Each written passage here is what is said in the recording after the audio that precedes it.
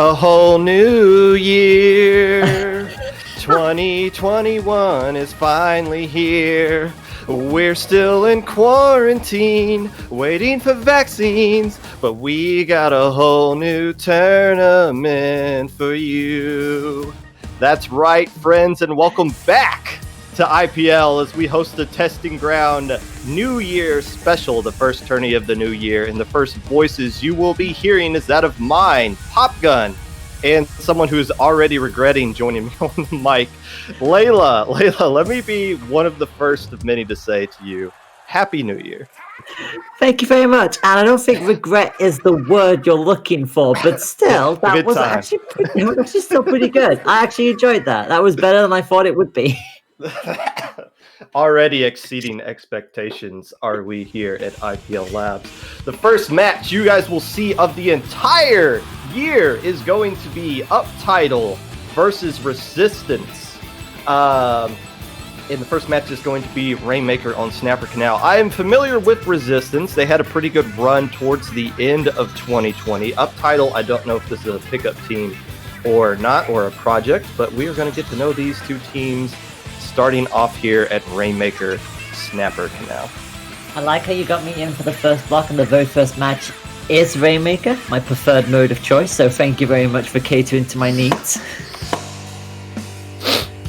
As we see the two teams starting to ready up here, that is Resistance you are seeing popping up first in the purple, coming out with a camo Tintabrella from Hyperbit. Anger also matching with a camo Tintabrella as well from the side of Uptitle, also coming out with a toothbrush. So anchorless cops coming out from both teams, something I guess we should expect to see more of in 2021 as the brush immediately goes down on the side of Uptitle. Splat Tech taking down Anger as well, so two players down. This looks like a good opening for Resistance. It certainly does, and Splat Tech is going to just immediately fire on through with the Rainmaker, following in with the shield as well, and actually does get quite some distance up there, finally getting to 32 before getting picked by Happy and the terrifying mini Splatly. It's going to get a little bit retreat movement going on, just a bit of range against them. They will pick up the Rainmaker, but unfortunately the Nautilus was already there, and it's going to be Forge who's going to hold the fort and pop the Inkjet.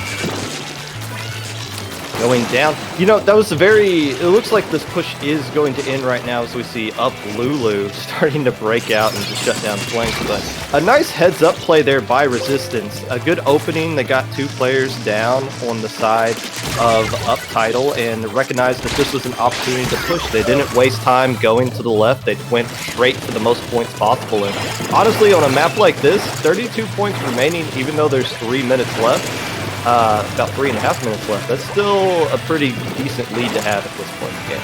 Yeah, it could be pretty easy to shut down on a stage like Snapper Canal. And nicely done there. Double splat. Can they get the triple as well? The brush is the only one alive there. Forge on an absolute tear. And that has given their team the chance to pop the Rainmaker as well. Inkjet will try and immediately flurry in some extra ink. And also the stamp coming in for the partnership as well. Splatoon is going to make it to the podium. Will this be a first KO? It is the first KO of the year. And it's a dunk in the favor of Resistance. Very nice flank there by Forge, taking advantage of their range as players were just popping around the corner, just mowed them down. So Nautilus, obviously, a good weapon, especially in the right hands, and Forge showing just that right there as Resistance takes this game 1. Now, this is Swiss. Play all 3, not best of 3. So we will see all 3 games in this round. Obviously, even if this goes game 2 in favor of Resistance, the tiebreaker game 3 could play a big role down the line at the end of this tournament when we need to figure out who the top 8 teams are going to be. But now game 2 is switching over to Tower Control at Anchovy Games. Yeah, very different mode set, a very different stage as well. With Snapper Canal as a number of choke points, and it can be quite hard sometimes just to get out of the middle, whereas Anchovy Games, you've got a lot more flanking opportunities, the fans playing a critical role in this stage, and obviously Tower Control with our designated path, it's not going to be as chaotic, but having said that, Uptitle will have everything to prove to see if they can not allow Resistance to KO, because, you know, after that first push, you thought it was uptitle's chance to really come back into it. But again, just that flank from Resistance, and you're probably going to see that happen again on a stage like Anchovy. Yeah, for how that last game went, Uptitle's got to be feeling good that there's now a slower mode that doesn't punish mistakes as badly as Rainmaker does. Obviously, Resistance's opening was a lot better in that first game than Uptitle's, so if Uptitle doesn't correct that opening this time around, they at least won't be punished as severely as they were in that last game. You also have to wonder if there are going to be weapon changes as well. Both teams did opt for a camo tenter, so we'll see if the tent is going to return on a stage like Tower, or if we're going to mix things up a little bit. What specials would you recommend people bringing in for a mode like Tower? Booyah Bomb. it's always Booyah Bomb. The ultimate get off the tower special, replacing Stingray over the. Yeah, I was going to say, remember back in the day when it was always Stingray? Stingray's kind of made a return, but we've seen a lot more Firefin chargers, but I don't think we're going to see any anchors coming out from either team. Sticking to the brush is Uptitle, and both camo tints coming back out, so no Booyah Bomb, what do I know? Instead, it's going to be hammer and armor spam. Yeah.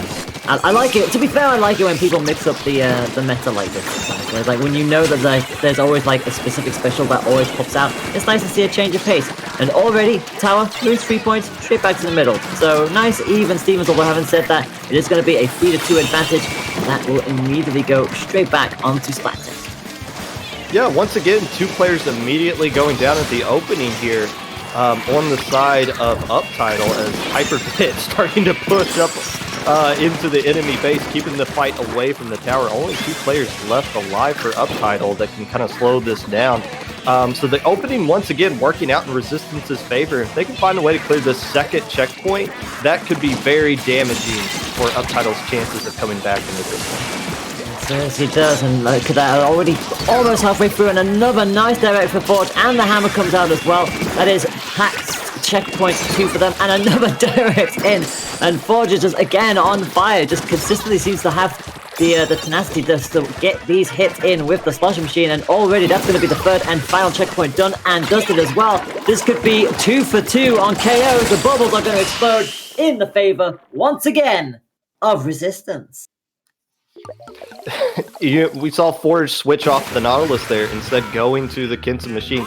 New weapon, same result, pushing way up into the base and just winning every 1v1, almost winning every 1v2 situation they found themselves in there.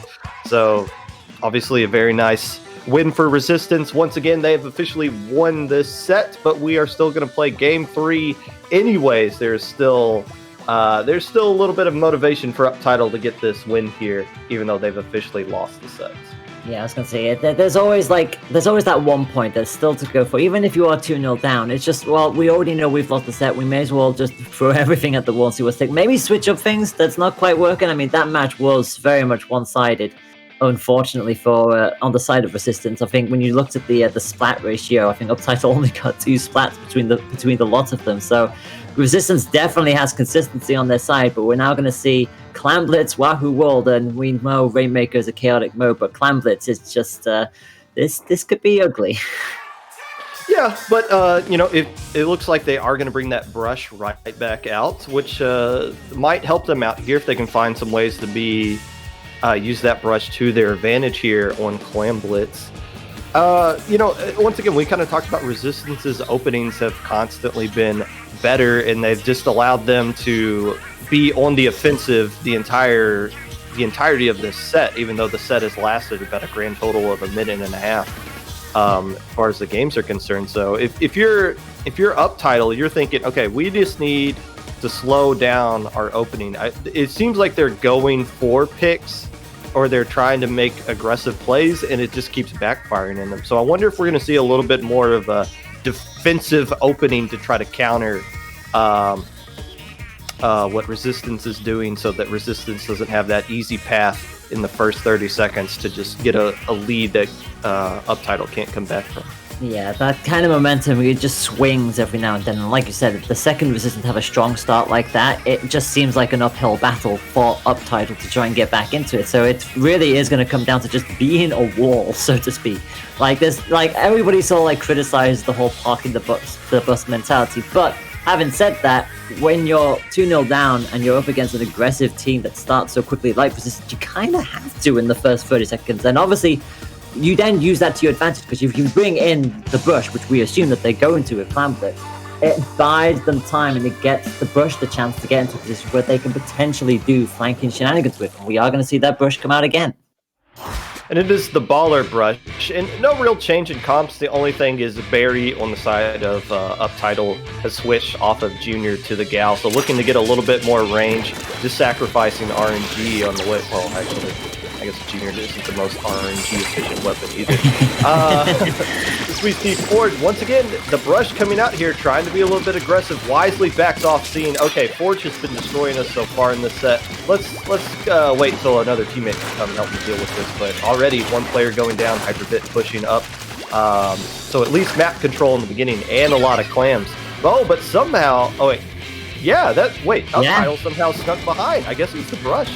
Yeah, it was indeed the Brush, and that's what I mean. If you take your eyes off the Brush on a stage like Wahoo World and Clamblett for just a moment, suddenly the Brush is behind and it's at the barrier, and it's just like, whilst that was the only one to go in, so yes, it will be relatively easy to try and equalize that, it's still a good start from Uptitle. They got the first blow in, but unfortunately that's a team wipe!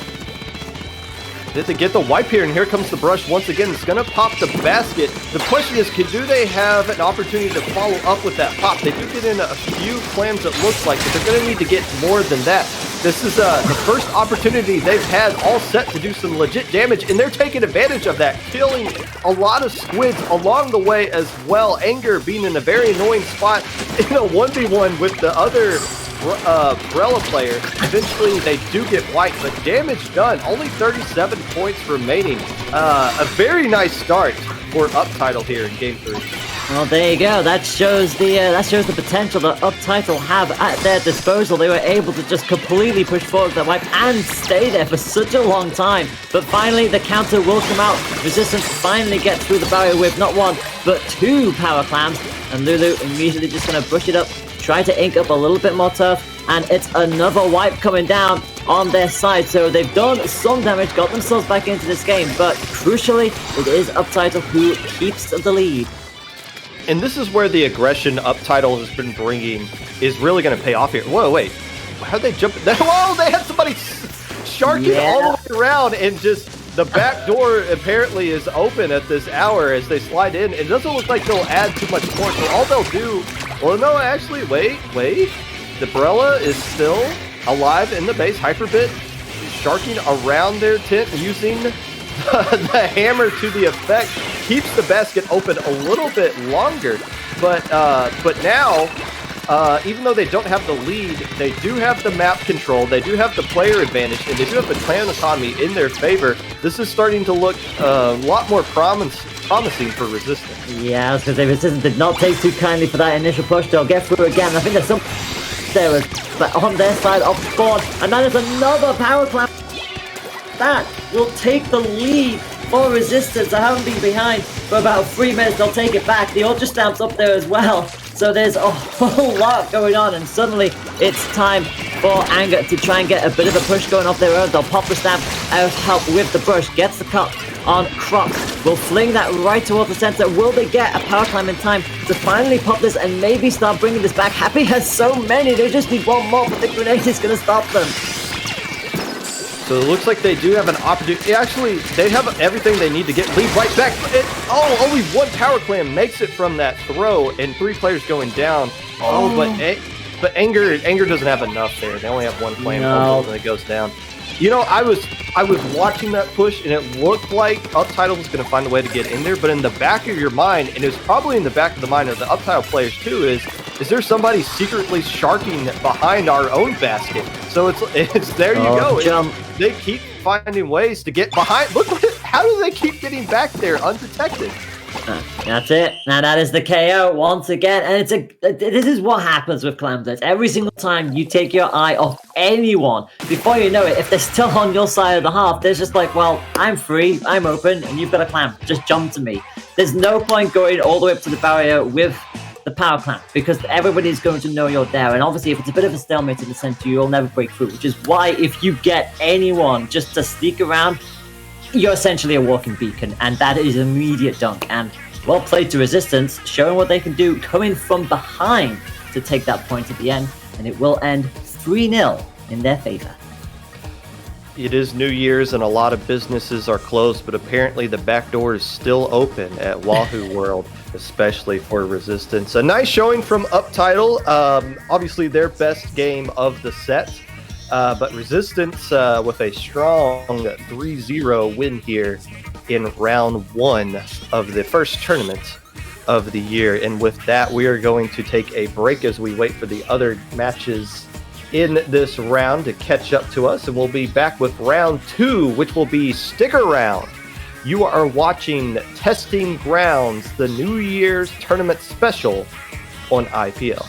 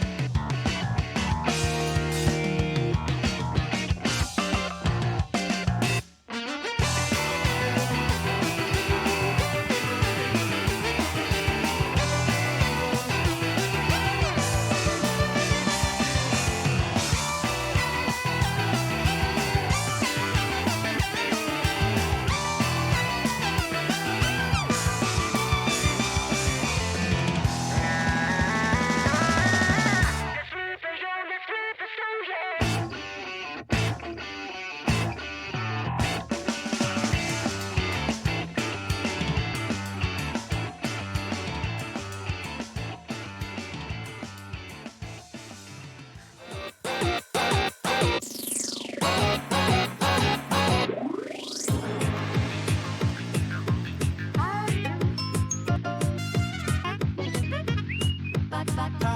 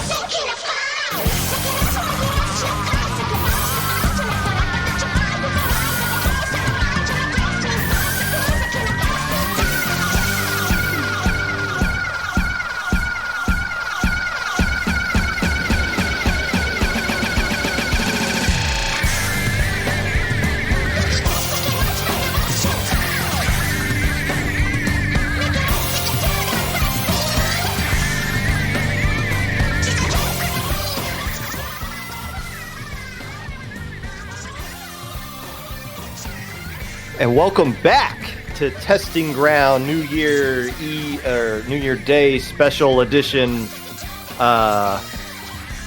here from IPL. We have today, or this round, is a very special round. You know why? Because it's Sticker Round. That's right. If you want some fresh IPL swag stickers, type in chat ! giveaway at the end of this round. We will be giving out stickers to one of you lucky, beautiful viewers out there. And while you're typing in ! giveaway, we're going to be giving you guys this round 2 matchup of one team is the flushed emoji and the other team is called, and I quote, "It's a kid in a Panzerkampfwagen. No way." I believe that is a German tank. So we're just going to call this Team Flush and Team Tank going forward. Yeah, it's, if I remember rightly, I think I said this right. I think I said it right in the build-up to this, so we'll see if I butcher it this time around. Yeah, it's PANZERKAMPFWAGEN. PANZERKAMPFWAGEN. Okay. Kampfwagen. Those are words I'm just thrilled that I'm saying live on screen right now. Anyways. This is what happens when I have a military friend and I hear this all the time, so I'm just like, oh, I know that one. I know there was a Launch Point team that used that name as well, and so I guess it's a popular name to be using nowadays as well. We now go to Splat Zone's Muscle Forge Fitness. Team Flushed looks to be a A2B pickup with Soren and Jeff coming out with CDS and Tri-Slosher, and Team Tank coming out with an ink brush on their side and a CDS and Tri-Slosher of their own. Always love it when both sides opt for the Tri-Slosher, but so far it's going to favour our good old Panzer friends first, who already take the initiative.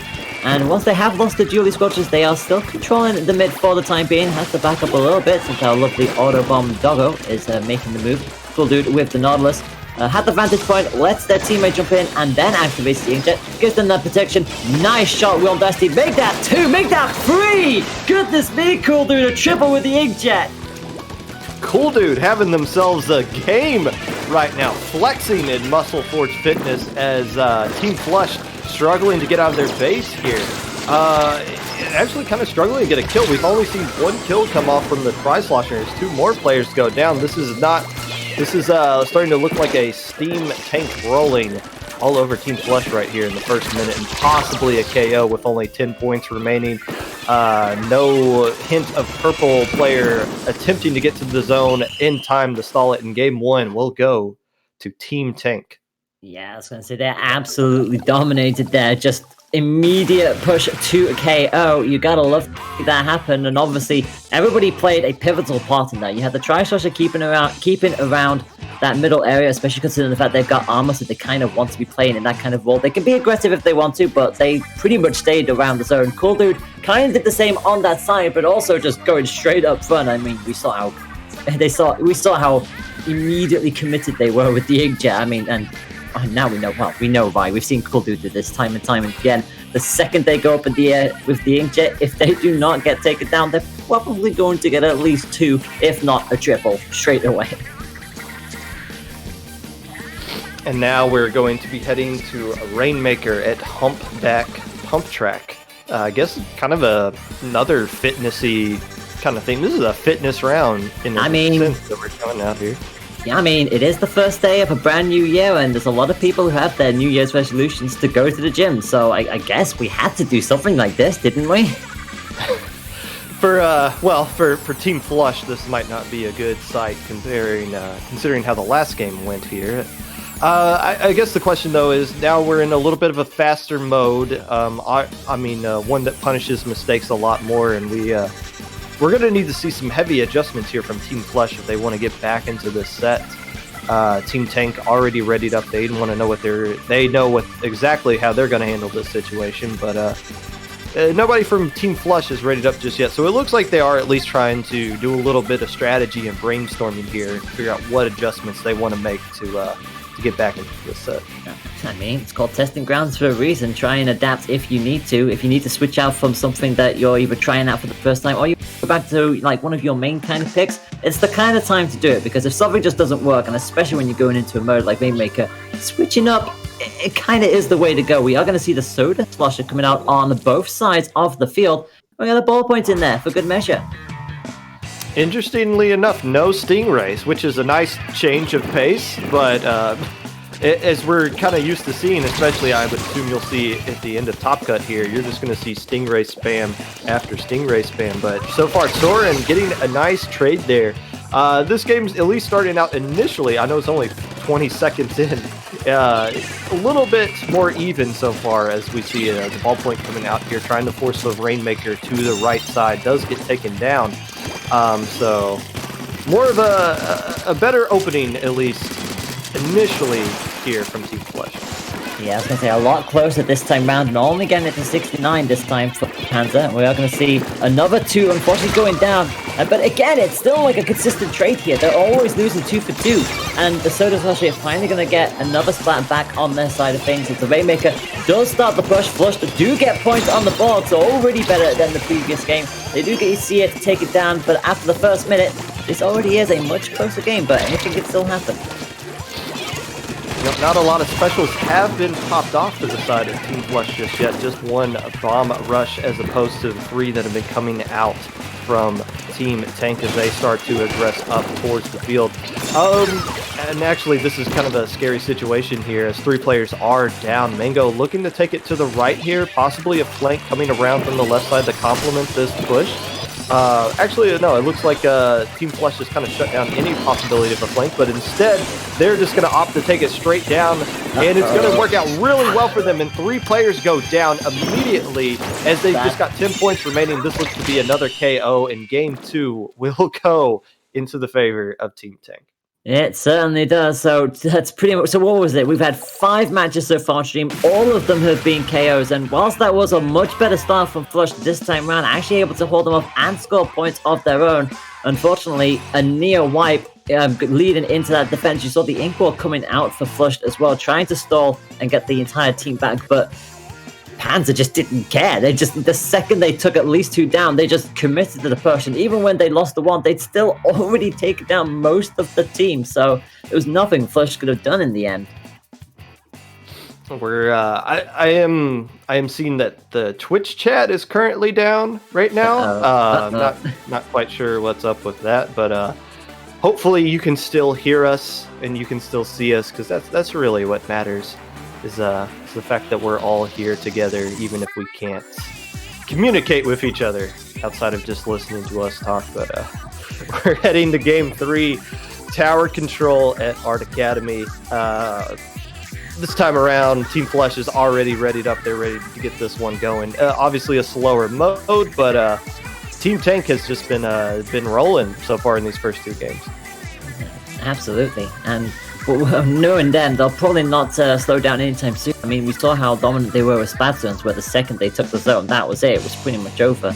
But again, Flush did come back into it in that Rainmaker match, so we'll see if they can actually take anything they've learned from that and translate it here. We are going to see a bit more range coming out. We got the Pro coming out as well. We got that Brawler coming in from Dasty, and interested to see that that Ink Brush coming out here, the custom as well.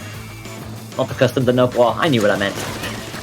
Yeah, the non-vanilla ink brush, I guess you could say. So 1 player going down from the side of Tank as we see Flush starting to push up here, getting a few more picks to follow up with the man advantage they had, and Soren looking to get up into the flat as well, taking down Chris. So here we go, good situation, but nobody's right in tower. It just seems to be as good a time as any to get a push off, but while a little bit of a stall happened to get onto the tower, players are coming back in and possibly saving this checkpoint. This would be quite a save for Team Tank as Flush had all the tools they needed to get past it, and it looks like they won't be able to do just that. Oh, Dasty, no, you hate to see shield. Again, the recoil effect from the baller explosion. They had nowhere else they could go. You always hate to see anybody go for a swim in this game, but it just be like that. And that is checkpoint 1 done and dusted for Panzer 11. 3 players down. This second checkpoint, oh, the last player getting taken down by a fizzy bomb. And everybody's just in position to keep the fight. The tower will clear the second checkpoint, will arrive to the third, but the Inkling player going down, and we've got 2 players on the tower, so they'll probably get through this checkpoint a little bit quicker unless some specials come out to slow it down. Booyah Bomb coming down, Soren taking down another player. And they do hold on to this checkpoint and maybe have cleared out everybody from the plats. Soren possibly ultimately does get a quad, but more players jumping in. But I don't see this push continuing. So Soren with a nice quad right there to keep this game alive. But 2 checkpoints down, it's going to be very difficult to come back from. It will be, but again, Flushed have done the hard part. They've managed to stop that right at the last checkpoint, but there's going to be a lot of this aggression from Panzer coming straight up. Of that, there's going to be no doubt. We're going to see the Inkjet coming up from Cool Dude, see if they can get a pick with this time around. Actually, no, they are not going to get anything with that, so everybody stays up. Dastty will get taken up, but it's a trade. Jeff does stay alive, so it's 3 versus 3 as the tower is back in that central position. Jeff does have Splashdown if they need it, but we've seen Splashdown get punished so many times, but not this time around. Their teammate helps get the elimination, and this is a 4-2 advantage for them. You know, we've seen, yeah, and there's another opportunity here, and someone is riding tower for Team Flush. So Flush has had a few opportunities. They just haven't, like, somebody's pushed up and they're getting a lot of kills, but it's just nobody's been focusing objective at the right time. But now they cleared the first checkpoint and 2 players go down. Soren and Jeff have been really popping off this game, and it's refreshing to see that they actually get something out of it, as 1 checkpoint does fall and 2 minutes are left. So if you're Flushed, you just got to think 1 checkpoint at a time is how we get back into this one. You know, they've had their opportunities, like I said, and they might have another opportunity here as they're starting to find ways to get more consistent picks. Unfortunately, when Mango with the Kenzo machine is fire like this, double flat again for them. Every single time they seem to come out into that middle area, they at least pick 2 of them.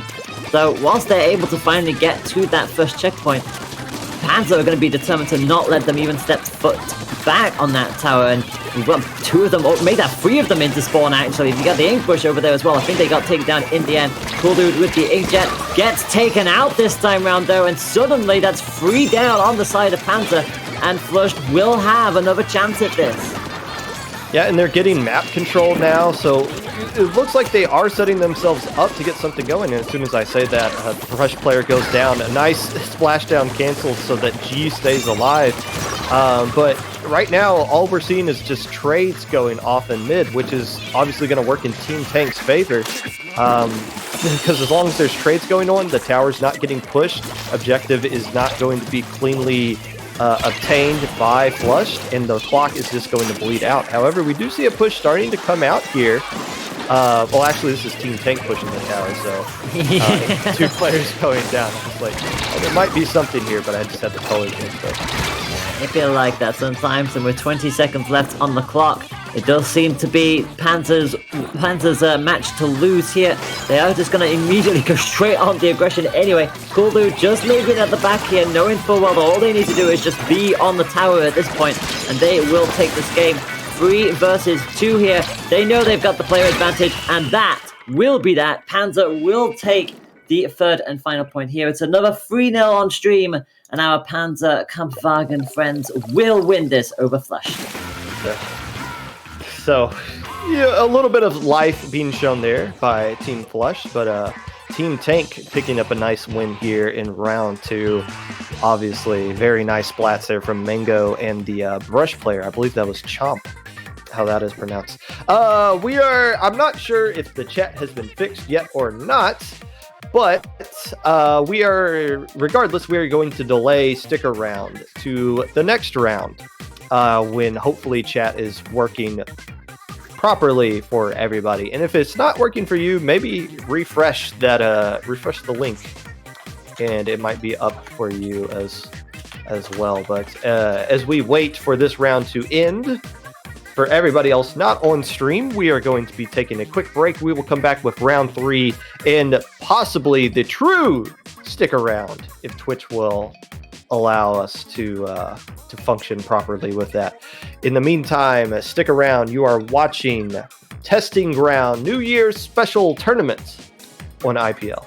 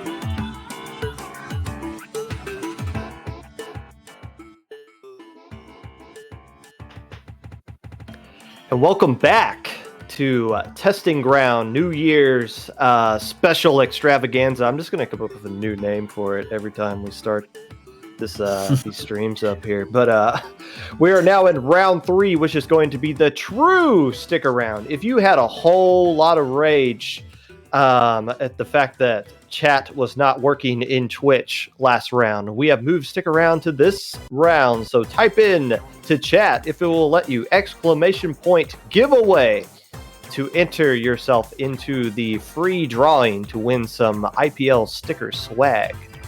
And in the meantime, while you're doing that, we're going to be giving you Requiem versus a whole lot of rage. Both teams coming into this set 2-0. One of the higher seeds could be a preview of a rematch later in Top Cut with the way these two teams have been playing so far.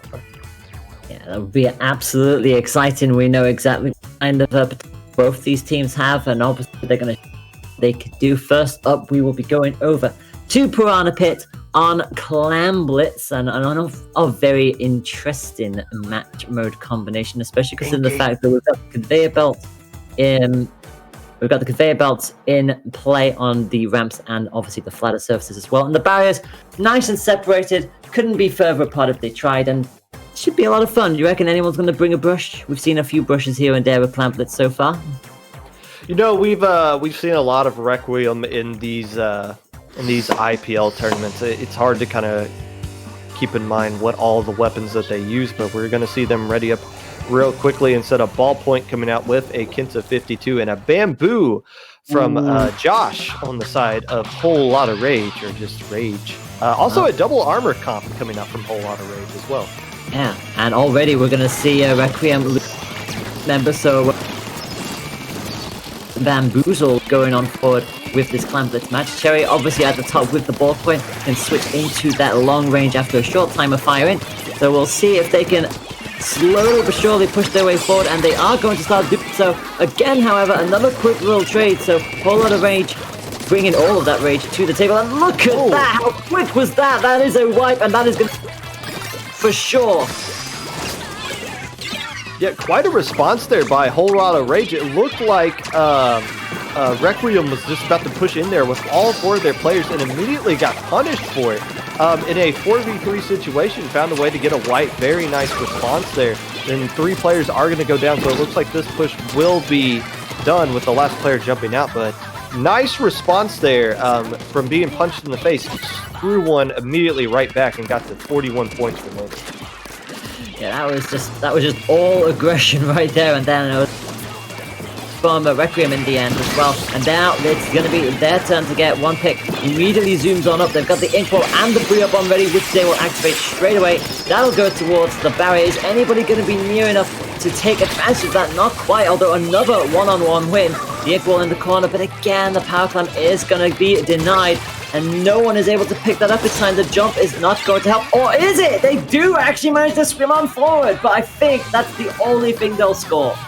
Yes, they'll ultimately redeem nothing there with that push. But, you know, once again, it looks like every time Requiem is in a position to do some damage, and it looks like they always have the clam advantage, the man advantage, map control, but a Whole Lot of Rage just responds very quickly and shuts everything down. They do give up the score, but it doesn't really matter when it's just one power clam, and they're going to do some more damage right here. Nylon getting a nice double, creating space, putting a lot of purple ink on the side of Requiem's map right now. And it doesn't look like they will add to their lead, but they do still maintain map control, at least for a little bit here, as we just now cross the halfway point. Whole Lot of Rage in control here in the first half of the game. Yeah, putting a lot of pressure on Requiem. They've got income already, and they deploy it, so hopefully they take a few extra shots from whatever Rage are flinging at them, and it's the end up that's going to go down. But again, look at how quickly the table turns. It's just the junior left. It's another barrier break, and they'll immediately throw that in. Heck, they might get a KO with this. They will get the KO with this.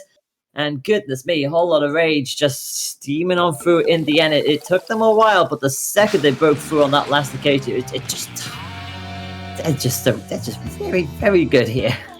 You know, that was that was a 3-minute KO, and it didn't look super competitive, but I mean, there was still a lot of windows there for Requiem to do some damage. The windows got shut very quickly by a whole lot of rage, so a very good job by them to respond when needed. And from what we're expecting to be a competitive set, winning that first game in the way that they did, a whole lot of rage has got to be feeling pretty comfortable now that they're heading into game 2 at Splat Zone's new Albacore Hotel. The good old hotel, the stage that's not quite Mahi Mahi Resort, but we'll still take it in any shape.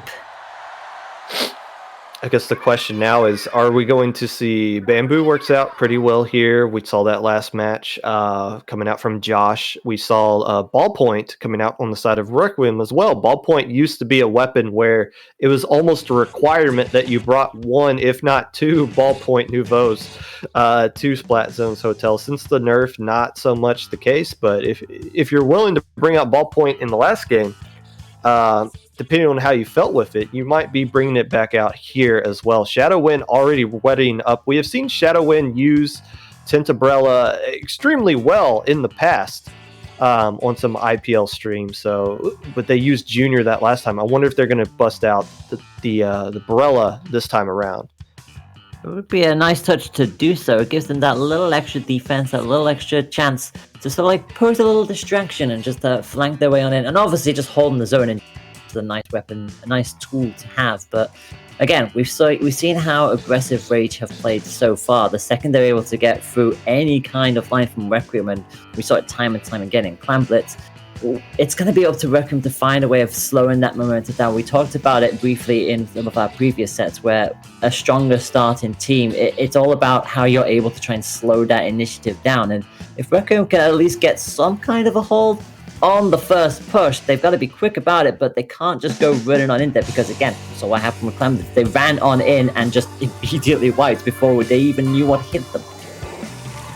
And we do see the Ballpoint staying with Requiem, as well as that Brella we were talking about. So just one armor this time around, but on the side of Whole Lotta Rage, we do see the Fire Fin coming out from Josh. So a little bit longer range than the Bamboo, and a Rapid Blaster Pro Deco. I believe that is the Ink Armor one. You don't see that every day, but actually the range on the Rapid Blaster works out really well on this map, and that is probably the mindset they were going for with that thing. Yeah, definitely a rarity to see, but let alone a blaster on the flat zones as well. So we'll see how well they are able to utilize that. It's the Ballpoint who is already down, and we've just got Joris just with the Splatter Scope for the time being, getting the Bomb Rush Blush ready to go, and I think they have activated it. There it goes. Zone will be in their control now. Gets a couple of incredibly nice little splats there, and they have got somebody flanking on in, but they're immediately going to retreat out. Wrong place, wrong time, my friend. Yeah, Gator on that Rapid Blaster Pro Deco working out really well there, getting 2 key picks. And honestly, with the range that they have, it's not like they were contested picks either. They're basically just winning 1v0s, and there was no way they could really fight back with the position that they're in. Shadow Wind trying to put some pressure on Yamin, I believe that is how that is pronounced, is they cannot escape. So 2 players going down. And it looks like they are in position, Requiem, to stop the bleeding here and avoid the KO. Cherry getting a nice pick in zone, so that will flip it to the side of Requiem. But so far, kind of like we saw in the last game, the opening minute or so has been in the favor of Whole Lotta Rage. Certainly has, and obviously we just saw a moment ago where we had the bubbles coming out alongside the tent, so it not only just gave that extra in coverage, it also gave them a little wall to hide behind as well, and they are trying their best to hold on to it, see if they can win out this 2v1 situation. They unfortunately cannot. The Julies will not help them on this occasion, and just like that, it's gone straight back to a Whole Lotta Rage. They'll pop up Ink Turf coverage. They've also got the Ink Armor ready to go as well, so preparing themselves for another wave from Requiem. There goes the armor, and we'll see if the Splatter Scope is able to pick up anything from the center area, but they're going to have to move on now because the Ink Storm is coming. And we're seeing all the penalty points are officially gone. Shadow Wind coming in here does have some bubbles to work with, and that will be enough to cap the zone. The question now is going to be, can they hold on to it long enough to do some actual damage? Taking down 2 players that they pulled off right there is definitely going to help slow down as Gator I guess the key is going to be, we've seen Gator do a lot of damage here with this blaster. The double armor working out as their favor, as well as they start to rush back into the zone with that armor, using the blaster to start get some picks, but goes down, but somehow finds a way to cap the zone into their favor. And that was an opportunity for Requiem to get the lead right there, but the push, the ink armor, and all the bodies being thrown at it by a whole lot of rage was just too much for Requiem to overcome. Yeah, again, the second they have that armor saved up, they know exactly what they want to do with it. The second they pop, just in case anything. Oh, got another swimmer. That's the second thing we've seen that happen now on stream. And Shadow getting a little too close to the edge for comfort. Does get taken down from behind as well by the Kenza Slosh Machine, and that I do believe will be a KO. There it is. They're all just gathered there. That's a nice little touch. Very subtle, hiding you all from view there. I appreciate that, but a nice little group pose for the KO. That gives them yet another point. Wave at the camera, kids. So there we go. A whole lot of rage winning this set. Of course, we are still going to give you the game 3 anyways. And, I believe, and somebody will correct me if I'm wrong here, but I believe Top Cut has been expanded due to the number of teams from top 8 to top 16. And the way these two teams have been playing up to this point in this tournament, you get a sense that these two teams will eventually find a way to get into the top 16 and make Top Cut. So once again, this could be a rematch down the road. So this might be an interesting game to see if there's anything these two teams switch up to try to do to get a better feel for each other. Maybe Requiem discovers something in this game where they're like, hey, if we play these guys again, let's keep this in mind because this worked out better than what we were previously doing. I mean, with both teams registering 2 wins, and obviously we know after this a whole lot of rage will register 3 wins, whatever happens. I definitely feel like Requiem have it in them to still make Top Cut. Like they're doing well. It's just unfortunately rage just keep on coming out so aggressively at the start. And to be fair, it wasn't as one-sided as it was in Clamblitz, where we saw Clamblitz the second Requiem wiped, rage just kind of like took a stranglehold on it. Whereas in that one, Requiem were able to come back in with the stats. They were able to take it a good number of times for them and actually got it kind of close to tying the game up. But as we move into match number 3, we are going to see a little bit of a shuffle around. We are going to see a custom squelcher coming out on both sides of the field. So really going for the long range. Yeah, I told you in round 2 when we didn't see any Stingrays from those two teams that when we get to Top Cut, we're going to see pretty much nothing but Stingrays. We've seen one coming out in the first 15 seconds and a counter rage being fired as well. So Stingray go brr, get used to seeing that in this set.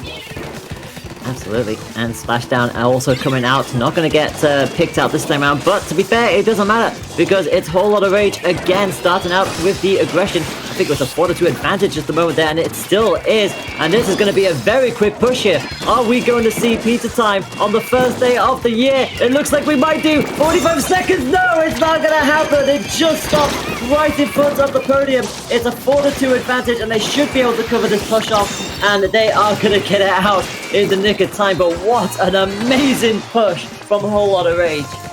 The timing on that was very critical. They realized the Stingray was done, so there was a window to where they could get a push off without having to worry about a Stingray being fired in their face.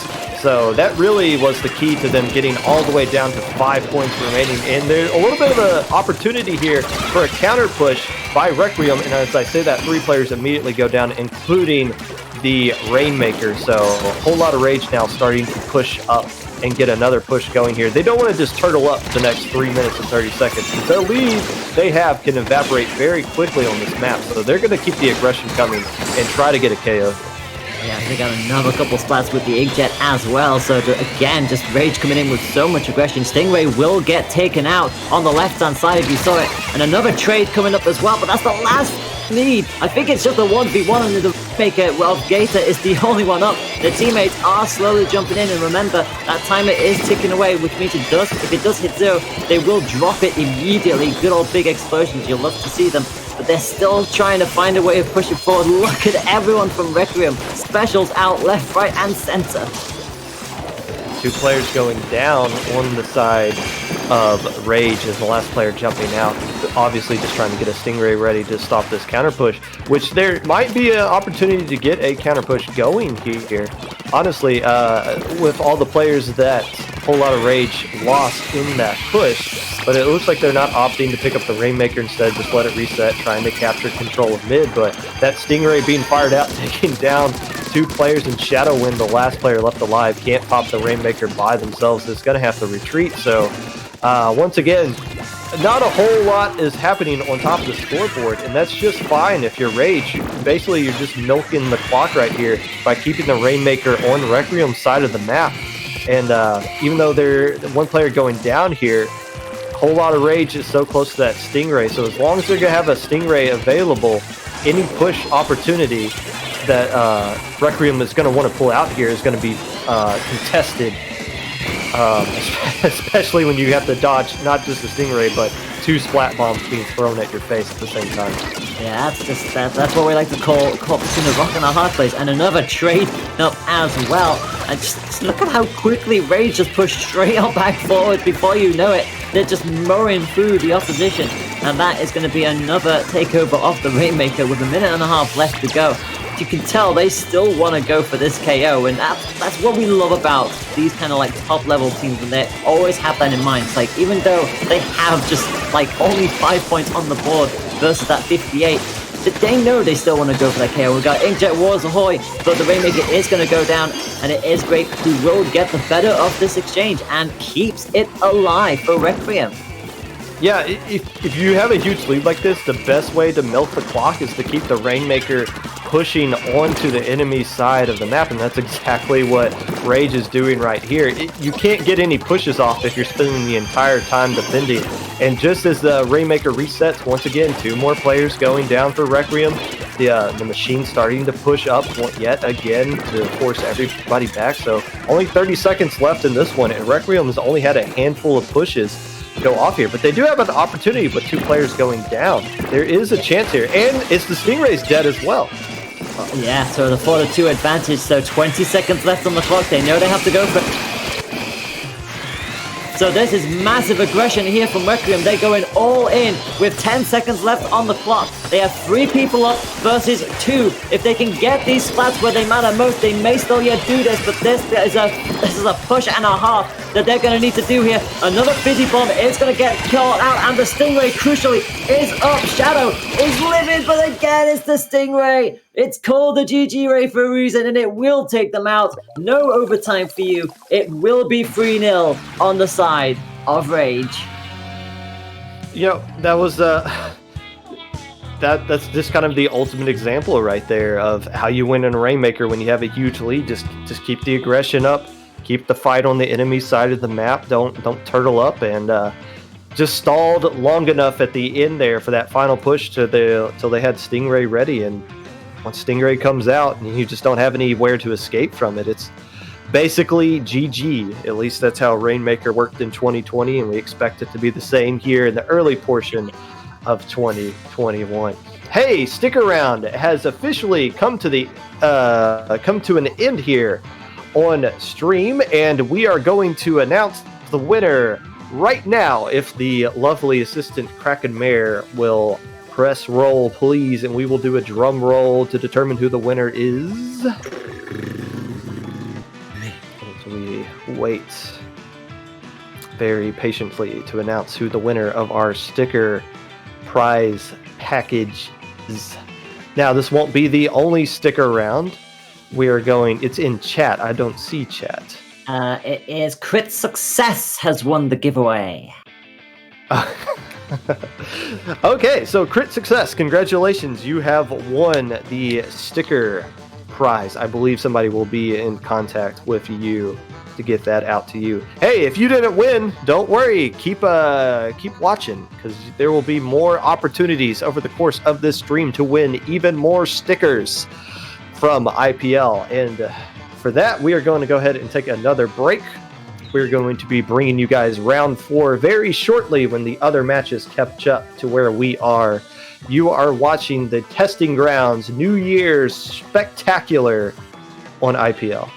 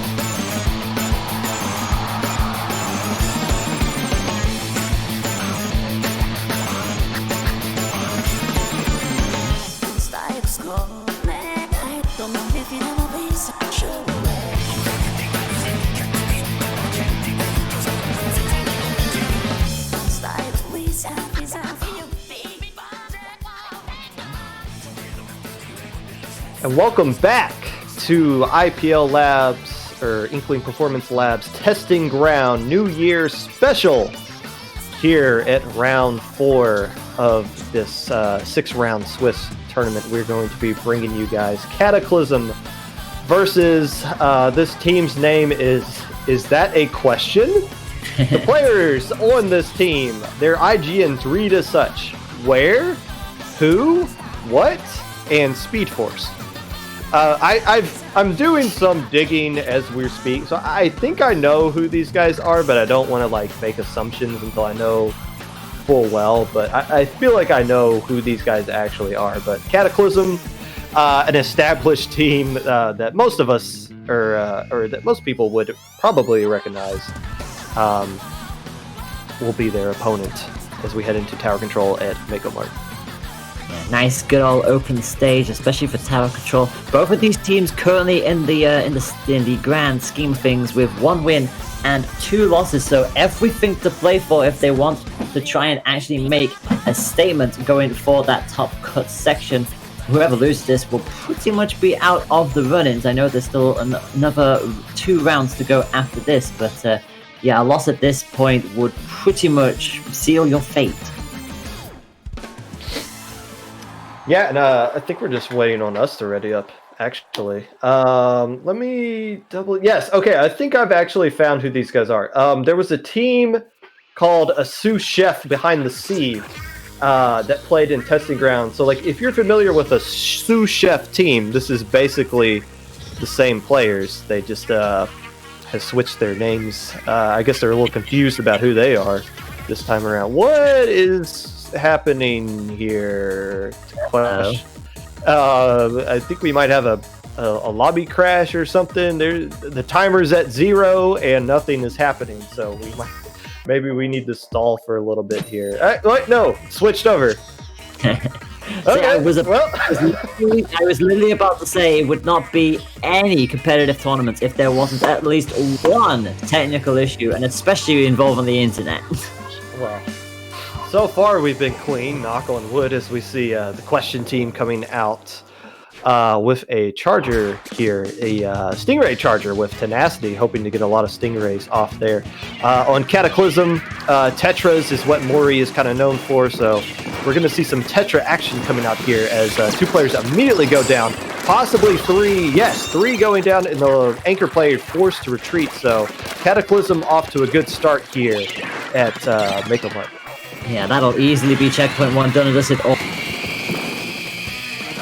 Sweep the field. They'll quickly retreat straight back to it, so whilst the tower doesn't easily get lost, we've got Violet now coming in with the Inkjet as well. Puts in a lot of pressure, but does get taken out here by Speed Force, so living up to their name, zooming back in, but they are going to lose out on that first checkpoint, so already pretty much a minute done and dusted. They do finally get the advantage, 4 players to 2. The Inkjet for Speed Force is ready. They should win out this exchange, and they do. And now it'll be their turn to go for the push. You know, that initial push that a Cataclysm pulled out there could have been a lot worse. The fact that the last player left alive was the Stingray, jumping back there allowed this push to be slowed down a little bit. And we kind of mentioned they are running tenacity, so being the last player left alive, they were able to get Stingray very quickly. But a counter push coming out here snuffed out very quickly by Cataclysm as they look to get another push going. Now that the first checkpoint is cleared, they should be somewhat easier path to the second one that lays in they're approaching it right now. Yeah, they certainly are, and where with the charger does get one crucial pick on there on, and does get taken out as well, and that will park it at checkpoint 2. Splashdown coming up to give them that little extra shield, and they do just about take it past the second checkpoint. Speedforce did come in with the Inkjet, but just too late at that point. The checkpoint is breezed on through, so it's a 30-80 advantage already as the tower finally makes its way back towards the middle. It was a smart splashdown by Morio and the Tetras. It wasn't really one designed to get a lot of picks, but more so just cause enough of the distraction on the tower for them to clear that second checkpoint. So Cataclysm knows what's up. They know this tower control is about clearing checkpoints instead of just getting little pushes off here and there. So 2 checkpoints cleared already as we head into the second half of the game, and Cataclysm looking to reach the third right here. Yeah, and again, having a player advantage there as well. Back to a situation all back on now, but we are going to lose that one. Again, Violet with the Inkjet. Tower has stopped, and a nice little pick from the charge as well. We'll have Stingray up as well. Immediately pops it. I mean, if you got tenacity, why not? You're probably going to charge it back up pretty quickly anyway. And not going to really get much picks this time around, but again, it just jumbles up the field a little bit. And with 2 minutes left on the clock, it's still the lead on the side of Question. And Question Mark starting to get a push going here. You know, they've, as we see Mori kind of flanking around here, we've seen a lot of specials being popped off on the side of Question Mark. It's just a matter of them not really working together so much. Here, we see Inkjet coming out here. They do have Stingray. They've used Stingray a lot in their pushes to try to get things going, but they haven't really found a way to capitalize off of it just yet, as Voice takes down 3 people with the junior, and the last player being forced to jump out there. So there you go, your junior support player popping off there and shutting down that push. And once again, the tower is being forced onto the side of Question Mark.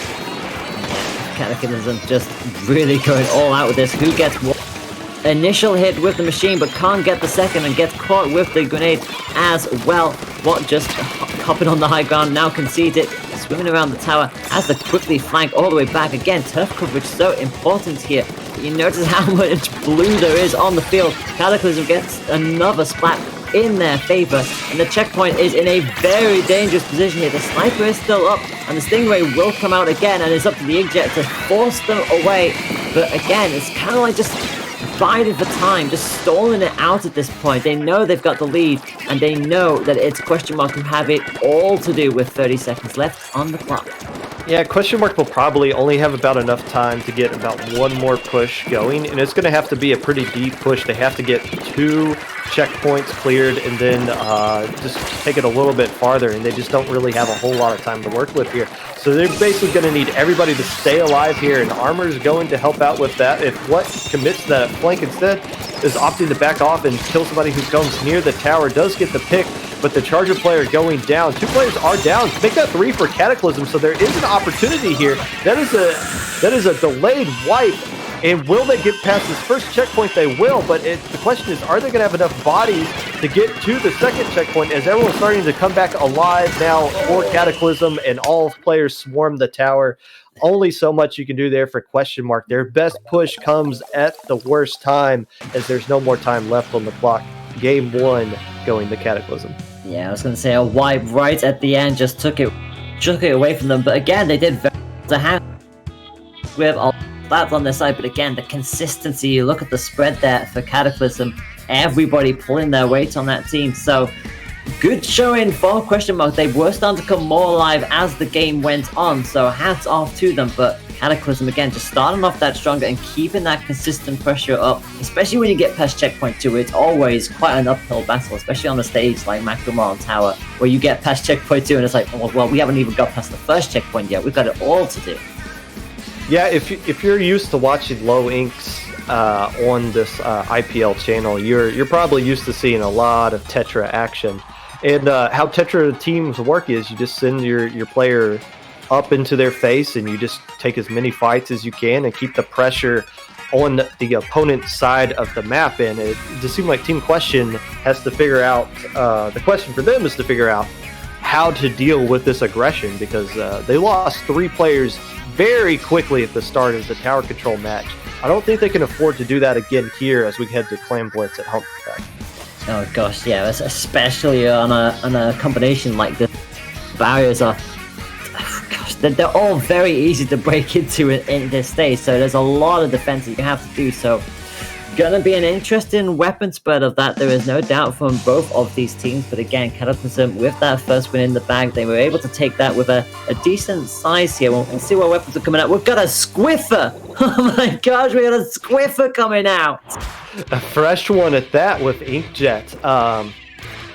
And once again, Tetris coming back out on the side of Cataclysm, as well as that Blaster. So an anchorless comp, I guess arguably you could say an anchorless comp for both teams, where you define the Squiffer, but one player immediately going down once again for Team Question Mark. So the aggression coming out early and often from Cataclysm, and they're continuing that trend over here in Game 2. Certainly are. Ancient not going to get any picks with that one, and the Blaster again is going to keep them under a lot of pressure just from that AoE blast itself. Speed Force trying to help protect their teammate, but it's unfortunately going to get both of them taken down in the end, and that is going to be a splashdown coming up. Catches them with the ping. That's a double black there for who? Great use of the splashdown there. Neither of them saw that coming. That's a huge takedown, because that just completely stops the push. You saw Cataclysm going up to that side, going to be right behind the basket, create a flank opportunity. That splashdown coming seemingly from nowhere came right at the perfect time to take down that player, stall the push. And with one player down here, Mori able to even up the man advantage, taking down what? With the Tetris here, but a push opportunity coming for Team Question Mark with 2 players down on Cataclysm. They do have complete map control. They do have 1 power clam and a few to follow up with. It just looks like they're waiting for that perfect window to show itself. I mean, or a special to come in line. You got to think what all they're really doing right now, it seems like, is just waiting for Cataclysm to respawn and get in position to defend, and they're doing just that. Certainly are. And again, it's that there's still like a row of 3 still just lingering at that back line. Finally, the push comes up, and that is going to be a double commitment with the power, with the 2 clams, all in with this. Pretty much at the halfway mark, we've got somebody flanking up onto the podium as well. I think that's Watt up there, and already down to 42. So crucially, this is a very strategic play here from Question Mark, and the clams still keep on coming. Look at the spread. None of them are really going down here. Cataclysm are having such a hard time getting rid of them. They're finally getting 1 down, but look at the pressure. The clams are still coming in. Will this be 100-0? There are 9. They need 3 more clams. They've got 2 more clams on the field. They're still alive. 1 more clam. It's 100.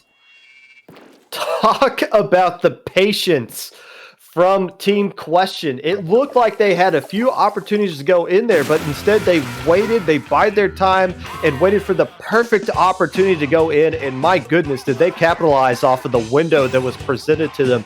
0 to 100 in 1 push, and what a response.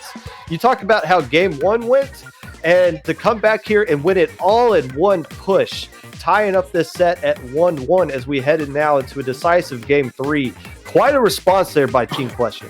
That was amazing. That was so patiently played as well. Like we were sat there going, why haven't they gone already? Like they had like a 2-player advantage at one point. They still hadn't committed. But as you said, they were waiting for that perfect moment. And the push that started that all off was great, because the second they committed, they had the splashdown up there as well. It was just, I couldn't quite believe that the shift of momentum between those 2 matches. You thought Cataclysm were able to have such a fairly big lead in tower control, but goodness me, they struggled. They've actually struggled to get many consistent splats going, especially when the barrier dropped. It's like 1 person made it up on the left wall, for crying out loud. It was, goodness me, that was beautiful to watch.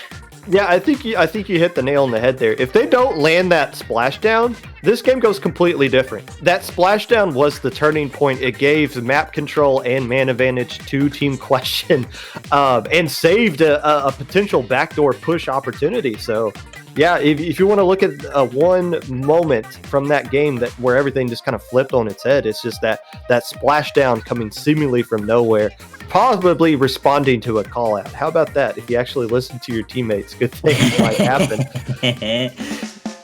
And with that, we now go to Splat Zones on Schellendorf Institute, our wonderful glass ceiling. We're going to see a Splatterscope and a Tri-Slosher coming out from our questionable team. The Tetras will remain, and the Rapid Blaster is going to extend its range a little bit.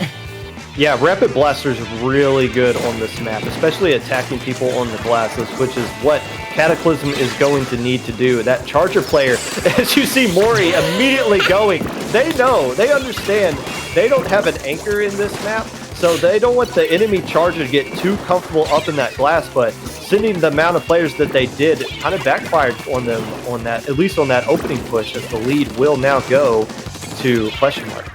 It certainly does, and Inkstorm is ready as well. We got the run up from Speed Force, has to quickly get away from there because I think there's still somebody up there as well. Is this one going to go their way? It does! Speed Force does get the splat. They do drop into the zone as well, but crucially, they still have the lead. Splashdown coming up for Mori, trying to use that to their own advantage and will at least take down the bucket. Can they at least get a twofer with the rolls? They're just about surviving. They will take speed, but look at that! Another double splat from what?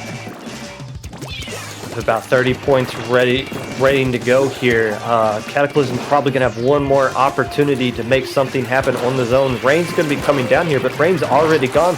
And their Rapid Blaster Pro is going down as well. The zone currently stalled out. 3 players going down. It's just up to the T-Tech to make something happen. Violet can't overcome it, and just like that, this set completely flips on its head as Team Question responds, being down 0-1 to winning the set, 2-1 with back-to-back KOs. That is such an impressive turnaround, and again, that consistency between Watt and Speed Force, and obviously Rare was just consistent on that ceiling as well. The pair of them just playing off themselves beautifully there.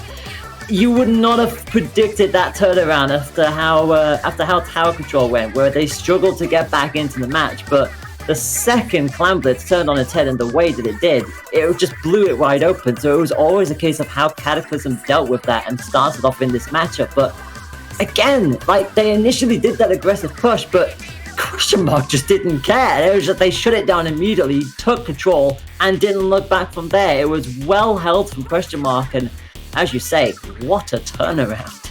Well, it's like Question Mark saw how that first game went. They saw the aggression. They knew it was coming, and that they were able to respond to it. They knew when they saw the comps that it was going to come down to, can they keep their charger safe? And they knew Cataclysm was going to do everything they could to make the charger uncomfortable.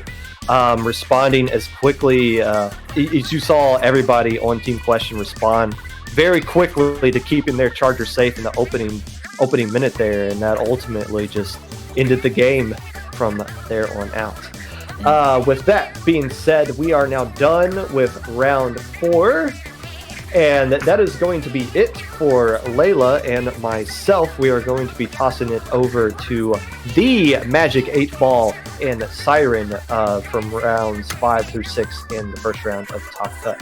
Hey, Layla, Happy New Year to you. Where can people find you on Twitter if they want to find out more of your content? That will be at TK_Layla. Pretty much go straight to my Twitter. You can find me on social medias well, and obviously there's going to be updates and content creation, because that's what we do around here. We always have the entertaining shenanigans for you all. And again, thank you all so much at IPL for allowing me to cast, let alone cast the first Splatoon tournament of the year. That's a privilege and an honor. Thank you very much, and it's been a joy to cast with you as well. Oh, you don't have to lie to the people like that. Hey, you take that back. You can find me on Twitter at Mr_Popgun.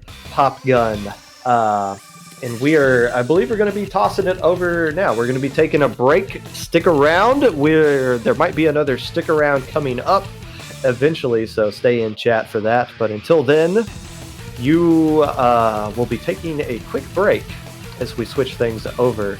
You are watching Testing Grounds New Year's Spectacular Extravaganza Tournament to end all tournaments here on IPL.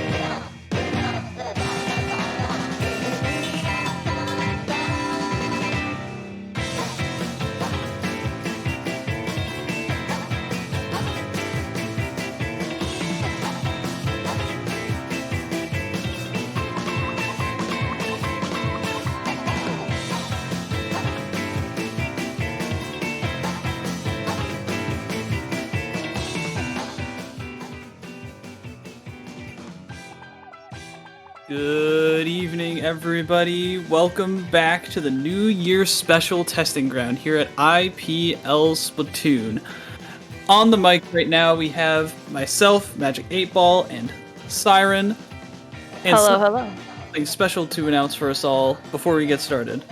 Yeah, so we are going to be giving away another sticker pack. You guys may have already seen it or were there for the last one. Well, you still have a chance at winning it. All you have to do is just put giveaway in the exclamation point giveaway in chat, and you'll have a chance at winning that at the end of the round. So you have just until then to start putting your entries in for that.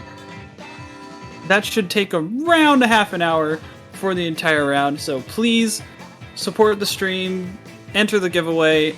It's a beautiful sticker pack. But we are getting right into the games in the next 30 seconds. So, here in round 5 of Swiss, we have for you Circles, the pickup consisting of a bunch of well-known players, as well as In Control, disguised under the misnomer InDisconnect because they're very frustrated with their recent string of disconnections in the tournament. So, what are we going to be seeing from these two teams, Siren? Well, I'm actually not too sure. Hopefully not any disconnects. I've been hearing some bad stuff about people's net today, so hopefully not that. I expect to see a lot of aggression coming out of InDisconnect here, and honestly just getting into it. It is Rainmaker on Starfish, and this one can go pretty bad, pretty fast. As long as you get into that pit there, it can get pretty quick, but I do think the side of Circles is going to have some pretty decent defense, so we'll see how they respond to that here. I mean, I guess answer aggression with the Squiffer of your own. I mean, dang, Shy, I was expecting that. So, we're going to see double armor on the side of Circles here, as well as the Carbon, the classic from Omega, on the side of In Control. And as we see these first skirmishes come down, Ink Armor is getting popped early, as we see with most of these teams with that armor, using it and unable to find too many picks except for a trade in mid right now. We're going to see Madness usually using that Nautilus, which is going to be a key player for them. Madness has had a lot of great picks and plays in recent tournaments, and expect to see him pop off as we see 2 go down on the side of Circles. Madness trying to protect the Rainmaker. Inkjet going down on the side of Circles, but 2 going down on both sides for Circles, and In Control. They're trying to get this push rolling. The Inkjet coming out again from Madness. Unfortunately, Swen getting taken down with that Rainmaker as we go 3 down on the side of In Control a minute into this game. Yeah, so an interesting path for them to take the left instead of usually the right side, where it's a little easier, I feel, to push the Rainmaker just because it's so it's in a less open space. But that may have been a strategic thing for them, knowing the kind of defense they have there, and being able to take that left area for them was pretty easy. Already, the lead is kind of almost going to the favor of Circles here. We just gotta see if In Control here can wipe them out of here, but unfortunately no. In their defense, they actually go 2 down, so Shy's going to start trying to pop this Rainmaker here and start spotting out people with the point sensors, getting up on their snipe, which is a great height advantage to pick off of them.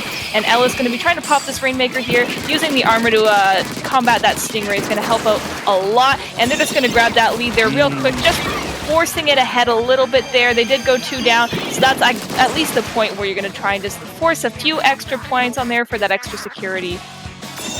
It could have been a lot worse for In Control, but they bided their time. They let Circles get those couple of Ink Armors and built that Stingray to stop that push, and they kind of mitigated that damage. That could have been a lot worse, as we're going to see right now. In Control is trying to do that themselves. Inkjet coming out from Clown here, not going to find anything. All players still up. We do see an Ink Armor come out, and here come the Blasters, able to take out 1, taking out 2. Clown moving up very ahead there. We did see Shinex actually just standing still for a second there, so I hope his net is doing okay. I'm hoping that was a strategic choice and not a connection unstable in that situation there. Unfortunately, In Control not being able to get any extra points on the board for them in that push, and they're going 2 down again. We're seeing this situation happen again where they're in their pit and 2 of them are down. Looking like most of the Circles went down there. It's only Shy who is going to be backing up on that left side there, or holding that aggression. He does still have an armor that he's sitting on here, so he's probably just going to be holding on to that so that they can push up even better next time. That Rainmaker is really far back in the base, so thanks to Shy backing up and getting jumps, they're able to reposition and get a trade here in mid. You know, there's still a lot of green on this map. Special's coming out for in control, but not going to find too much. And it seems like Circles really just has a stranglehold in this game as we're going into the last minute and a half here. Not seeing a lot of, like, quick plays. You know, we're not seeing the grouping that we usually see. We're seeing a decent amount of sharking from Omega. We're seeing a decent amount of armor pops. And Omega trying to find something here, but his teammates aren't with him. Going down once again. Yeah, unfortunately getting caught out by like 3 members of Circles there. Klein gonna pop that Inkjet there and unfortunately goes down to Shinex, and that's gonna be a full wipe, so this could be the lead for them. One popping Inkjet in their base, they're getting close to that lead there. They do get it with 1 minute left on the timer. This could be a knockout for them, but I do believe Clown gets the pick on the Rainmaker there. 3 of them still up, so they are gonna be able to pop this and maybe get more points or the knockout here. Oh, that was so close, but you saw how well they converted that. I mean, as soon as they saw their opportunity, they were swimming away, getting the paint down that they needed, and that was a very nice job taking the opportunity that was given to them. And Shinex is sharking.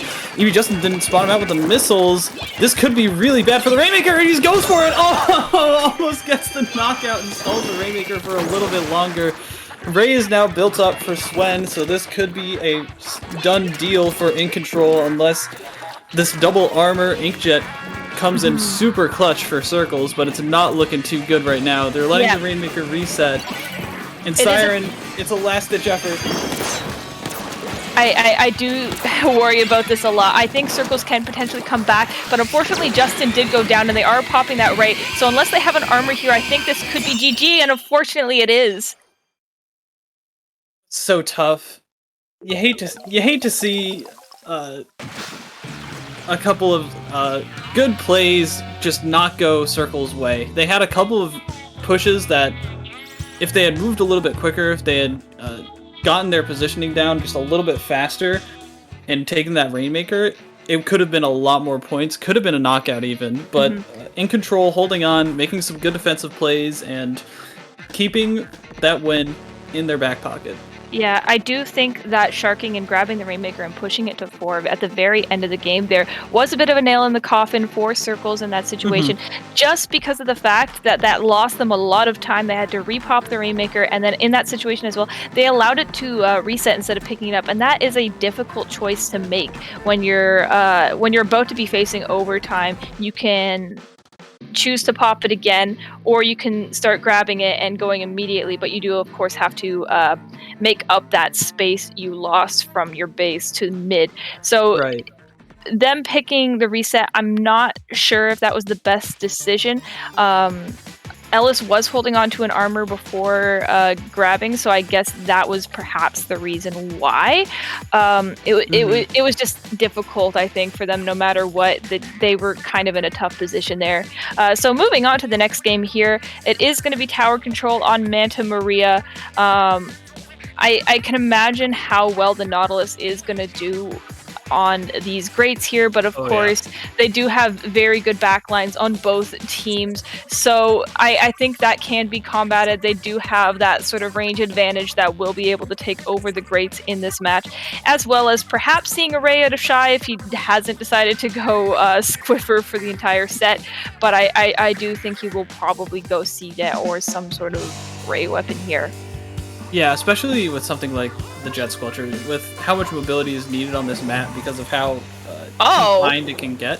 Wait, was that a bamboo? That was a bamboo. I think they're definitely trying to go for an aggressive route here. I think the missiles are going to help them quite a bit as well. So that isn't a bad pick. I hadn't even considered that.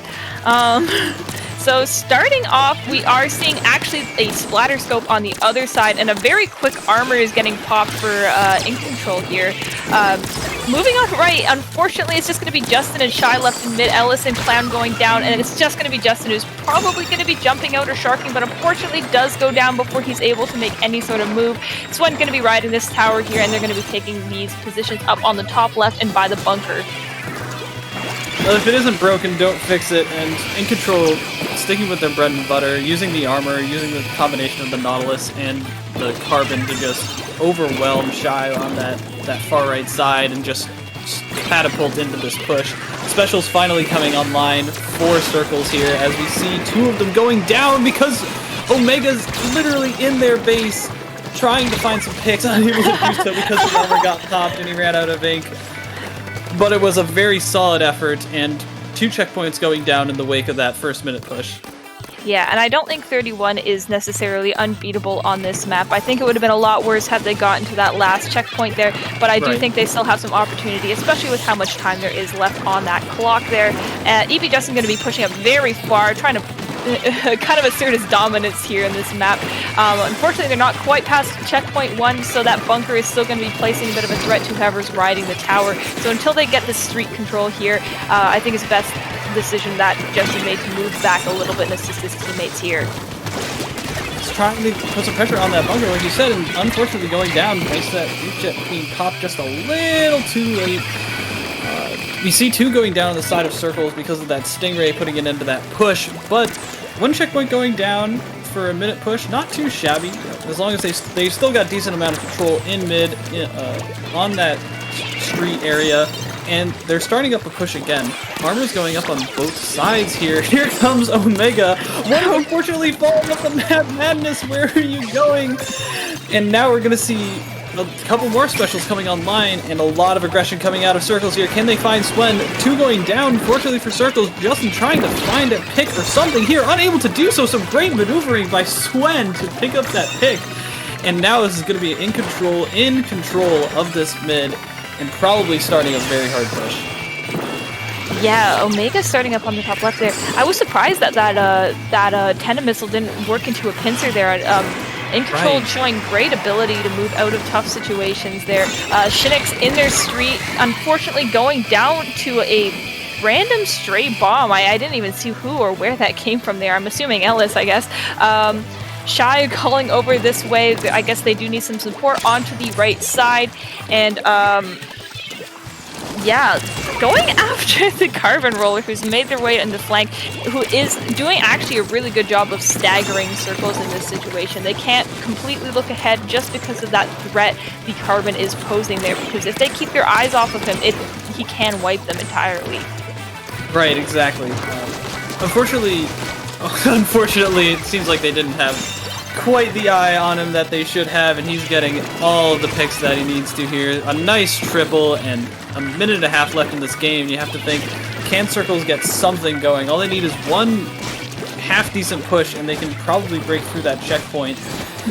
But it's going to be so hard, especially when you have stuff like Madness flanking into the street, trying to get on a high ground here, trying to find Shy. Not able to do so, but armor's going out on both sides.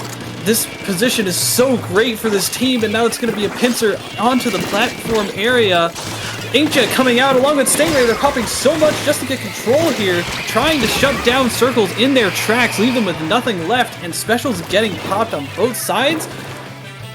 And jumping out finally is Cloud, and that's going to put them way deep in a hole. Looking at this top view here, we do see In Control taking most of mid, but I don't think it's too far into their base where they can't come back from it. I would like to see a comeback here. Ellis watching the Nautilus taking their left side of the street. It is going to be bad for him, unfortunately catching him on that block there, which is going to be very unfortunate in this situation because they do need map control more than anything right now. Clown going down as well. They're losing their painters, and Justin just sort of sitting in the bunker trying to wait out this Carbon and hopefully not get spotted by him.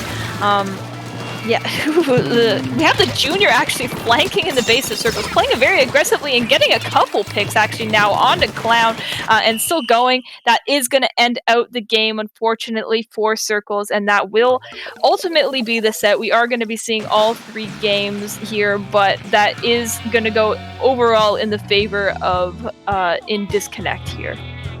You saw it in the last 2 minutes during that match. In Control was just in complete control of that flank area, you know, that goes, that jumps across the open area and into that, behind that large high ground in the middle of the map.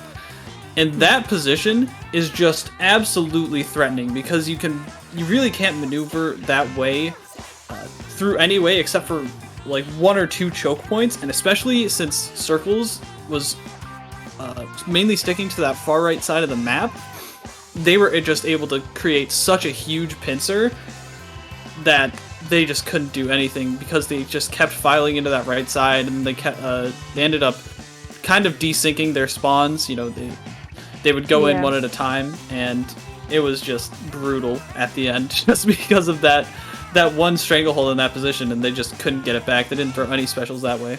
Yeah, it was very difficult for them to get back in just because of how good the positioning of InDisconnect was. By the end of that game, they had people just sitting in all areas or all exits of Circle's spawn. So what really can you do other than building specials? But at that point, they didn't really have enough time to do so. So very tough situation for them. Right. They really didn't have the time or ability to get the right kind of comeback that they needed just because so much time was, I think, kind of just wasted when they were trying to get back into mid, unfortunately, getting caught out on those flanks. But they do have a chance to at least redeem themselves, get themselves a game win in this Game 3, Clan Blitz, Snapper, Canal, and we were talking about specials, and nowhere are specials more important than on Clan Blitz. And as we see Shy actually picking up the Ray Charger, and we see 2 Booyah Bombs coming out from the side of Circles, as well as 2 picks early on in this fight.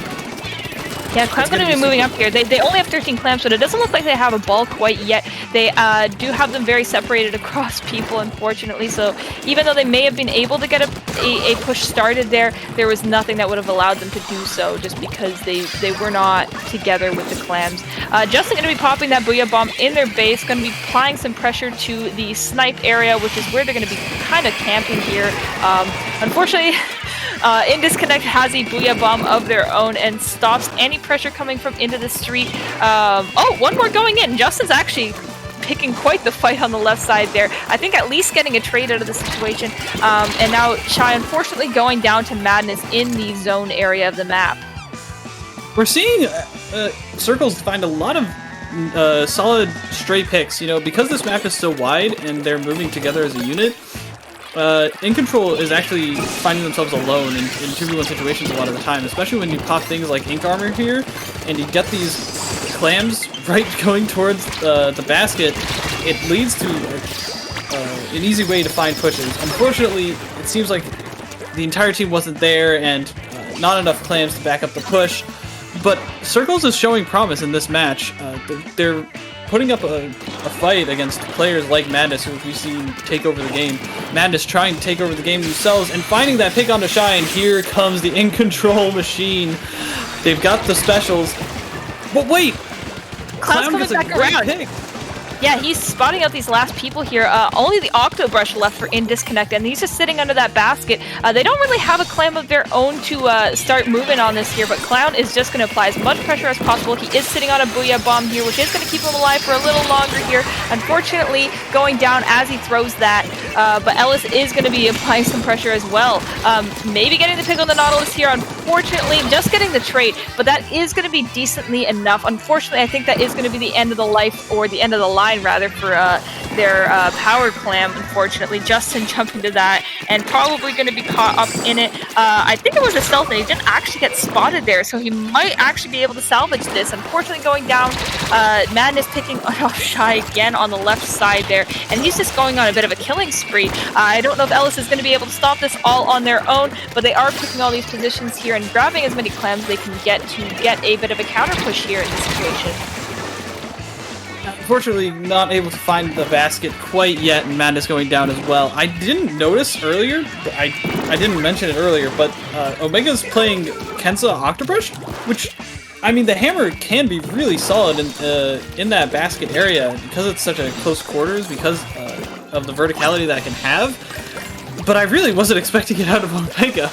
And here it comes, using that armor, finding Shy, gonna throw this, try and find another pick, unable to do so, but using that brush, getting up to Ellis, finding the pick, and now Madness is gonna clean up and get that clam in, stand as a jump for his teammates, another power clam going in, and as this talk keeps ticking down to the last minute and a half, this is gonna be a bit of a tough push, not impossible by any means, especially with these last stray clams coming in. This is gonna be a hard push for Circles to come back from.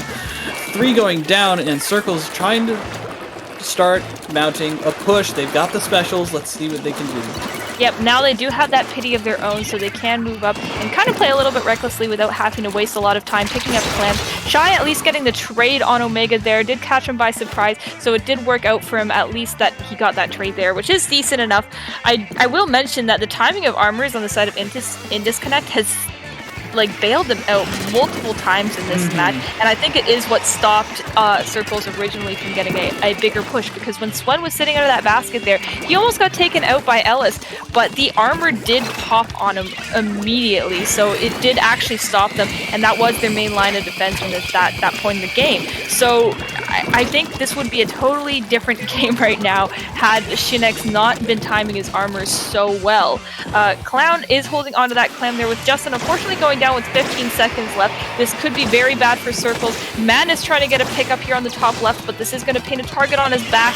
Shinex in the zone here, just trying to stop Circles, and Shy is getting these decent angles here. This is going to go into overtime, but unfortunately 2 of them down on both sides. Shy has to pick up this clam, but Madness is going to guard it with his life. Fortunately, it's not looking too good. One does pick up the clam. I can't see the other side of the map, but the power clam is in somebody's hands. Unfortunately, no, finally going down, and that's going to be the cleanup for In Control, sending a clam into the basket.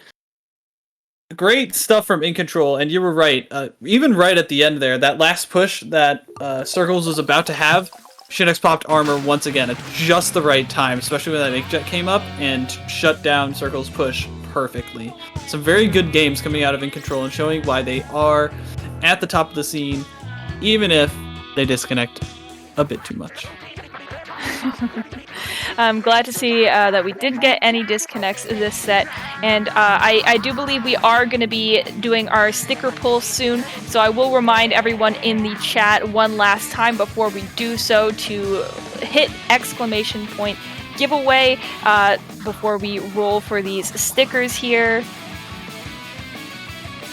Just remember, we will be doing, I believe, another one in the last block of commentary for today. So if you don't get win the giveaway now, you can enter later, but please drop into the chat. It's a great sticker pack that's put together by the team here at IPL to promote the stream, to promote the brand, to promote good Splatoon gameplay.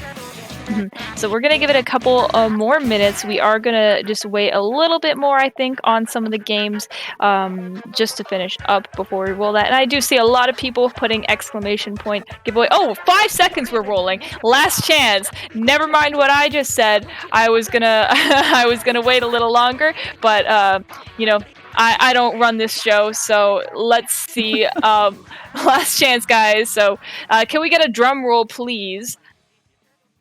I don't know if you can hear we already got it, but congratulations to Hazy View 6194 for winning the sticker giveaway. Rigged. Cracking rigged. 100%. Yeah, So I'm going to take a look at this bracket before we do go on a quick break here. We are seeing most of the sets are already done. Is that a question? Winning 2-1 over Sticker, smiley face. Uptitle actually beating Requiem 2-1. I'm not actually sure who's on Uptitle. That is Anger, Happy, Barry, and Lucas. Oh, wow. So yeah, they won the set 2-1 over Requiem. Friends winning 2-1 over Resistance. And that's it's a partially EU pickup, I believe. It's looking like kind of a +2 pickup is Friends, and then Resistance being Resistance. Well, props to Resistance as well for taking a game in that set. Happy Holidays losing 1-2 in Revolt. I believe Dream Stands for Life is a Chara Bagel pickup, and they beat a Konton pickup, I'm assuming. Wow. So, a good match there. It went 1-2, but in the favor of the Chara pickup. Yeah, I do resent saying this team name, but 3 minorities and a banana winning 3-0 over Synthwave. So good on them. Overall, we are seeing Starburst with a very clean 5-0 record so far. Arctic Moon following them just in second there with the 4-0. I'm assuming perhaps their loss is to Starburst. I'm not sure who Arctic Moon lost to, actually. Dream Stands for Life also doing just as well as Arctic Moon, as well as Whole Lotta Rage, Uptitle, Radiance, and InDisconnect, as well as the Thieves, actually. Yeah, the Thieves are popping off this tournament.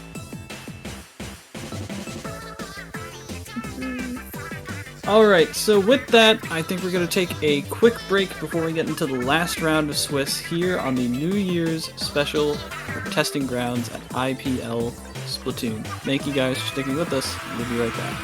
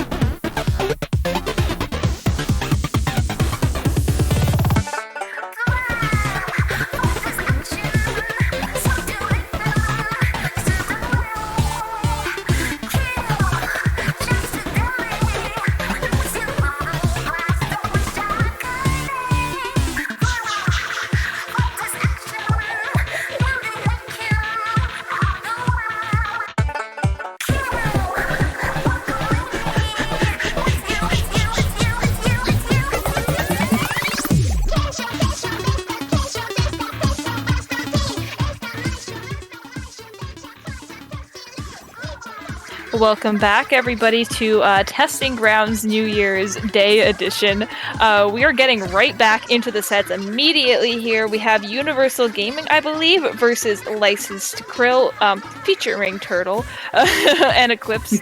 So, getting right into it here, we do have Splat Zones on Piranha Pit. What do you expect to see here, Magic? Well, I know Turtle is an infamous tent player, so I'm expecting to see a lot of good bubble usage and or hammer usage coming out of Turtle. It depends on preference. You never really know which one they're going to pick. I know Eclipse is also a very aggressive splattershot player, so I'm going to be expecting to see some really nice inkjet plays.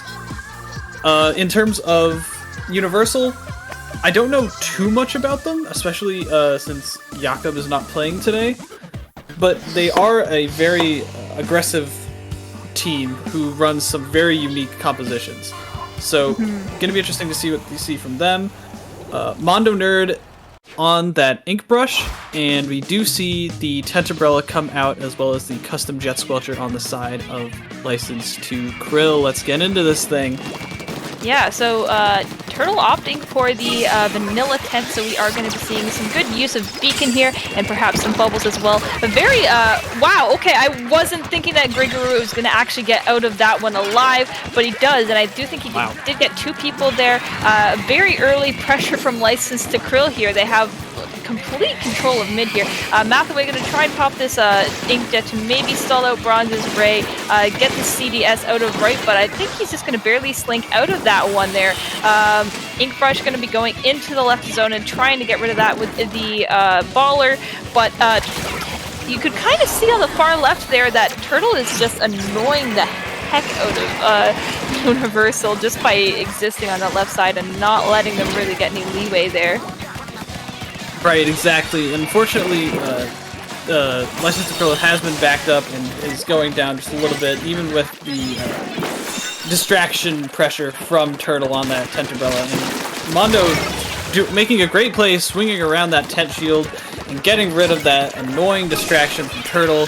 And now Universal is in control of this zone and pretty in control of this game so far. You see the Inkjet come out again. Turtle is now kind of, without his shell, which is his shield, trying to pick off him, but unfortunately getting Grigor out in the process, which is decently good for them as well. Turtle just popping a shield into zones, and unfortunately getting picked out by Mondo there, which is the Ink Brush player, if you guys are not familiar. Unfortunately getting spotted out, but I believe the CDS on LTK, and now it is going to be a huge back and forth in mid with just multiple players going down on either side. That ball are going to be applying pressure, which is stalling out LTK very decently from recapping the zones, but that is going to now be a penalty for them. And you do see the scrappy play coming out on the side of Universal, and because of just their unorthodox and very chaotic gameplay, they thrive in the chaos, and LTK is really hasn't been able to adjust too well to that quite yet. We do see them getting the specials ready, pushing out, doing what they need to, but they're not really cleaning up the picks like they need to. They're not solidifying these kills so that they can keep moving forward. Eclipse finding one right there, and we do see the burbles coming out, but unfortunately 2 go down on the other side of the map, and now Eclipse is the only one left alive trying to cap this zone and able to do so, and the penalty is probably going to go down for Universal right here, but Eclipse decides to take a dive in the pool. Yeah, just taking a quick bath. He'll be back soon. Woe taking the center, and that is going to be the lead for Universal here. Popping that armor, that's going to allow them to get some decent pressure here. Unfortunately, they are down 1 person, but so is the other team. And that's been a constant running theme so far in this matchup. Mathaway going to be popping that Inkjet on a very good high-up position. That's going to give them a lot of advantage in this point in the game. Looking like his jump is going to get camped out by Eclipse, but the zone is still ticking down for Universal ever so slowly here. They might be looking at a penalty here if these bubbles did get popped, and they did. Eclipse going to be trying to get some picks as well here. They are taking map over very quickly, but we do have some people like Archer who are still applying quite a bit of pressure in mid despite the fact. Right, exactly, and Archer was just hanging out over on that other conveyor belt and ended up taking down, I believe it was the Jet Squelcher. Mathway is trying to find some picks in the enemy wing area and unable to do so. 2 going down to the side of Universal, and Specials online for License to Krill as we come into this last minute. Penalty going down, and this looks like it could be the nail in the coffin for Universal if Turtle keeps getting picks like these. Tent going down, and Armor coming out for Universal. 2 going down to the side, and Mondo Nerds respawning, trying to get back to this zone while the 2 players are down to try and paint this up. Inkjet's on either side trying to desperately paint the zone. Mondo finally able to get the cap, and Universal puts down the penalty for License to Krill in this last half minute. Yeah, this could be a very dangerous spot for License to Krill. They do need to make some moves fast. Trades are not going to be enough for them, and that seems to be all they're getting right now. Armor popping for them, and the bubbles going out as well, but that is going to be combated by Mondo's baller a little bit. He's backing up here to make sure that they can, sure they have all 4 players there by the end of the game. Looking like that might not be the situation that they're going to end up with, but it's the situation they are going to deal with. They get 2 picks on the side of LTK, 3 down. It's only Eclipse, and I don't think that's quite going to be enough to cap the zone all by himself. And unfortunately for License to Krill, very fortunately for Universal, that is going to be the game 1 going to them. Universal is just chaotic, and that's the only way I can describe their playstyle. But it works so well for them because, especially with team compositions like you see on License to Krill, you know, they've got this sort of structure where they're pushing because of one player, and as soon as one of those pieces falls, then the whole plan gets kind of gunked out, tossed out the window, is what I meant to say. Mm-hmm. And because of that, these chaotic teams, these over-aggressive teams, like we see from Universal, just tear these teams apart, like we're seeing from License to Krill. But on a mode like Clan Blitz, those strong pushes are what the teams need to really get those strong leads, so it should work in the favor of License to Krill in this Black Belly Clan Blitz game.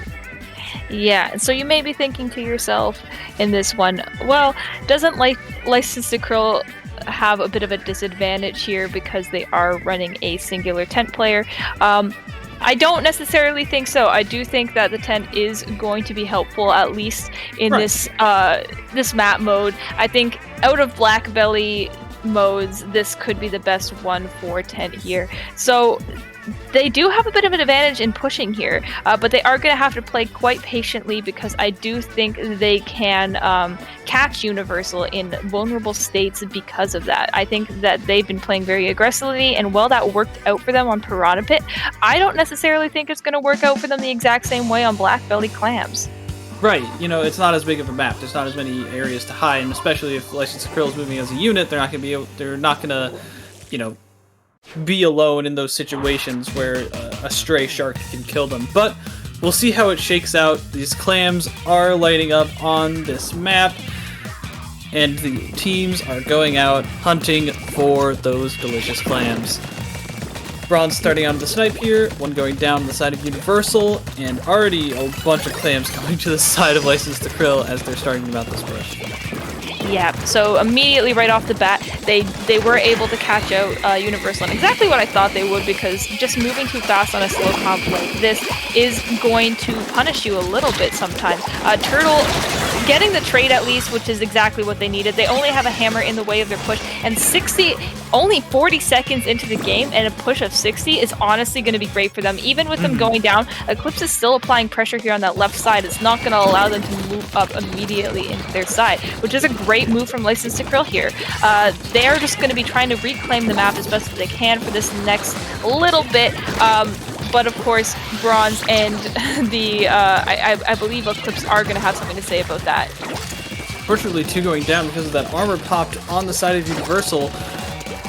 Looking like they're trying to find these clams here. Specials online as well, so this could be a great push on the side of Universal if they pass the clams. trying to find it. There's still no power clam up yet. Yeah, and no one seems to want to go back for that pity either. They do have all this pressure already here, so moving back is going to slow that down even more. So probably one of the last things they want to do, they are moving together to try and make this clam and get a bit of a push of their own. They are holding on to quite a bit of a small clam, and that is great when you do get 3 down, because ultimately that is going to be more points, and you know, when you have the ability to just stand there and throw them in with no contest, that's obviously optimal. It's very fun to see how these teams try and implement strategies like that, where they have one person who is like a clan getter. I've seen a lot of teams do it like that, and especially when you have such a nice aggressive or long-range comp like you see with License to Krill, it's very easy to do that. And we see License to Krill using that range to their advantage, getting 1 down, but unfortunately it looks like Universal's going to find the custom buoy squelcher. They do have some specials online on the side of License to Krill, but it seems like they just don't have the clams nor the posture to really take advantage of this push, and unfortunately 2 going down. Yeah, Gray getting caught. Gray. Yeah, Greg unfortunately getting caught in between a rock and a hard place there, unfortunately for them. They are still holding on to a pity clam, so if they do want, they can make another push here and try and maybe get closer to that knockout here. They are sitting on quite a few clams right now. Woof is just in the position to start getting this push ready, but of course Turtle is going to have something to say about that here, popping that shield behind him and getting the Octo Brush out at the very least, which is going to be good for them. They did get an opening on that basket there, so someone's going to have to pick up that pity clam before it closes if they want to get a good counter push here, because of the way that License to Krill is playing. I just think that they're going to have better luck with jumping in with clams versus getting maybe a full wipe and relying on smaller ones like how Universal has been playing.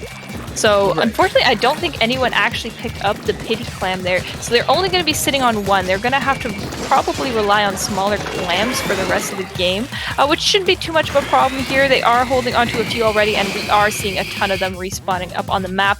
But unfortunately, I'm saying that word way too much.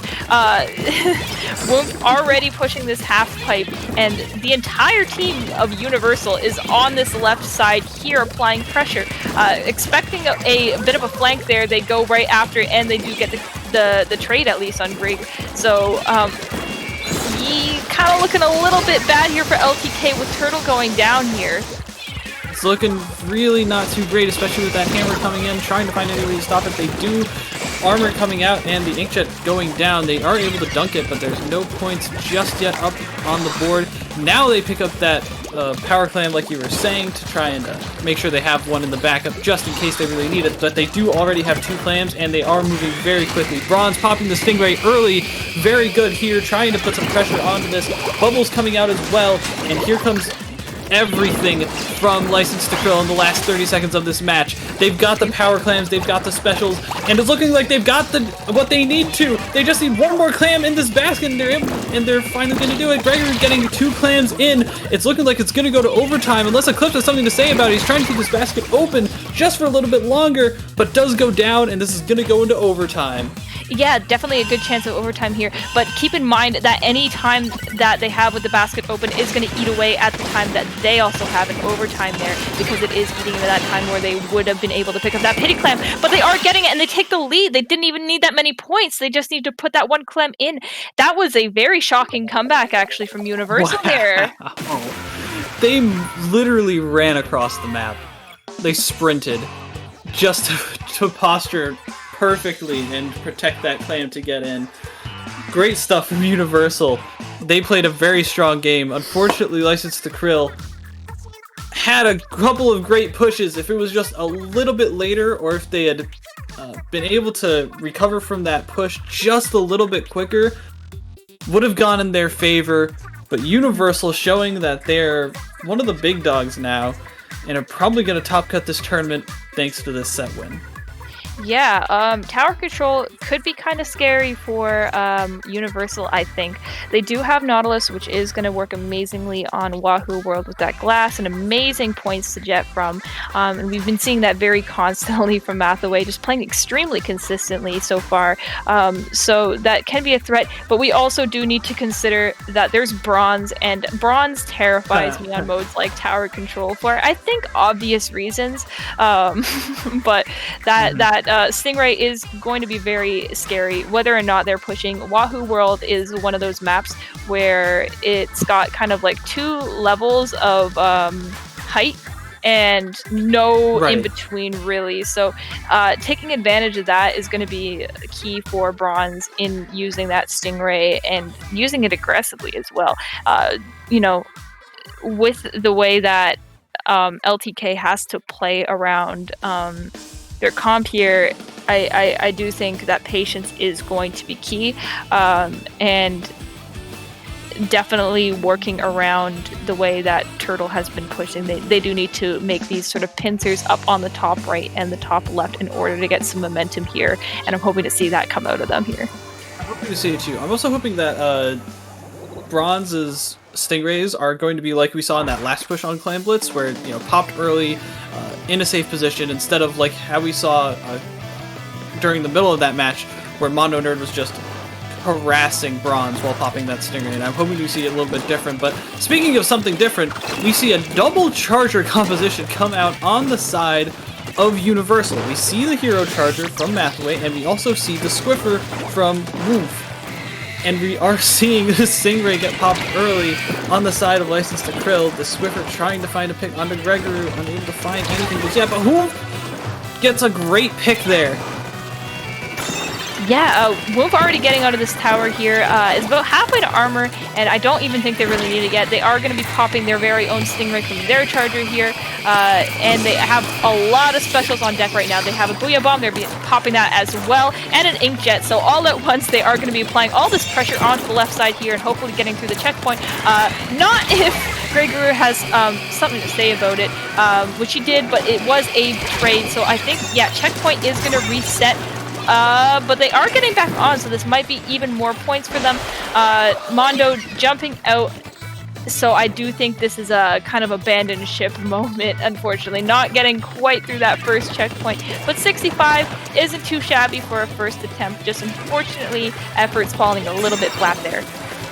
Right, and, you know, especially on this tower control map, that first checkpoint is so hard to get through.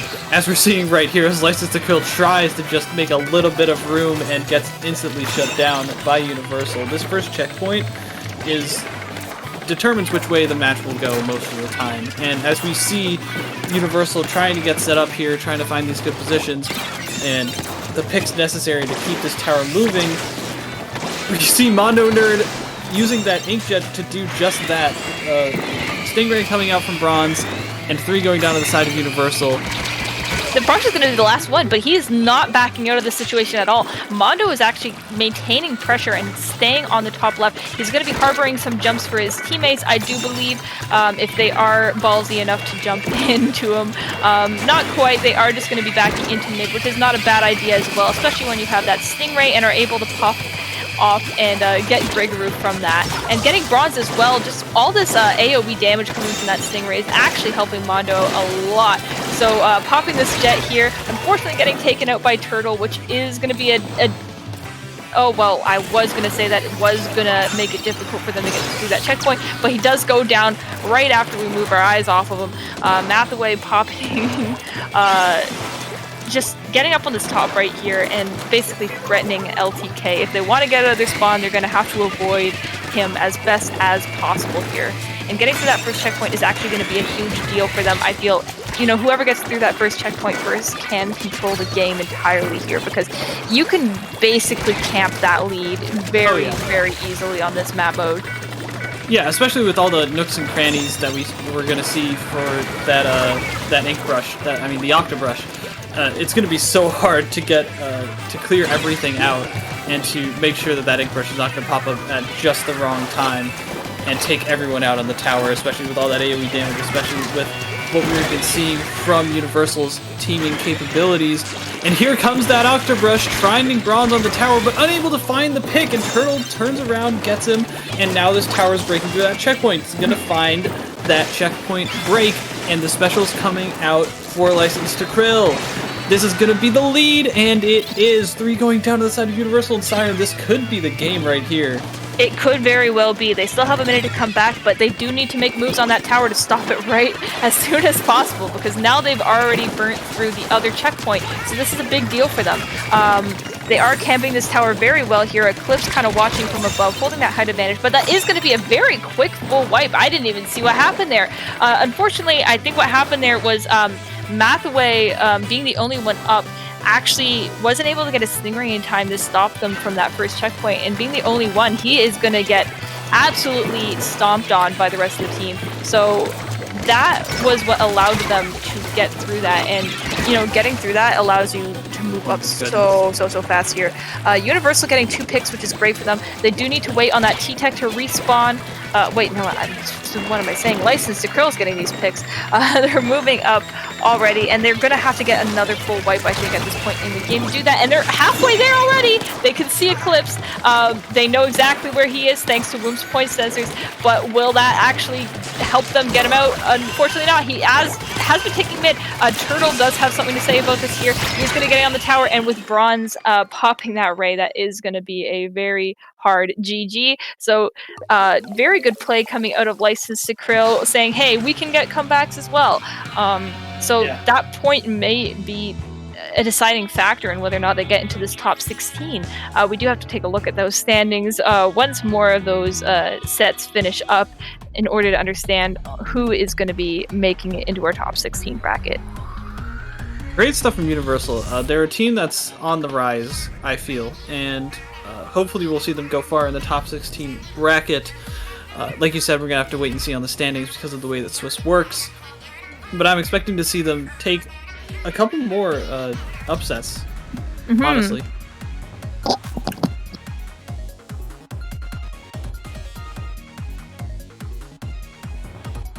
So let me take a look at this bracket again. Before we do, we're going to do a quick break. We are going to be going into our knockout bracket. So this is the end of the tournament for most of the teams. But what we are seeing here is Cataclysm taking 3-0 over Synthwave. Luau getting, I believe, a bye, or there was a drop with Happy Holly Holidays. Requiem beating Damn Bruh, That's Crazy, 3-0. Damn, bro. Arctic Moon and the Thieves not quite done yet, but Arctic Moon has taken the set overall with 2-0. So the Thieves still having a chance, I believe, to take that back. Well, not take it back, but rather get a point and hopefully improve their overall tournament standings. Fantasy taking the set over 3 minorities and a banana, 2-1. Circles beating Inkjet is Awesome 3-0. I'm actually not sure who's on Inkjet is Awesome. That is going to be Poke, Rydia, Ayasa, and Yeti, actually. Okay. Starburst taking the set over Radiance 2-1. Yeah, that does sound like a good set. Dream Stands for Life taking a 3 over InDisconnect. Okay. Oh, wow. Yeah. Not Konton taking the set 2-1 over It's a Kid in a PANZERKAMPFWAGEN. No way. Just Cool Dude, Mango, Chris, and I am so sorry I can't say that name. It looks to be a mixture of Russian and Japanese. I can read the last part. It says Kuma, but Kumo. There, are you sleepy? I am not sleepy. It's just how Japanese text is written. Some letters look very similar to others, and that's how. Yeah, like I can show you physically in chat the difference between ma and mo, and you would be like, okay, I get how you misread that.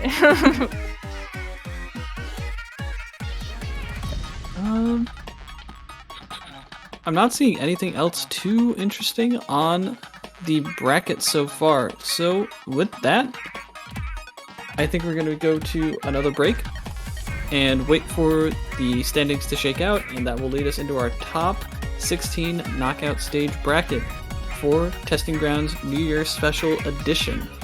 Stay with us, there's going to be some great matches ahead.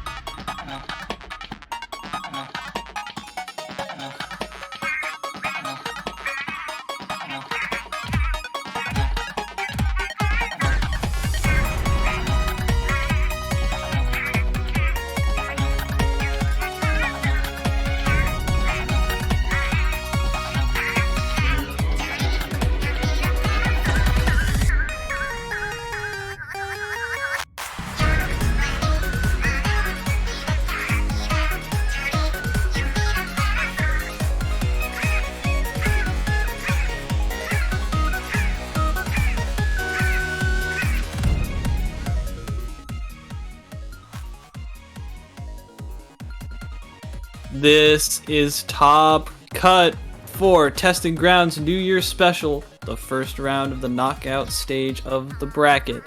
This Testing Grounds is special. Not only is it a 16-team Top Cut, but there is a $100 prize pool and possibly more waiting for these teams at the end of the line. This is a big deal as we get into the set between Not Konton, a pickup consisting of some Konton members and some other prevalent players, and Universal, who we just saw casted in the last round. So, we are getting right back. We are continuing to follow Universal here. Clan Blitz on Surgeon Shipyard. Now, the important thing to know, as you probably already know if you're watching this, knockout bracket is going to be single elimination. So everything is on the line for these teams. There is no coming back after losing a set at this point in the tournament. So with that prize pool there, people are going to be playing as passionately as possible. They do want to come out of this with the money in hand. So with all that being on the line, it's not quite like Swiss anymore where they can come back from a loss. This is the end of the line for a lot of teams at this point of the tournament. So yeah, and it's just going to be especially grueling because usually the Top Cut that we have is 3 rounds instead of 4. And especially since the last 2 rounds are best of 7, this is the start to the marathon, right? They gotta pace themselves, they gotta play their hearts out, but they gotta do it consistently for the rest of the night. And as we're gonna see them starting off here, round 1, Clan Blitz Sturgeon Shipyard, and this map mode is going to be a bloodbath, I feel. oh yeah, for sure. Mathaway taking that Nautilus, which is going to be great for the spinners here. Woomph actually deciding to play Junior here, which I think is going to work well with Archer being on that machine and having a Octo Brush. That paint support is going to be key for them here. So honestly, a decent comp coming out of them. They are ready to slay, and unfortunately 2 of them going down, but one of those was a trade, so they're not completely at a loss. They are missing a little bit of aggression and some painting power from the side of not Konton. I'm not sure what to call them because I want to call them Konton, but that's apparently not what they are. So Konton for short words. Yeah.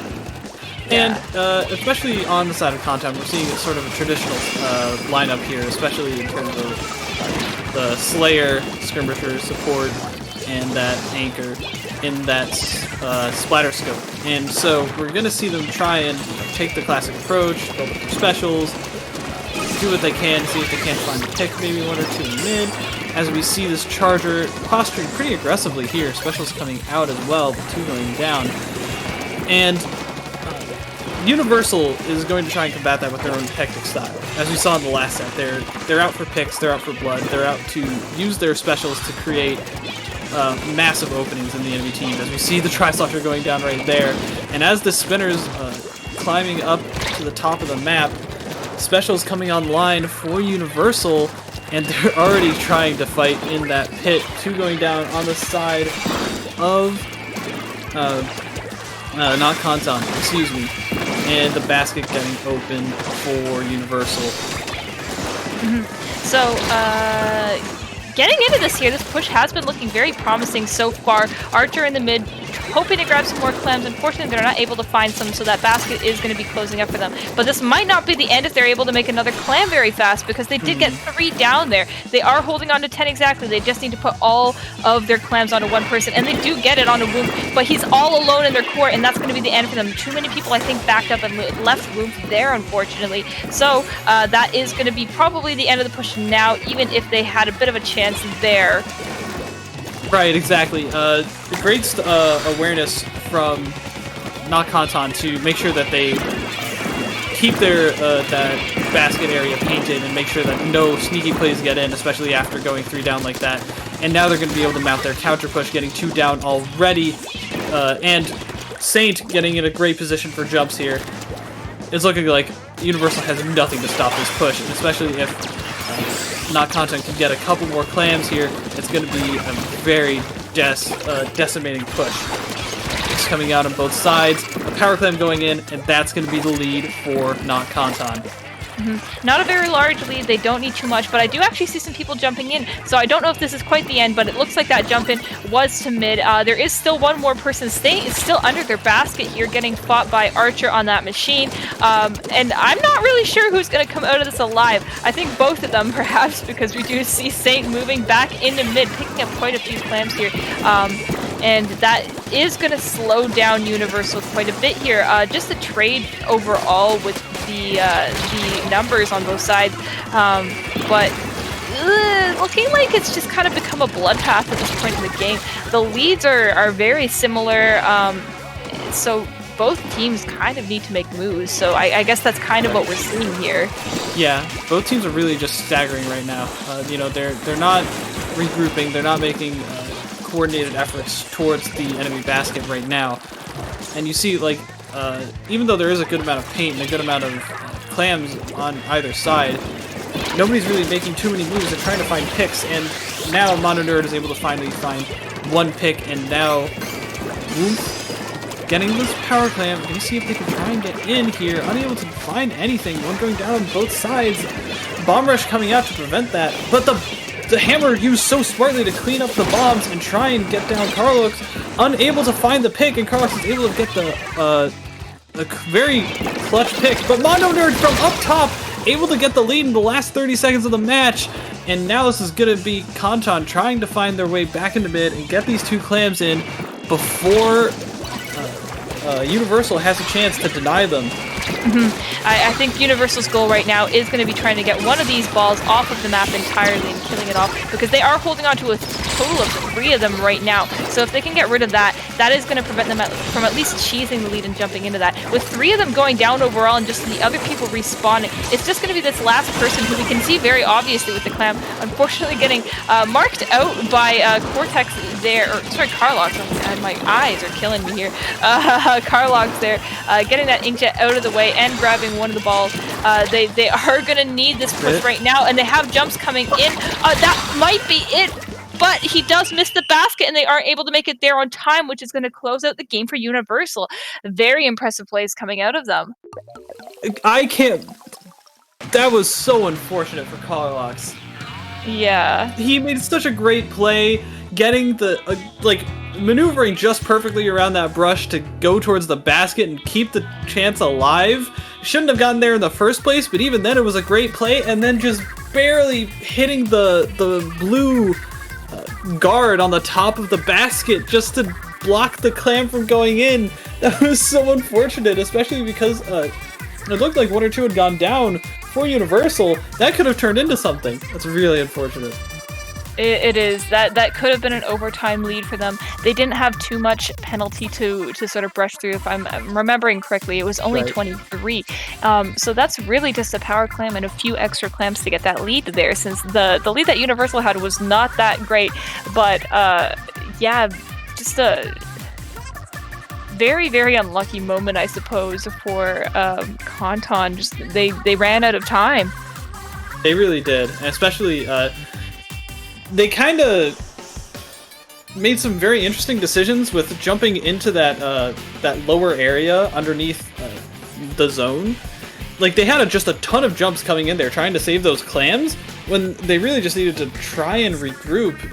Especially after 1 or 2 of those clams got taken out, they needed to just hang on to the one that they had and regroup. But they just kept jumping in, wasting time, and you hate to see them kind of go for a scatterbrain play there. Yeah. But it's what they had to do. Yeah, you did see that they have 3 clams near the end of the game there, and to hold on to that and get the push that they needed in that limited amount of time, it does paint a huge target on their back to hold those, because it points out your location exactly, but you can't really risk dropping one at that point. So very very tough, rock and a hard place situation for them. Getting into this one, we do see some range advantage from Konton, which is going to play into them just overall in their comp. We are, however, seeing an E-leader coming out of Mathaway here. I'm actually unsure. Before this game started, I wasn't sure if Mathaway was actually going to stick with Nautilus or go on a Charger like we had been seeing a couple times previously. Do you think that this is the right pick? I'm looking at the amount of paint that Universal has, and I'm looking at sort of the way the composition is going to function, and I think it's okay if they can protect the E-liter, but it just doesn't look like they have quite what they need to with that sloshing machine and the ink brush. Very short range. You know, they're not going to be able to help on across those gaps that you see separating the bases from the zone. And because of that, it's going to be tough to protect that E-liter, especially when you have things with such mobility, like the Mini, like the L3, which can get across those great bridges very easily and kill that E-liter at a moment's notice if they really wanted to. And as you see right now, Konton has the zone, and while Universal's trying to fight back and able to find 2 picks, as well as maybe find this drop on the inkjet, no, it's going to be lead for Konton, and now the zone flips over to Universal as Carlox is backed up here. But still, it's going to be very interesting to see if this E-liter can be protected efficiently. Yeah, for sure. We have been seeing Universal taking very decent control so far. Archer and alone in a 2v1 over on the side here. Unfortunately getting picked out. What can you kind of expect out of that? But that is drawing a lot of attention away from the zone, and the points are ticking down quite fast for them. Caden's going to get blown back a little bit by that baller there, but that's not really preventing him from applying pressure either. Ooh, and a great snipe from Mathway to stop Konton in their tracks as they were trying to push through after getting that zone, but unable to do so. You see them posturing really aggressively here on that bridge, actually able to get a nice roll kill, and Ink Armor coming out on the side of Universal, but Mathway going down, 2 down on either side, and they're going to be able to maybe use this brush to get into that zone and clean up. They are able to do so, barely getting the cap and preventing Konton from taking the lead because of just the immense painting power on the ink brush. Able to cap the zone super quickly, especially with those ink lines. Able to put down so much pressure on the zone. They're very defensive in terms of putting the paint output. And now we're going to see a sniper battle on the right side of the map as Konton tries to get back in. Yeah, I mean, this has kind of been mirroring the other game a lot, where just it's been a bloodbath the entire time, and overall the lead has been favoring Universal a little bit here. 20 seconds left. That timer is not too forgiving for Konton here. They're going to have to make some moves quick. Woomph is doing his best to paint over this zone here, but Xe is going to be moving up and pressuring Woomph out of there. Unfortunately, does go down, but this does give Konton another shot at, taking back this game. This is the position that Universal did not want to be in, especially with that E-liter, especially with such a slow composition. Breaking out of this base is going to be so hard, especially with such a great stranglehold put on place by Konton. 30 ticks left, and they need to get to the zone soon, or else they're going to lose that lead and potentially the game. They do have some specials online. Here comes the baller. Splashdown at the ready, potentially jumping in. That's exactly what Archer's going to do. Paint going down to the zone. We see the sprinkler come out. We see the splashdown come out. There's a lot of paint on this zone. Ink Armor finally getting popped, as well as the rain that was looking like it's going to cap, and it does! Universal hanging on for just a little bit longer as we get into the last minute of this match. Yeah, they really didn't have much time there, but they took, every second they needed and were able to get it before it was too late. Great moves from them, but now it's on to Konton here to take back the zone and take control of this game. With their mini being down right now, though, that is going to be a little bit harder, but Mathaway going down actually to this Ray, I think, so they might have control, but there's just so much painting pressure from Universal. Caden popping that jet and taking out the machine, that's going to be a big deal. That is going to be a delayed full wipe, so this could be the lead. They just need to hold on. Unfortunately, Caden going down, but Xe is going to be taking a flank here. Unfortunately, getting caught out of it. No, that was so unfortunate. And if Caden had stayed alive there, if he hadn't pushed just before Xe had gotten to the E-liter, it would have been a lot different. But now Universal's in the zone and has a lot of specials and painting power. We see the fizzies coming out. We see the ink brush coming out. But no, the ink brush goes down. This could be it. Archer getting one, maybe getting two. Unable to capture the zone is Konton due to some great plays from Archer. And Universal is up 2-0 in this best of 5 set. honestly, this is not the outcome I was expecting at all. No. No shade at all to Universal. I really thought this was going to be a quick 3-0 stomp from Konton, just based on previous track records. But this is what I love to see as a commentator. This kind of set where just the results of it are not what you expect at all, and you're seeing amazing plays and close games out of both teams. It's just my favorite thing ever. I mean, really, like these are players who have made names for themselves in Konton, and in this Konton pickup. You know, we know Caden from teams like Sonder. I was trying to think of the team that he was on before that. It was Sundrop that rebranded, right? Right. Yes. Yeah. Yes. I forget what the team was called after that because then they disbanded. But right. But yes. Yeah. You've seen players like Exy in these tournaments, like placing really highly. You see Sonder at the top consistently, and for Universal to come out and take 2 games already and posture for a third in Rainmaker Blackbelly, which is probably right up their alley considering the way that they play and because of the weapons that they use, this is a very unexpected. Yeah, this is making me very interested to see what kind of decisions that Universal is going to make in order to win this game. I'm unsurprised by the C-Jet here. It is ever so powerful on this map mode. I think C-Jet is almost an essential pick if you have someone who plays that. Universal actually kind of decided to go without a backline. There is no Ray here, so definitely interesting. In order for them to win, I do think their win condition here is going to be getting rid of that Ray, because no matter what, it's probably going to stop any kind of push. One going down on both sides, a little slow on the start of the game. Not a whole lot happening here. Mathway trying to pick off somebody here on left. He has spotted out with an auto bomb. Sitting on that jet here, that's probably going to stop this Rainmaker push in its tracks before it's able to do anything significant at this point. I think he took that out with Inkshot Exhaust, which is just hilarious. And we see Saint trying to keep the ground painted, make sure that Universal doesn't get too much off of this push, but unfortunately going to get taken down before taking out the Rainmaker themselves. Green coming out now as we see the respawns and the Bomb Rush come out, but we do see Inkjets and a lot of paint flying on both sides. Rainmaker going down, that's going to be 3 down on the side of Universal. Stopped in their tracks before anything really unfortunate happens. Great stuff to, I believe that is, it's not Caden, it's Exy on the Splash-O-Matic using that Bomb Rush to stop that push.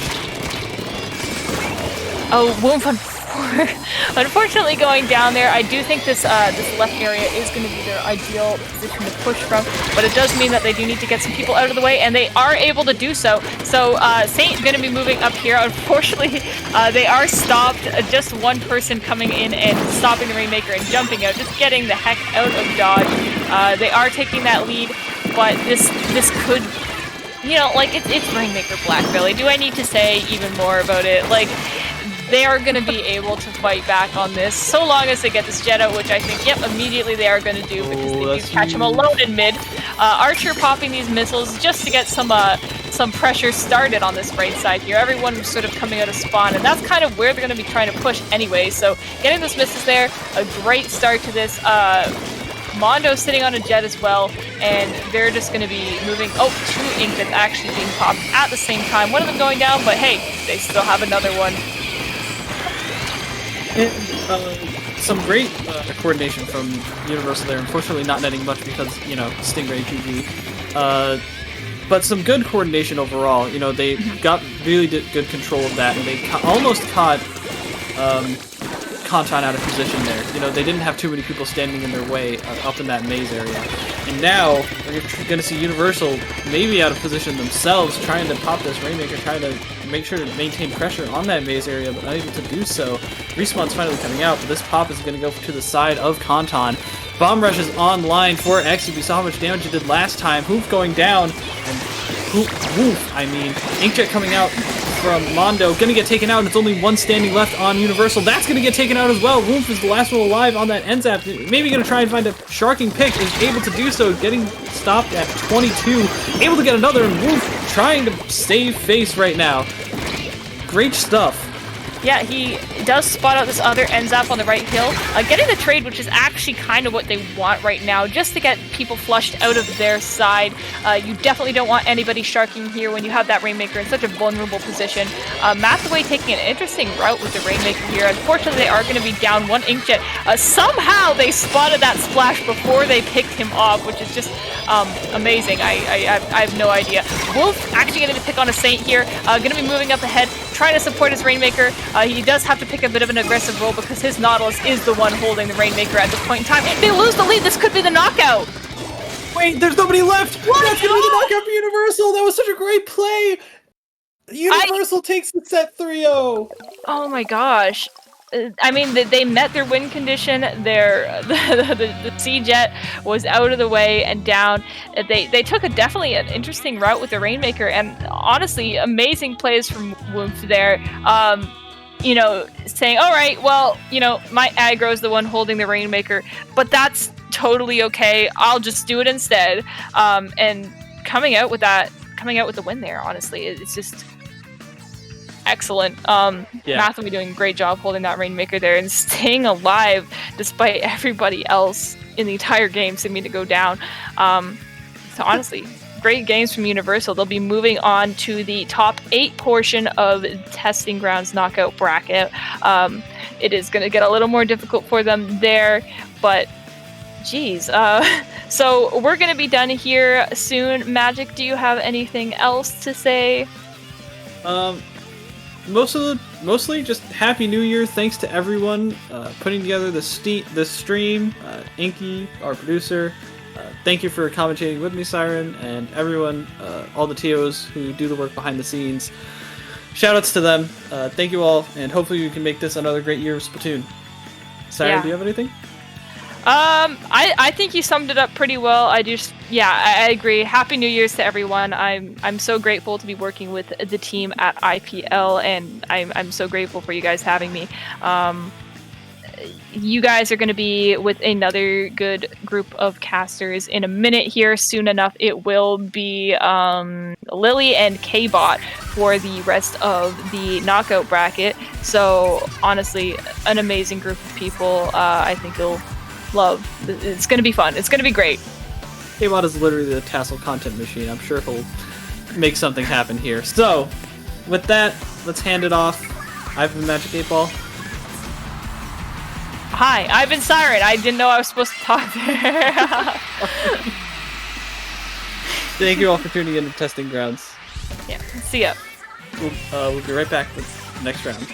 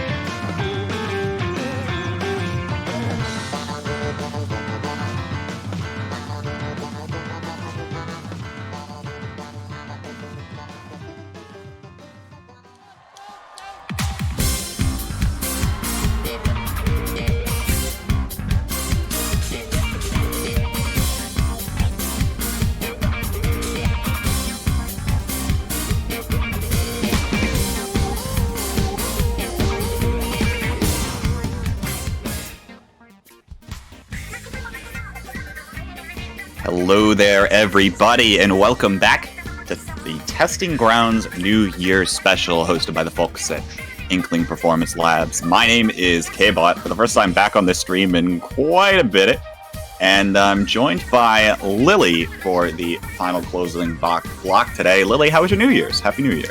Yeah, it wasn't too bad, actually. I spent most of the day sleeping, so I feel like it's a good start to the new year. Nice and well rested, and I didn't have to see people. How about you? How was your New Year's? I think I spent a lot of it sleeping, too. There's probably something like a majority. I was thinking, like, going back through and figuring out, right, when does the majority of, like, time spent sleeping versus time spent not sleeping, like, where does that balance happen? But, yeah, in any event, excited to be here, casting some Splatoon for y'all. Before we hop into the match, though, between Ascension and Arctic Moon, do want to remind you all that we're hosting one last sticker giveaway. You can type !giveaway in the chat to enter. And there are some really cool IPL stickers that you might want. Decorate around a little bit. That sticker pack will be drawn at the end of this set. And about this set, we're in quarterfinals now. This is InDisconnect is technically their name. They're going up against Arctic Moon. Don't let the seeding fool you. I imagine this one's going to be very close, given what we know about these two teams, Lily. I mean, absolutely. They're both teams that have been around the block a time or two. They're both teams that everyone, if you've been following competitive Splatoon for any amount of time, should be very familiar with. They're kind of mainstays of the Splatoon scene, especially Arctic Moon. I feel like I've been seeing Arctic Moon, for at least a year now. They can't have been any later than a year ago, right? That's something like that, yeah. They've been entering like almost every single tournament, which like makes it feel like they've been around for a lot longer. Also, by the way, on the other side of the map, In Control, it's InDisconnect, but it's the same people as you would normally see on In Control. They're just memeing on the fact that they TC'd, which might be exactly what we're seeing here, given the fact that we're spending an awful long time on the map entry screen. You never want to see it loop around. Once it starts to loop around, you just know someone's about to or has DC'd already. Someone's out of the game. Is it going to loop around a second time? Yeah, there it is. There's already one player missing on the purple team. Building and swelling, as it is. Yeah, so this one will almost certainly get remade. Only one person. Wow. We're in a 1v1. Okay. All right. 1v1 Hydra versus E-Leader. I feel like it's going to be really strong, powerful magic jumping right into it. Who do you think's going to win this 1v1 K-Bot? This is going to be a really intense game. Well, you know, the Hydra is able to cover the map much more effectively than the E-Leader, given the fact that it's a splatling. However, you got to imagine, actually, which one's a longer range? I don't even know which one's technically longer range. I think the E-Leader wins that fight. I also hope these teams know that one of them's going to have to paint the zone. Yeah, one of them's going to have to paint the zone, guys. Let's paint this drawing zone. a little heart. Oh, that's cute. Aww. This is exactly what really, can we paint the zone? We have plenty of time for wholesome content, but we can also productively be working for There we go. There we go. Arctic Moon taking the initiative here, painting the zone, and not opting to waste any more time in this what would be a 4-minute game. But we're also not seeing the really intense battle I was hoping to get. You know, this is going to take a nice little leisurely stroll through the zone, which is fine. It's fine. Yeah, I was hoping for some. I was hoping to see this play out. But... yeah. You know, this is the also part where we would insert some joke about the fact that they're playing as InDisconnect, but actually we don't know whose fault the DC is this time, because we only are left with 2 people in the lobby. So yeah. Take with that what you will. I feel like you could easily blame this on me. Yeah. I hacked the lobby. I was like, man, you know what we really need? Something to, like, make this a nice, fun move, you know? Yeah. Gotta lighten the mood. Things are getting New a Year's little bit after all, mysterious right? there. Yeah. We gotta start things off right. Exactly. And you can't start Splatoon off right without a really good disconnect, right? That's just Splatoon. Very true. It's just the nature of the game, to be honest. You know, I mean, really, we're used to it at this point, right? Man, and coming out of nowhere, a full 100-0 full knockout on the side of Arctic Moon. Incredibly proud. That was a really intense game, right down to the wire, the very last second. Arctic Moon really only a single ink storm. That really changed the tide of the battle. I'm Just telling you. carried the game, absolutely. Really did. All right. Hopefully. Oh, it was random teams. Is that what the reason was? I don't even know at this point. I'm honestly not sure. Whatever. Hopefully this will be the actual time that we get into the match here. It's battle time. Splat Zone is on Anchovy Games. We didn't actually talk about the map bit of itself. We probably should have here. But honestly, I feel like it's very reminiscent to something a little bit closer to Inkblot, even though you're further away from the zone than when you spawn. Yeah, I agree. And I mean, there's less of an obstacle in the middle of zone that Inkblot has. But Right. it plays similarly in that, both teams have an opposing plat overlooking the zone, and dropping down can be dangerous if the opponents take your plat. They have similar play styles to them. And of course, one of the things to notice here with the compositions, should have mentioned it last time around, but Dark on the Hydra, something that we come to expect coming out of Ascension here. It'll be interesting to see exactly if that Hydra from the back line can really put out the sufficient amount of ink. And now already 2 down either side of the map. Looks like this is very much going in Control's favor as we start himself. Absolutely, Arctic Moon moving in and trying to take control of their sniper, trying to put the paint on the zone. The Hydra living spectacularly while the rest of the teammates go down. They're going to have to take a little bit of time here to regroup and let that sound tick down a little bit while they gather some specials and gather some teammates before they go back in. If they move this too soon, they're just going to end up feeding and going down again. It's not going to help. Armor's coming out here, but not really stepping forward from Arctic Moon. The timer is still quickly ticking down here in favor of In Control. Now you notice Twig trying to be a little bit more aggressive, but is going to get back down off of that fan. Has a blue button throw on top of the zone. That's going to be the cap going to the favor of Arctic Moon here. Now Twig starting to play a little bit more aggressive, forcing the jump out of 1 here. And so now an effective 2-down situation. Madness is on the side here and is forced to jump away as well. So the take back does hold for Arctic Moon here. We'll see what kind of damage they can do. As now Twig, all the way up here on the front lines, is going to get taken down with no other teammate support, but at least able to cause a little bit of a nuisance, a little bit of a distraction before In Control gets back into the zone. I'm a little bit surprised, I'm going to be honest, to see Twig going down, and the rest of the team, I believe is still in mid, was not really there to paint zone over that bomb rush. They kind of just gave it up a little bit more easily than I would have expected, but I mean, that said, we already see In Control, or Arctic Moon here, moving in and taking control again. It's a really back and forth match so far. The scores aren't too far apart, though we do have a hefty penalty on the side of In Control. They aren't too far apart, but if it's one thing, I think overall In Control's just been a little bit quicker to get back into the zone, right? They've been a little bit more, I think, objective focused overall, and I think that's where the score disparity is starting to align, and you can even notice that now. Look at right now, we see Booyah Bombs actually coming onto zone here as we try to see this cap. Now double incomer popped at the same time here for Arctic Moon to try to get back into the zone, but it's just not quite enough to get off of their plat. And already with Twig going down, they don't really have much of a frontline presence here at all. Dark forces back on away with that pressure for the Inkstorm as well. And In Control is holding on to this zone for the time being. We're going to have to see another round of specials charge up. Twig here on the flank, though, is trying to apply some pressure on the zone, is able to find Swen, and that is going to be enough to cap the zone here, at least apply that penalty to make sure things don't get out of hand too quick. 2 down on the outside of Arctic Moon as In Control comes in and takes zone and is going to move right on up again. It looks like the biggest disparity between these two comps is that Arctic Moon is really running a lot of midline and kind of like distant frontline presence, whereas In Control is running 2 very strong, well, short-range weapons, and then a really strong mid-frontline weapon in the Nautilus. It gives them a lot more pressure, I find, than Arctic Moon seems to be running. And now a 2-down situation, you mentioned with that pressure, you saw it right there, hopping right onto the plat, getting right in the face of Arctic Moon, and In Control looking to take the knockout here in Game 1 on Splat Zone's Anchovy Games. They'll go up 1-0 in this quarterfinals match.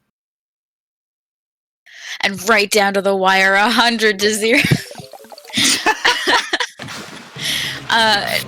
Not quite as we had a really strong presence on both sides the first time we saw this match play through, and I'm a little bit disappointed not to see Arctic Moon take this game again. Unfortunately, the replay does go to In Control.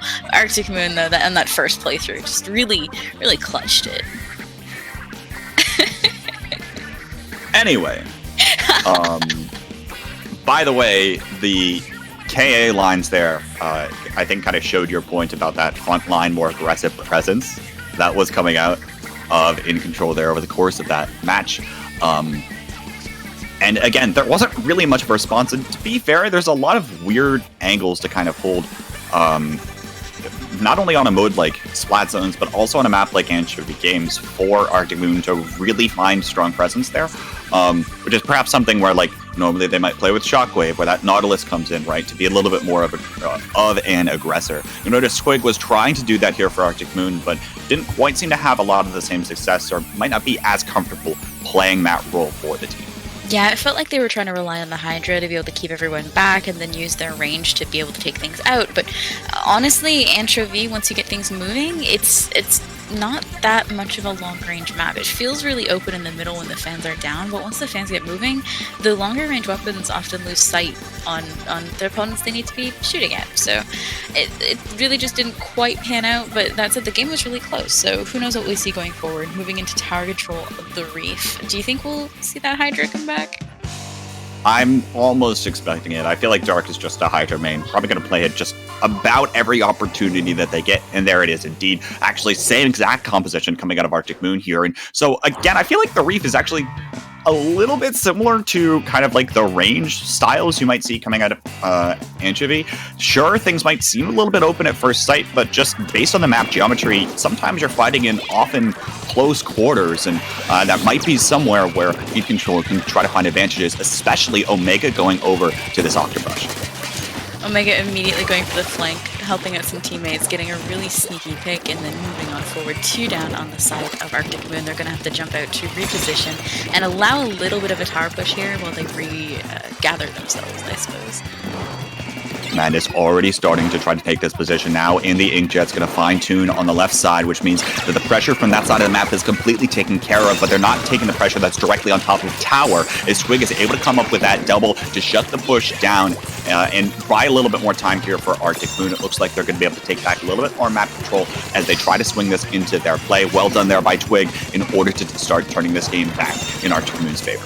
Absolutely beautiful play from Twig, getting a 2 pick and then forcing a jump out on the third. It gives a lot of ground to their team in mid, but unfortunately Stingray coming out. Nice GG right on tower, going to stop that first checkpoint from getting too out of control.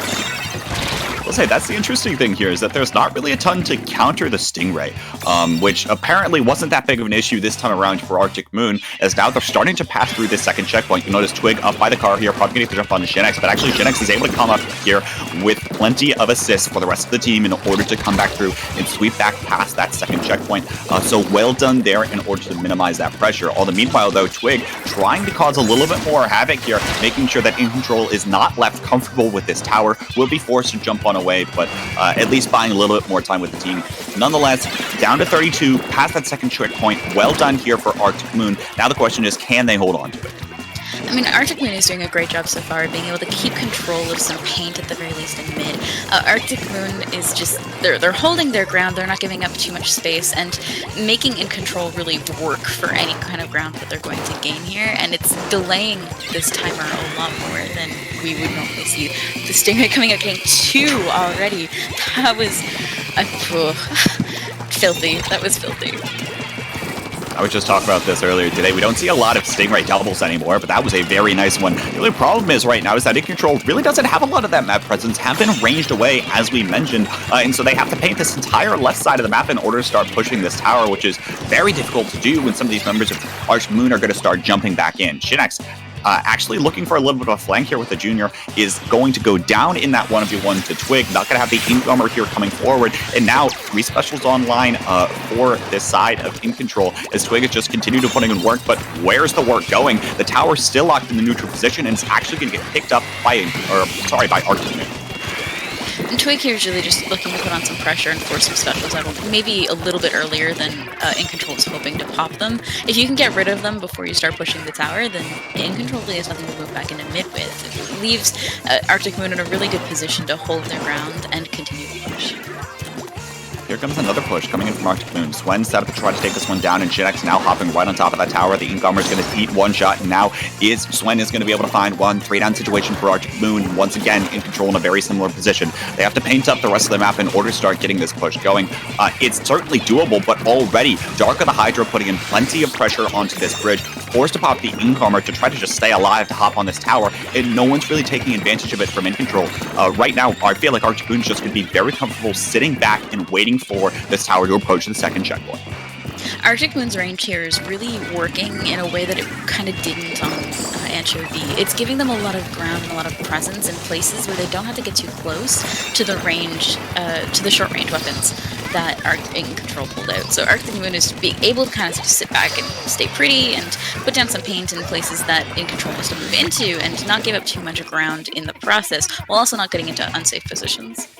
To be fair, that's a lot easier to do on a mode like tower control than it might have been on splat zones in the last set. Meanwhile, 36 seconds here left to go. It's another 2-down situation for in control, so they might not necessarily have another opportunity here and make it a delayed 3-down situation. That'll be a trade out by Omega here. But yeah, well, in the meanwhile, look at the overhead on the map. So much paint output getting put out in this green color for Arctic Moon that it's near impossible for in control to really find much of anything. They really have to try to find some massive play coming in from behind. I'm looking towards Omega here. Maybe find something. Swen with his Stingray once more, and there's the Ink Armor, but now already a 2-down situation for in control. Swen is going to find an assist here, I guess, but at what cost? There's 3 members around the tower right now for Arctic Moon. They're going to hop on the tower, and they're going to close out the game 1-1 in the series so far. Honestly, that just... I feel like Arctic Moon's range really benefited them there. What could In Control have done, though, to take that back, especially near the end there? It felt like they had so much ground they needed to cover before they could even get near tower. I'm not even sure where they could have started. So, I'm not going to lie. What was... what was Omega playing last map? I do not remember. Anyone in chat remember? Definitely wasn't playing Octobrush, I can tell you that. Oh, yeah, definitely not Octobrush. But I have a feeling that that look was probably just a little bit better. I feel like Rush is kind of weird, right? Because the only way to really find value is if you're consistently flanking around from behind and really, like, getting a lot of pressure done, trying to infiltrate the back lines, take out the Hydra and things like that. And then given their special composition where they don't have a lot of these long-range specials, like, you know, sure, they have a handful of things and they have that Stingray. Chat coming in clutch telling us they were playing Splash Neo last round. Splash So that, Neo, I think, okay. really does make the difference. Brush is just Right. so much better at working around its teammates, I find, than Splash is. Splash, you need to be a lot closer, and just it can struggle a tad bit more. But Brush is just so slippery. But my point is that I think Splash is easier to find more value for the team right now, especially given the fact that you can paint the map a little bit more, right? And that's something that was severely lacking in that last match, I think, for In Control. So we'll see exactly what happens here as we go to Clam Blitz on Inkblot Art Academy. One of those modes where map control is going to be very critical as we move in. Yeah, I'm interested to see how the teams change, if at all. Already some big changes on Arctic Moon. Forge. Both teams switching to favor a ballpoint, which is not really something I was expecting here. Not something I was expecting, but honestly, something I want to see more of. I think the ballpoint can be very strong, especially given that long-range presence, especially given the fact that it is so mobile of a weapon. I think it's one of those things that tends to be a little bit underrated in that Inkstorm as well, to apply a little bit more pressure to try to make some things a little bit more unnerving for these teams. But nonetheless, already one going down here for Arctic Moon, make it now 2 going down, and In Control just going to look to take this into map control, but now Omega trying to step forward is going to get taken down by the K-52. So much trading going back and forth here in mid early. Probably not going to amount to much of a push for quite a while. Yeah, absolutely not. They definitely have plans for a push, but I wouldn't want to force one just yet. Enough plans for a push doesn't necessarily mean enough plans for a good push, you know? So Arctic Moon already moving back in and taking some control of their plat that was desperately needed. Getting Madness out of there was incredibly important, and getting some coverage in mid will serve them well. They're going to need some clams and a fortunate trade. It looks like we might also have a DC on the side of Arctic Moon. Or In Control, actually. Yeah, that's In Control with the DC, living up to the name, InDisconnect, I guess. It kind of looks like the players are messing around. This, What? This is not how you normally play Booyah Bomb? I mean, you know, I don't know, man. Also, nice power clam toss that's onto the opponent's. Yeah, it was unfortunate. It's good. Oh, they made it just barely in time. Okay, All but we right, have to like stall out for time here. Guys, let's knock this one out. I will loved say it. that we had some really good teamwork there for a while from Omega and Madness. It was really nice seeing the Nautilus and the Carbon play around each other, and I hope we get to see a little bit more of that. It was a pleasure, honestly. Yeah, I agree, and that's one of the things, again, if you're running a Brush, if you're running a Carbon, it's gonna have, sure, it can be very strong in those close range matchups, but it's very difficult in order to find itself in those close range matchups some of the time, right? On a map like Inkblot, probably a little bit easier than on the previous map of something like the Reef. But at the same time, that Carbon is very likely going to need a little bit of help in order to get back into, in order to make some of these fights really happen. Absolutely, which is why you want to pair it with weapons that kind of draw a lot of attention, like Slushers, Blasters, Brellas, Nautilus, even Tetras. They all draw a lot of attention. Those are weapons that if you let them get a bit too much control, they take it and run with it. So you typically want to deal with those weapons before they can establish themselves. You pair that easily with a Brush or a Carbon, anything that likes to shark, any kind of roller really, and then you're just set up for destruction. All right, we are going to be getting a replay on that one, and so we're going to be heading back to Clam Blitz. I don't know. I think I was about to say like Clam Blots or something, just because that's where my brain is right now. I mean, Inkblot, Clam Blitz, Clam Blots, I like it. I can run with that. Anyway. Moving right back in, we're going to see a replay of that last match, hopefully. And now that the teams have felt out their strategies a little bit, do you think we'll be able to see Madness and Omega run that same kind of destruction they did in the first game? I'd like to see a little bit more of that, but already, actually, looks like a little bit cut out here. Now, actually, just Madness. Okay, yep, there it is. Madness stepping forward to find 2, and now is looking to translate that into a little bit of mid-control here, or in control, or in disconnect, I suppose, as their tag actually says. All the meanwhile, Swen is just, or actually, no, okay. I'm looking at the wrong side of the map when we go back to overhead. Madness able to find that claim in the basket. Now Omega trying to find some more. Able to find one additional, but that's going to be the complete wipe now. So already down to 68 here. Probably not the strongest push in the book, but enough to get things started here and start to get the little bit of an ebb and flow that we normally see with clamlets. Yeah, and I'm going to criticize that last player a little bit. I feel like one clam, unless you're going for the lead, typically is not worth it. That kind of just felt like a piece of life, unfortunately.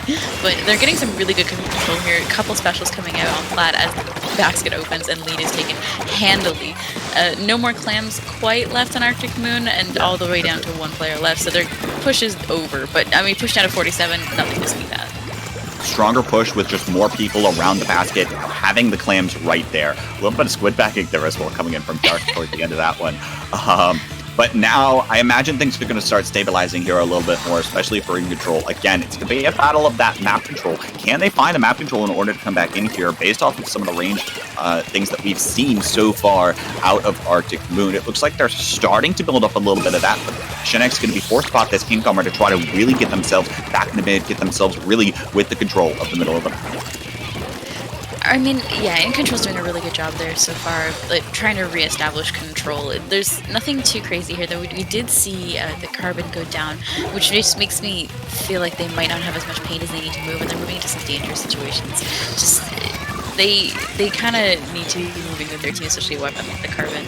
If you're not moving together, you're kind of getting into some bad territory. Another push coming in, 2 going down immediately on the bubbles, and that is a full wipe on the side of it. That said, Arctic worked through the penalty down to 26, couple of bonus points. However, already back the other direction, you see In Control moving so quick, but Dark able to come in here with that play, now double down, make it 3 down already for In Control, and any semblance of a push that they might have had is going to get immediately shut down just by Arctic Moon walking right on in and mowing them down, not a single other clam in the basket. And now once more, Arctic Moon has priority here in mid. They're going to be potentially just looking to make sure that In Control has nowhere really to pick up clams.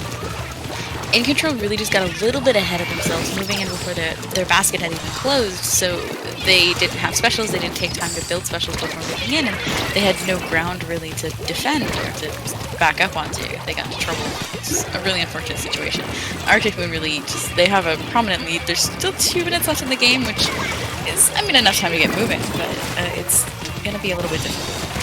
And Omega able to dance around the splash wall, able to find that one, and now with the power clam here, might be able to translate things for In Control. Has to be careful though from behind with some of the burst bombs and other pressure that's getting applied here into mid. Right now, In Control really just needs to find a way into the zone. Shinex doesn't quite have armor yet, and otherwise, there aren't really that many specials in order to get them in outside of that Ink armor, which is one of the reasons probably why we haven't seen as much of a push. Madness popping this inkjet for the Ink armor in response. Coming in from Arctic Moon, doesn't matter. One going down here to Madness. The bubbles are coming out here on the plat to make sure that In Control really doesn't have anywhere to run. Dark is trying to find a couple more of these shots, getting blocked out by the bubbles, and they're just doing an impressive job of making sure that maintaining this mid control that I've been talking about, so critical so far. And now with a 3-down situation, that was the push attempt for In Control, and it still gets squandered. That feels like it might be game. There's so many clans coming in. Yeah, instant dunk. That's just, they had so many clans on hand ready to go. The second that the team went down, they just moved straight into flat and opened that basket. It was almost no contest at the end there. Arctic Moon really pulled out dominance in the last half of that match. And again, it's been more of a tale of map control, I feel like. In a lot of those cases, Arctic Moon's just able to start painting the map, surround some of these members of In Control, whether that's underneath their own basket, whether that's in mid. So many different times that this is happening over the course of the past 2 games especially, and it's really translated very well in order for Arctic Moon to be winning some of these fights. And then, like I said, with a couple less or fewer specials here, really, especially in that last game for In Control to really find pushes into that basket. Again, what do they have? They really only had the Ink armor. Otherwise, the Inkjet can try to get popped to find a couple more picks. The Ink Storm can try to come on through to apply some pressure, but without any follow-up, they can't really do much of anything. On the other side of the map, though, you're looking at something like the Bubbles that are also able to come on in, coming in from that Forge Pro from Arctic Moon. So, well done to them, again, maintaining map control.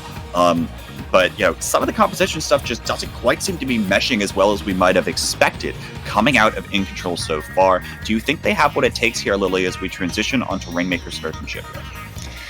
I mean, that's a rough one. It really depends on what In Control is choosing to pull out on the second half of their comp, because half of their comp's been fairly standard and half their comp's been switching around pretty wildly. If they run something like the Carbon again, questionable. And they bring back the Carbon. So I'm a little bit nervous to see how that runs here. Carbon feels like a weapon that struggles a little bit on this map mode, but we'll give them the benefit of the doubt and wait and see what they can pull out. We'll have to see how this one does. Early armor coming out of In Control to try to get them in, but Shinnek's already going down to boot. Omega's the only one really around this Rainmaker shield, but I think it's going to be safe with the 2-down situation on Arctic Moon's side of the map. Madness trying to apply more pressure here, trying to make sure no one is safe, carrying down from above for Arctic Moon, and already starting to move on forward. You'll notice the mid control already established by In Control as they continue to come on in, but now Shinnex gets left alone. Easy crossfire, 2 down, right on top of that Rainmaker, and now that's probably going to be it for the push here. Going to see this taking back the other direction for Arctic Moon. Yeah, if you're going to push on that top left side, you really need to make sure that snipe is clear. So many pushes have died because someone was sharking on snipe and just got them off before they can make the jump. It's vitally important to clear out snipe before moving forward. And already, the push getting stopped the other direction. Not even able to hop on top of that box. 79 to 80. Early to start this off. A lot of ping pong so far, but another 2-down situation for Arctic Moon. Maybe this is In Control's opportunity here to make a push. Swen actually going to go on up to take it up the right side, but is just going to go right in alone and get taken down almost immediately. And so again, this Rainmaker really not going much of anywhere. It feels like In Control's games tonight seem to be a little bit personified by a lack of patience. They're just moving it a little bit more quickly than I would like to see from a team like this, but especially with their weapons, they have time to get some map control, get some specials, and move in on their own time. They don't need to rush forward as much as we can see. And there it is, another 3-down situation as they were trying to come on back to find some semblance of map control. Going to translate into a push here, and that's going to be the lead taken, but Toon misses the jump here, not able to get the most amount of points here off of this, and now taken down in the sky. 3-down situation for Arctic Moon, and again, the end of the push. So back and forth here, and no one can really quite find all of the pieces of the puzzle together in order to start getting this Rainmaker down to potential winning push territory. Swan opting not to pick up the Rainmaker and instead giving it to the Junior, who does go down because, again, that snipe was occupied, but does still have that Stingray, so they can pop that Stingray, move people off of the top left and off of snipe, then they might have a chance of getting this across the gap. Toon already in position to try to shoot this one down, and there's plenty of map, or maybe not plenty, but enough map control in orange here. Madness already trying to apply a little bit of pressure, but getting taken down and dropped on by Toon. 2-down situation either side. Now, actually, Toon, the last one up for Arctic Moon, probably be forced to back on away smartly here, and already getting rushed down by some of these members. Good pickup there for Swen in order to take care of that. Now turning their attention back to the Rainmaker. Can they maintain this purple map control that they have so far? Dark has the Stingray up and the ready. Stingray war across the map. Dark's be forced to run on away from that one. So much back and forth here, and no one's yet picking up the Rainmaker for In Control. They're not able to find the picks with the specials that they really want to. Shinnok still has the armor here, probably going to be popping this, but already so many members on snipe to try to shoot this one down. Yeah, 2 or 3 players already in position and good to go. In Control really needs to do some groundwork here. They're not going to be able to pick up that Rainmaker until they get a few picks for sure. And then armor already coming out, and Arctic Moon picking up in response instead, just opting to go for that control. Rushing for Spun, which is not a common push, and unfortunately, we see the reasons it's not a common push. They go down pretty quickly, but there's still some decent points in a match that has yet to go below 60. Yet to go below 60. We're 75 seconds away from the end of this game. So little time left here, and this could potentially be the last push coming out of In Control. They have all 4 specials online. Ink Armor already popped here. Want to see Omega start moving forward, try to find a pick, try to find a skirmish, something that can try to translate into some kind of advantage here, but can't quite seem to find it yet. It looks like the Rainmaker is picked up, starting to get carried. Shinnok's left alone here, trying to squid bag their way to victory, but going to get taken down by this 3-down situation for Arctic Moon. It's going to be a quick pop back the other direction here, and now Omega's going to be able to take down one. That's going to be the walk-up ramp for In Control as they take the lead at the 39-second mark. In a game that didn't go sub 60 until 4.5 minutes in, 54 is a pretty good push. This is not where this able to find even more here. I don't know exactly how that one happened, but able to find the pop, and now able to translate that down to 19, which is absolutely critical here. And now, as you watch this game clock continuing to stall for even more time, 17 seconds left to go here. This will be the final push of the game. Can Arctic Moon take this back to the opposite side of the map? If I had to wager a guess, I'd say that they grabbed Rainmaker and ran along that wall all the way to 20, which is a much better position to be entering overtime with. I was going to say I'd be nervous entering overtime with a push of 54, but 20? Yeah, just no problem. We're good. And there's the GG Ray to take care of business. I think that might have been Omega doing the Flying Eagle or something to shut down that push, but well done. And props to In Control for sending us to a Game 5, if my math and memory serves me correctly. Oh boy, there's going to be like 7 games over the course of this set. Yeah, it's a much longer set than we anticipated, but I mean, it's at least a good set. Some good teams, some good back and forth. It's kind of like what we went to see here, you know? Very true. Talk about back and forth. You want to talk about back and forth, you can talk about the set, and you can talk about the last game. Oh, jeez. That was a lot of back and forth, and you know what? We might see the same here. So we go to Splat Zones on Mako Mart, one of the more well-liked neutral maps here. But as we reflect back to Splat Zone's Anchovy, where it seemed as though In Control was just able to have so much more map presence. Are they going to be able to find that again here? I feel like Mako's a much better carbon map than Sturgeon is.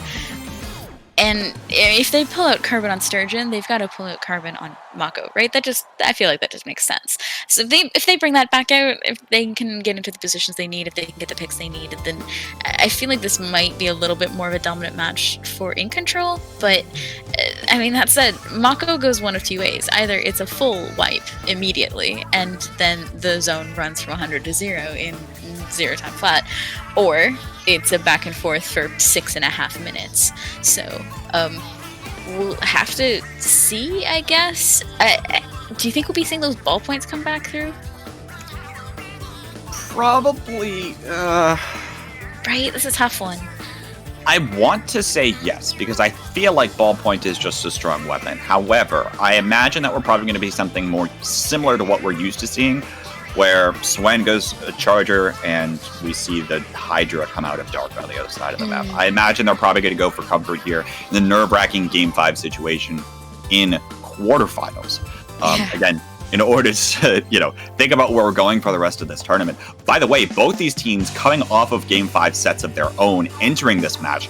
They'll be leaving this one with a Game 5. One of them will be victorious in semis, and the next one will not. Dark going over to the remix, opting for the Booyah Bombs here, which is something that has been a constant out of Arctic Moon so far this set, and Omega sticking with that carpet roller, as you mentioned. And Swen back on the charger. It's a really strong charger map. People like to play it here for sure. It's not a bad place. There's a lot of really good positioning for chargers on this map. But with a carbon on the other side, that might cause some problems. We'll have to see exactly how this one comes, but that carbon not going to be able to put in work again unless it has the map control. Be able to take him down, but now trades on the left side of the map. It's a 2-down situation for both teams. Looks like it is going to be in control taking the first cap, but quickly responded with one of Arctic Moon's own. I imagine we're going to see in control move back into the map here rather quickly, but things already picking up pace. Ink Armor already coming on out. Toon goes down, and that is going to probably mean control goes back the other direction here, assuming that someone can be around to paint, and there it is. The cap goes back for in control. The players of Arctic Moon are still around mid-game, I do believe, so it shouldn't take too much longer for them to come back and swing it just as I'm saying it, and Arctic Moon are in a nice good position here to get some more paint in mid. The zone is very back and forth, so we were talking about how this could be either a one and done or a very back and forth match, and it looks like we're going to be seeing a much more back and forth fight. Looks like we're going to be here for a while, folks, so strap on in while you're at it. In control has control of the zone right now. Twig going to be forced to jump on away here in order to try to approach from a different angle as this side of the map has been locked down. Madness trying to put out a lot of paint pressure here. And again, maintaining that map control, very crucial here for in control. Able to find one onto Twig already, but the Booyah Bomb's able to cap the zone. 2-down situation, which just means that's going to apply the penalty, buying more time for Arctic Moon to come back into this match later before this gets too far out of hand. But right now, in control, doing a very good job of making sure they have the pressure on the map where it matters most. And the members of Arctic Moon are mostly looking to push on the left side of their map, probably because of the carbon on drop. You never want to push out when there's a carbon on drop. That just honestly leads to defeat, but already an armor pushed, already a bomb rush coming out. We'll be able to see, and the bomb rush, or the Booyah Bomb coming out, pulling out, and capping the zone handily. Meanwhile, Madness on the back lines here is going to be jumping back there, but now a 2-down situation either side. Dark able to pick up that one, and I imagine this is going to be Arctic Moon maintaining control of the zone, which is, again, something that we really needed to see out of them at this stage in the game. They probably want to at least try to go for the lead here halfway through this game so far. Still plenty of time, but we haven't seen Arctic Moon really establish a firm control of mid until this point, but already with the 2-down situation, might go the other direction. Unfortunately, their painter on Arctic Moon went to try to go for a sneaky flank and wasn't able to help cap the zone. Is going to have to back up from that carbon fight, and the members of In Control are just going to, I guess, push their lead a little bit further. 2 down already, the zone swinging immediately back over, and Arctic Moon moving forward to try to get to some good positions as the members of In Control jump back as well. I was about to comment on the overhead there. Look at how much of the map that Chinook still has in order to paint armor. Definitely going to be critical here. In the event that we want to see In Control push back in, here comes the Stingray, here comes the Armors, they start to move on. The Inkjet as well to try to apply a little bit more pressure, already taking down the Carbon. And now 2-down situation though, is it looks like Arctic Moon is going to be able to hold on to this and take the lead themselves. Madness trying to find something here, trying to find a little bit more paint output, but now it's just waiting for the rest of the team in order to respawn here. No specials online right now, but we have to make a play here soon for In Control. You'll notice Swen actually getting taken down, his long range presence, Twig steps perhaps a little bit too far forward. Now Toon trying to find on the defensive side here, and now just trying to paint over the zone. 3 ticks the timer left to go before the knockout, but it's going to be the complete wipe to Arctic Moon, and In Control has another opportunity to try to take back this set. They were so incredibly close to knocking out the whole game just there. Kind of unfortunate, but the game's not over yet. Still a minute left in this match. That said, In Control has burned through their penalty, is now counting down from 30. We'll have to see if Arctic Moon can get their specials online and get a push in time to be able to take this back and stop this. Going the other way, a Booyah Bomb and a Bomb Rush on zone, able to cap it. A beautiful penalty applied. That's one of the things so far with the playstyle from Arctic Moon is that they've been very successfully able to throw all of their specials onto the zone to find the penalty, but they haven't quite been able to dislodge some of these members from in control so far. Swen's able to find one with the Sing right here, which is going to be massive. That's going to mean the reset here for Arctic Moon before they come back in to try to find this retake, and that's going to be one of the Booyah Bombs already down. Ink Armor used for Arctic Moon as they try to step on forward here. This is their last ditch effort. Booyah Bombs coming on out now. 22 seconds left in the game, but so few ticks of the timer left to go here on this Black Zone's clock. Twig trying to paint over the zone right now, and so much ink getting thrown in the zone, and there it is. There's the cap. 36-point penalty now applied to in control. 2-down situation for Arctic Moon, and it might be another push, but Twig able to come up with a double and completely shut that one down. It's going to be Arctic Moon having control at the 0-second mark and taking this set at the very end. A little bit of a party there after that double, and I cannot blame them. Camping under those high risk, high reward circumstances, just incredibly dangerous. If they had gone down there, that zone immediately would have sunk back, and we would have seen an overtime play. But just a beautiful execution there. We had a double Booyah Bomb, and I think a Bomb Rush also on zone at the end. Just a disgusting amount of specials coming out. That was an absurd amount of specials, especially out of Arctic Moon.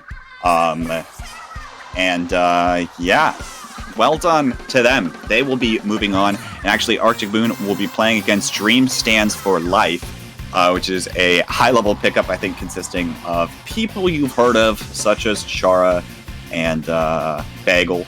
I Sorry, think who? kind of. Who are these people, Kava? I've never heard of them. You probably haven't heard of them. We'll be hopping into semifinals in a moment, but before we do, we have a giveaway going on, and I believe that drawing is going to be done right about now in chat. So if you have a last-minute thing before Kraken hits the button, go press !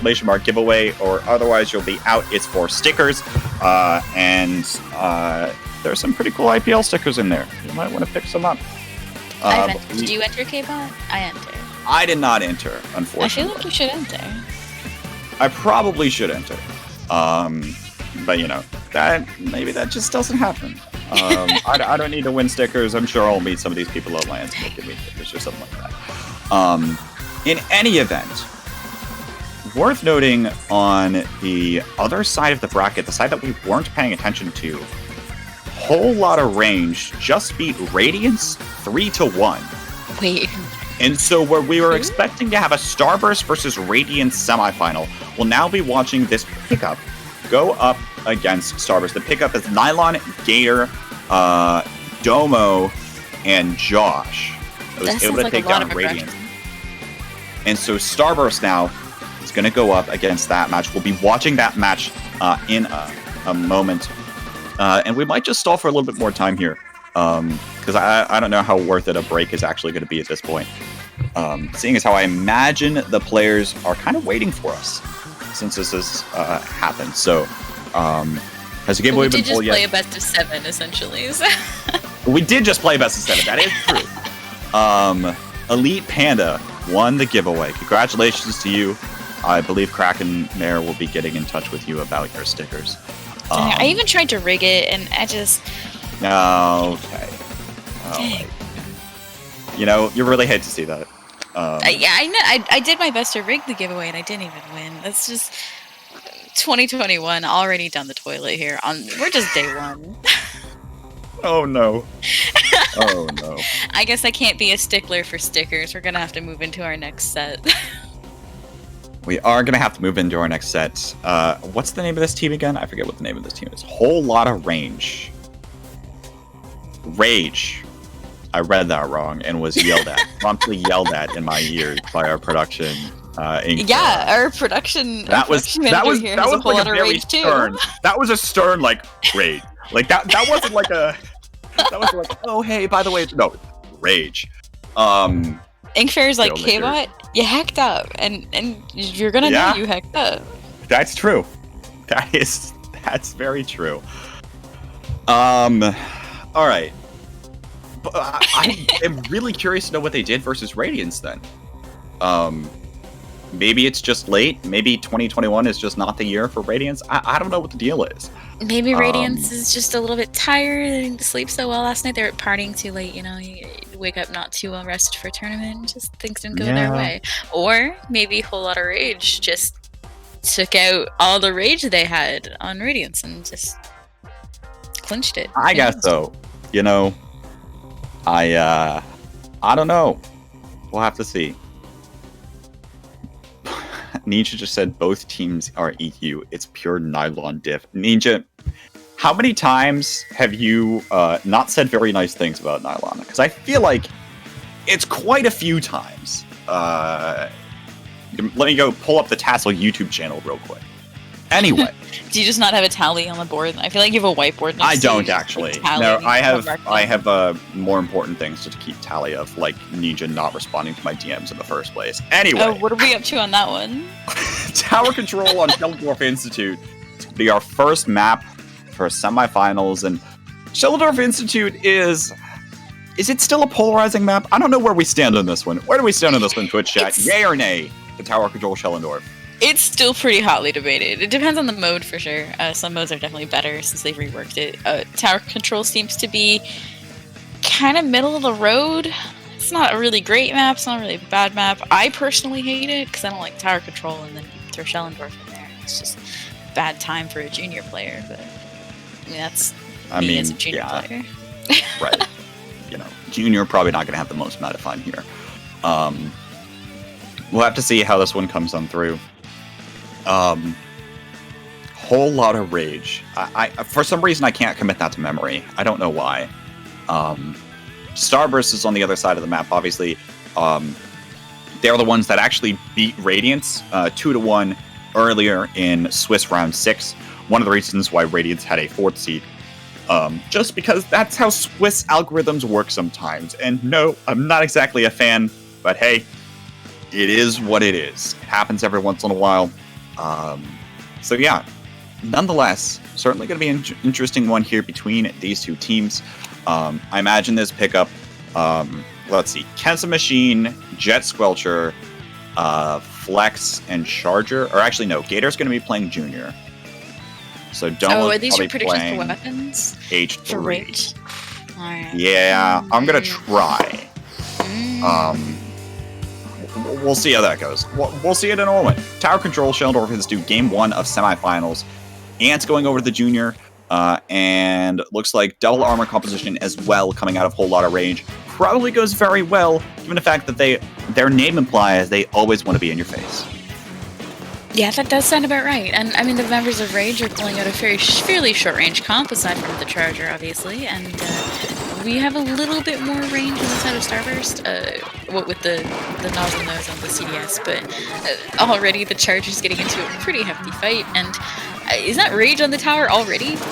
Yeah, that is Rage on the tower already. They're just storming right on through here, and now once more, it looks like Brand going down here, going to translate into the first checkpoint, getting cleared, and Whole Lotta Rage just continuing to move on forward. Nylon already up there super far, painting up the map there with the splashdown a little bit more. The Ink Armor comes out the other direction, try to collapse around this tower. Bombs from all over, coming in to collapse around this tower for Starburst, smartly backing away. Now the Ink Armor engaged, try to find something, but already 2-down situation for Whole Lotta Rage. Probably means that will be the end of this push. We'll have to see if Starburst, though, can try to lock down some of these members and really find themselves some map control that they don't really have right now.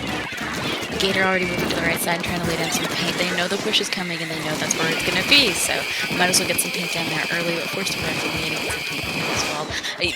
The name of this game really is you have to take control of those elbows before the push starts. If your team has a good footing there, then you can probably get a good push in and get onto roof pretty okay, and if you don't, then you're going to have some troubles getting past the first checkpoint. Ice finds a nice shot onto Josh there to try to shut this one down for a Whole Lotta Rage. Again, being able to apply a little bit more pressure here onto the map as a whole. Nylon and Gator lasso up for a Whole Lotta Rage as one tries to join, but actually now Jared getting taken down. Can't quite seem to find the angles that he's looking for with those custom dually squelchers, and now all of a sudden Gator just charging on forward, trying to find something here, but Ice able to take that one down. 2-down situation for a Whole Lotta Rage. Now Josh able to find that one onto Ice. Splats going back and forth here across the map, and we're starting to approach this first checkpoint for Starburst, but getting completely wiped as they hit it. And now about halfway through this game, Whole Lotta Rage still has a convincing hold on the map. Josh and Ice are both top tier chargers, and Nylon getting on this roof and picking up Ice before the push gets even that far in is just dangerous. Moving on up and pushing the enemy players right back into spawn leaves the players of Starburst in a kind of not so great position for their defense, but it does look they managed to stop the tower before it broke the second checkpoint. So whoever breaks the second checkpoint on this map, like many others, is typically going to be taken. I will say, though, so far, what we've seen is the second checkpoint has been holding very well for Starburst around that kind of area. They're definitely coming in from all different angles, closing that one and suffocating the push exactly as you would expect them to. But a whole lot of rage, really not giving up here at all. Domo hopping right back on the tower, popping another incomer and saying, no, we're taking the fight right back to you. Now all of these bombs exploding all around. Another incomer coming out here, courtesy of Gator. Nylon trying to step forward and try to find something here. Probably going to go back up to glass here. 10 missiles on the backside, but Nylon getting taken down. 2-down situation for a whole lot of rage here. And again, Starburst still hasn't been able to maintain a large amount of map presence to get a push going. Will this be the start of it with that delayed 3-down situation? It looks like it very well may be. At the very least, it looks like Starburst can break the first checkpoint here as they get rid of the slashing up on the glass, which is going to cause some issues for them. The Ray, unfortunately, cutting down their push a little bit, but apparently not too much, since it looks like they're still over here and still trying to maintain some presence. Tomo just running around the tower. I don't even know what sensitivity that is. That's got to be like super high sensitivity. Look at how fast that controller's moving. But now, again, 70 seconds here left to go. Starburst still hasn't been able to build up a lot of momentum so far in this match. And the map control, once more, right on back to the favor of Whole Lotta Rage. Domo taking down Jared here. 2-down situation for Starburst. That's the front line down, and this could be the second checkpoint clear. Ant trying to step on the tower, but no, that is going to be Ice taking a pick across. Ant's going to be able to find one with the bomb, and again, the defense might hold here at the second checkpoint for Starburst, which is fantastic, but they haven't been able to find the offensive presence of their own in order to do that. They're going to have to do it within the last couple of seconds of this match, and Whole Lotta Rage is just going to be such a nuisance and so relentless to try to prevent them from even stepping foot at that second checkpoint. Honestly, stopping a push will stop you from losing the game, but it won't help you win the game. They're really down to the wire here, 20 seconds left in the game, and they're approaching that second checkpoint, but Nylon here on the roof with that slushing is going to cause some issues for even trying to get you. Nylon getting taken down on the ceiling with the 10 missiles. Now, Domo trying to step on forward here, trying to find something. Jump coming in, 2-down situation for Starburst, able to climb the double. That actually 2.5. There, Splats on the mark. Jared's the last one on the tower. The jumps coming in to secure that. And Whole Lotta Rage takes this game 1. And I see now why they might have beaten Radius. With gameplay like that, yeah, absolutely. And that said, I don't want to downplay Ant's antics, I guess, with the 10 armors. Yeah. 10 armors. Yeah, we saw some absolutely beautiful bombs there coming in from Ant as well. A few just landing on tower and managing to take out whoever was riding tower just several times. Ant cannot be downplayed. Ant is a powerhouse. And if we can see them, now that they've seen a little bit of how Rage is going to be playing, if they can pull it right on back and counter that a little bit, I feel like this is going to be a nice long set. We'll have to see, of course. Again, another best of 5, I believe. I'm just correcting that right now, but another best of 5. One of the things, though, that I think I'd really like to see out of Starburst is their ability to try to adapt over the course of this set. I feel like Starburst is very much one of those teams that even if they give up the first couple, they'll be able to find some kind of a strategy in order to come back in for the later games of the set. So now as we move on to a map like Clan Blitz New Albacore Hotel, where a lot of times it is that range advantage. A lot of times it's holding your ground that is very beneficial here. We'll have to see if Starburst can really capitalize on not only this map, but also, as you mentioned, the previous knowledge of now that we know how this pickup is going to play. I'm really looking forward to seeing how Starburst adapts. It's just, they are just a really flexible team. I found, not necessarily in their weapon picks, though their weapon picks are pretty flexible as well. Just their play styles in general. They really move and adapt on the fly, which is always a pleasure to see. I find those kinds of teams and those kinds of comps are a little bit more interesting, I guess, and dynamic to watch than a little bit more of a rigid one. Absolutely. And again, one of the things I have to compliment Starburst on so much, can they turn that here today. They're once again, Starburst actually coming off of a 3-2 victory over Universal. So Universal popping off. Starburst might be a little bit on the ropes, and now they're faced with another aggressive threat. We'll have to see what comes out here, but Gator switching over to the Rapid Blaster Deco, providing that range for a whole lot of rage. We'll see if it comes out for them. Looks like Bran on the Rapid this time around, actually. So again, probably looking for a little bit more of that chip damage to see exactly where this one goes. These aren't comps I would typically expect to see on clams here. I mean, they're very albacore comps, but they're not very clams comps, you know? It's going to make for an interesting dynamic. Yeah, I definitely agree. But again, I feel like if, as you mentioned, very albacore comps, right? These are probably things that you would expect to see, but it might even translate to, we're not going to see a lot of pushes out of either of these teams, given the fact that they only really have one armor and not much else on top of that. But already now, Starburst, 3 down, going to be mid-control over a whole lot of rage. They're going to be able to build up plans. But again, will they be able to find the push back into the map? We'll just have to wait and see. Neither team really has the amount of clams needed yet for a football or for any kind of push. We're already a minute into the game. 3 down on the side of Rage. So this might be the chance now for Starburst to take control of mid, take control of some clams and get some stuff moving. Already 18 count and a football on the way.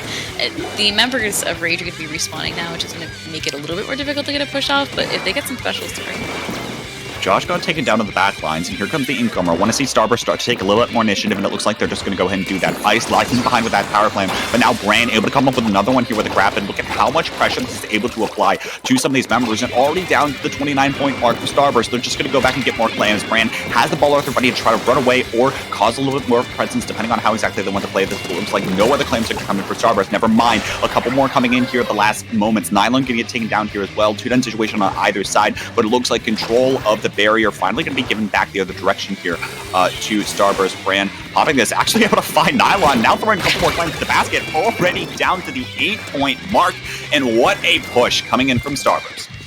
Legitimately seeing him there with the baller ready and still getting some more clams in was just absolutely wild. The members of Starburst already coming back in and applying some more pressure right around basket, even without necessarily having any clams. They're just here to stall some things out a little bit, get some more picks, and stop Rage from moving into mid. We'll have to see if they can do just that. 2-down situation for a whole lot of rage. Josh just trying to shark here. Now gonna hop right onto Brain when some of the teammates come around. Well done for a whole lot of rage. Just show a little bit more patience.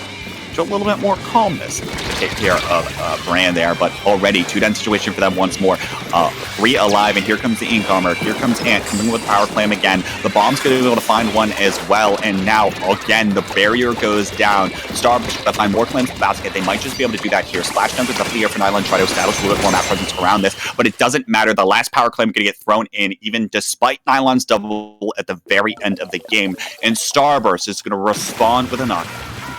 That was just an absolutely dominant game for Starburst. I don't know if they just needed a second to wake up coming out of that first game where things were very more back and forth. This game was just completely rocked by Starburst. To be fair, I think it's probably a little bit more of like a playstyle difference. Starburst was able to hold, the one thing we complimented them on that tower control game was they were able to hold around that second checkpoint very well. And that's one of the things that, if you're able to do that, something like Clams Albacore, where it's already very difficult in order to break back to your opponent's side of the map, being able to have that defensive presence, I think is, certainly very beneficial. And then they were just able to kind of translate that into a lot of what we're seeing, on the other side of that, a whole lot of rage had to switch up their normal strategy. They couldn't really run double armor. They couldn't be in the face all the time, given the nature of how spread out Albacore is. And I think that's one of the things that kind of came back to bite them, giving map control back on over to Starburst and just able to come in clutch there for the rest of that 1-1 in this best of 5 here. Really excited to see how some of the rest of these play out. Rainmaker, Humpback, Pump Track. I feel like has the potential to go either way. Honestly, looking at the rest of the maps in this set, they're all very much maps that if you get one good wipe, they kind of just collapse.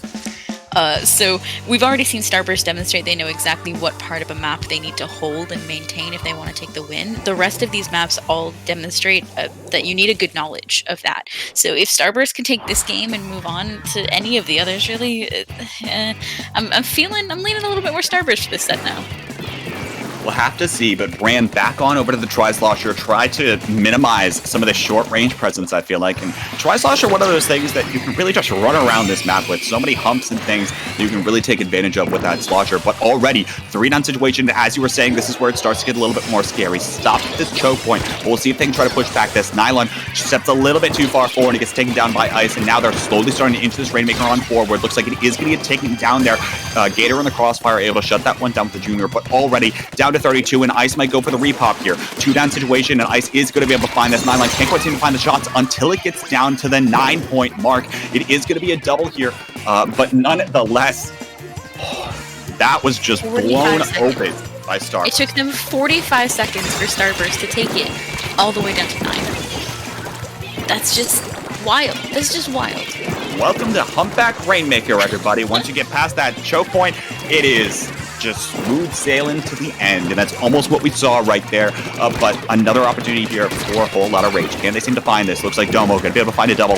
Now gonna get taken down though. Back the other direction as Jared steps on through with some unsuspecting players. A trade goes now down on that side of the map. And this Rainmaker going to reset back into mid, probably back into the hands of Starburst, more or less, as now Josh gets bullied away there, can't charge this Ray, and now it's not going to have that either in order to try to shut this next push down. Starburst still maintaining the control of mid, as you see now from the overhead.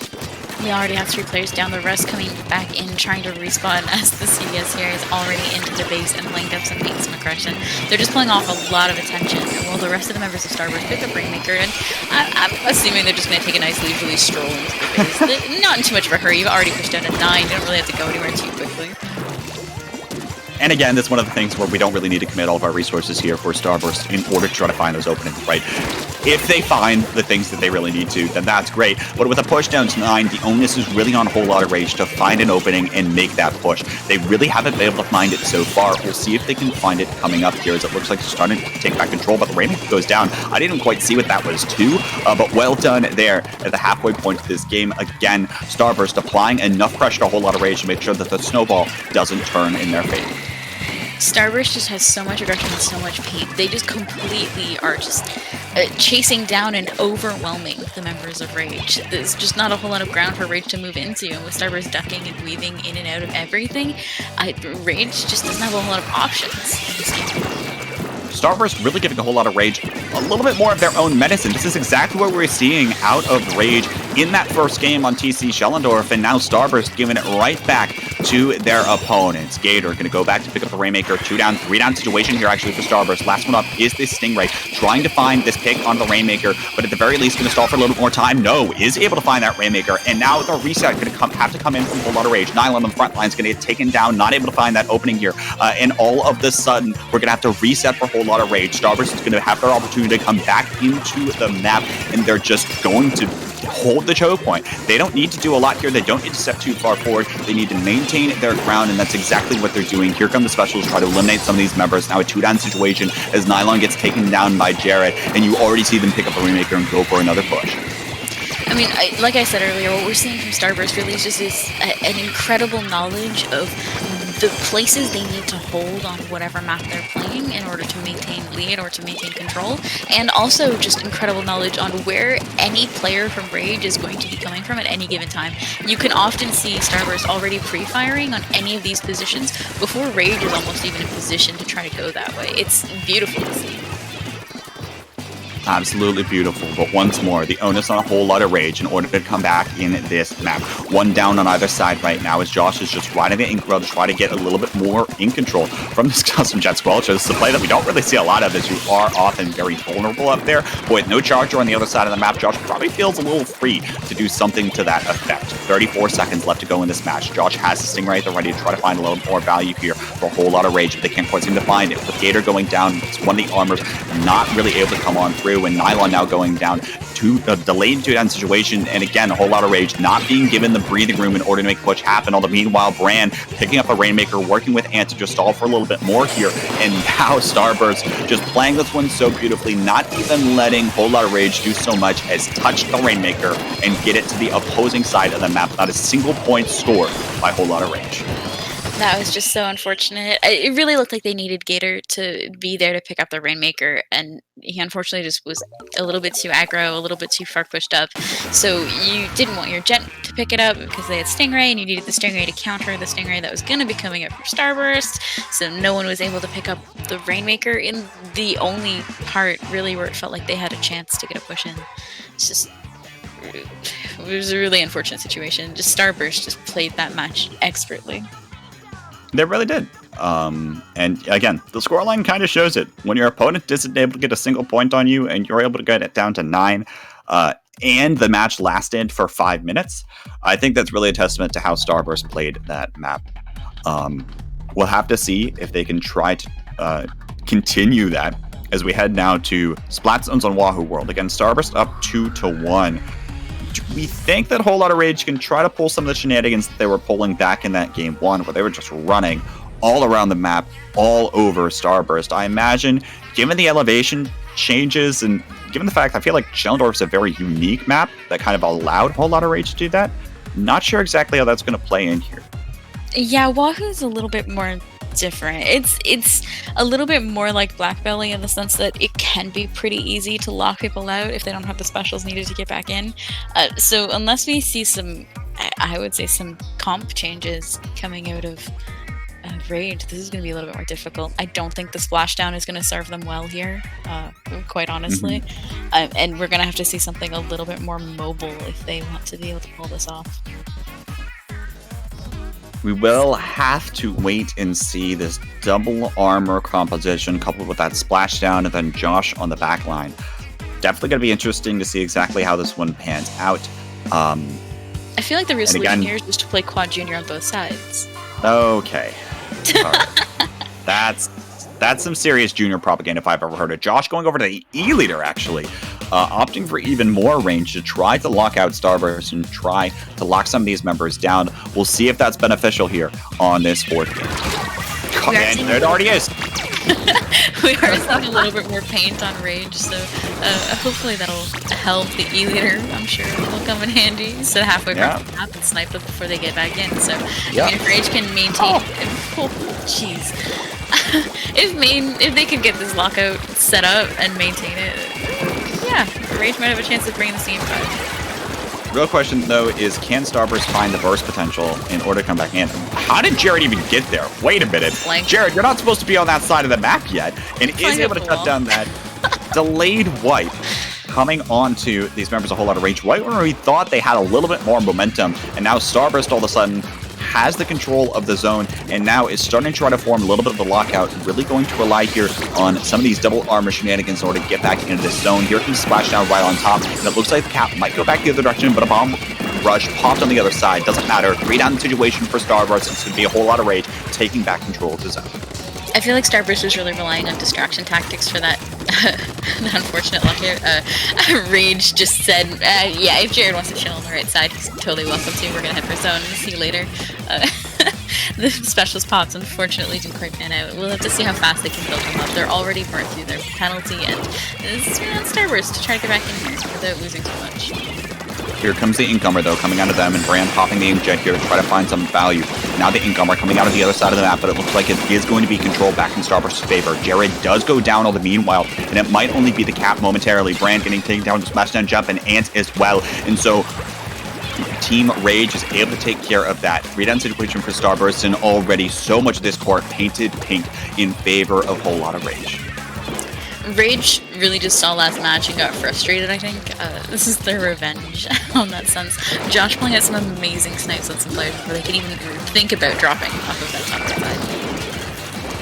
and you'll notice again the E-leader able to come in so clutch here, but not when it gets taken down from a splash bomb from behind. That's Ants on the flank trying to get some work done here, but it looks like the members of Rage just able to hold onto the zone, anchor this down for the time being, and able to paint over top the bomb rush that's coming on through. You'll notice the members of Starburst trying to come on in, and now perhaps a little bit out of position. The members of Rage are going to find it a little bit more difficult to paint this zone. Brand coming in from behind, able to get that one under Josh, but the cap is going to go back to Rage. It doesn't matter. 2-10 situation. Starburst is able to find that cap, but this fight isn't over.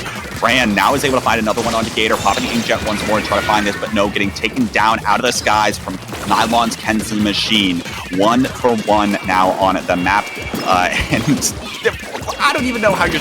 Where else am I supposed to go with this one? Splash down now on the zone. Nylon is going to be forced back on a wave though, and it looks like Starburst might have control. Yes, okay. Now they have control. Double down, and Starburst going to be looking to try to make this push happen. Nice pick onto Josh there as well, coming in from Ice. Says that range doesn't matter. Crucial pick onto Josh, honestly. Ice needed that room to move forward, and catching Josh unaware might give them the chance to at least try to stop this next push coming in. Already taking through the zone, Special's getting popped. Already taken lead, but does swing the other way. So Rage still has a chance here, a minute and a half left in the game for them to try to retake this lead. I don't think this is the final score. Based on what I've seen so far in this game, there's no way that this is going to be the final score. 16-13, something's going to change, and I think both teams have the ability to take this one out. Of course, 2-1 on the set score. A whole lot of Rage. Really wants to win this game. Has to stay in the tournament. But now, 2-9 situation for Starburst. Looks like they might be able to build up a little bit more of that presence here. As Doma's able to just, continue painting up. You notice the armors are just coming out constantly. Coming in from Rage as they take care of business. But Bran able to find Nylon, trying to come on over the wall here, and now trying to find a little bit more. 2-10 situation though for Starburst. We have to start turning our attention to paint the zone if we want to make sure that Rage can't take the lead here. Looks like the cap is going to be found, and that's going to apply another additional 20 points or 25 points of penalty that whole lot of Rage has to work their way through. Josh going down as well on top of the zone, not going to be beneficial for this pickup. Brand's really just doing an amazing job of making people back up and allowing his team to give a little bit more room to be able to do things like paint zone and cap it. That said, Nylon here doing some really great work, almost with the splashdown. Gonna have to pop that on zone to try to get the cap. Oh, full wipe on Starburst. It means we're gonna go into overtime on this last push. Starburst has one more chance to get this right. They're gonna have to build some specials. They're gonna have to come in together, and they're gonna have to do it pretty quickly because there's like 15 clicks until lead. Here it comes though, Bomb Rush coming out of Ice. You notice double armor on the other side of the map already popped here for a whole lot of Rage. So much ink getting flung onto this zone from all perspectives. The ink armor comes out here, but no one's really being aggressive with it out of Starburst. Whole lot of Rage starting to step on forward. You'll notice just able, I think, to neutralize that zone. And I think actually, did they have control? I don't even know. I don't know. For it. Starburst neutralized the zone. It was able to stall it out for long enough in overtime to win that game and move on in the tournament. That was so nerve-wracking at the end. Oh my goodness. 18 armors coming out a whole lot of Rage. 9 armors on every player that was playing armor in the entire game. Wow. Just wow. I wasn't expecting that to get neutralized until win. I was kind of expecting that to swing back and forth or something. Yeah, right. The neutralize until win is just typically not how you see that go. Typically not. There were 27 armors in that match. That hurts me inside. 27. I also want to talk about... And you're the junior player. I know, right? This is disgusting. Ice also, I want to mention, came out with only 2 slots, but 7 bomb rushes. Which, I mean, that zone... That's a lot of specials. 27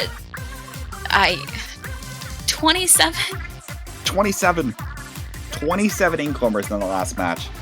And we'll leave you all to contemplate that number. Starburst securing themselves in finals. On the other side of the bracket, Arctic Moon playing against Dream Stands for Life. I believe that stands at the last update.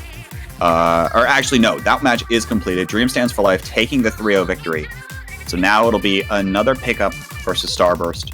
We'll see which team can pull it off. I don't know about you, Lily, but I'm thinking I need a little bit of a breather after that last one. Yeah, I feel like I need to contemplate my life just for a moment. Like sit back and stare at the ceiling blankly for a couple minutes. Yeah, so we'll go do that. Grab yourself a water, go use the restroom. We'll be right back with grand finals of this Testing Grounds New Year's edition. We'll see you all in a bit.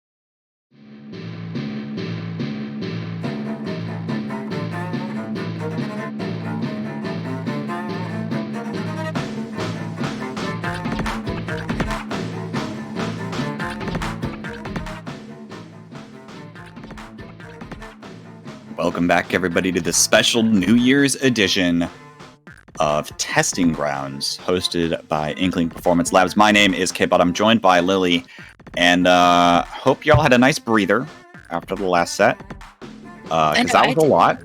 Yeah, I just went nightly on the floor for like a couple minutes, just like face down directly on the floor with my eyes wide open, unblinking for like 2 minutes.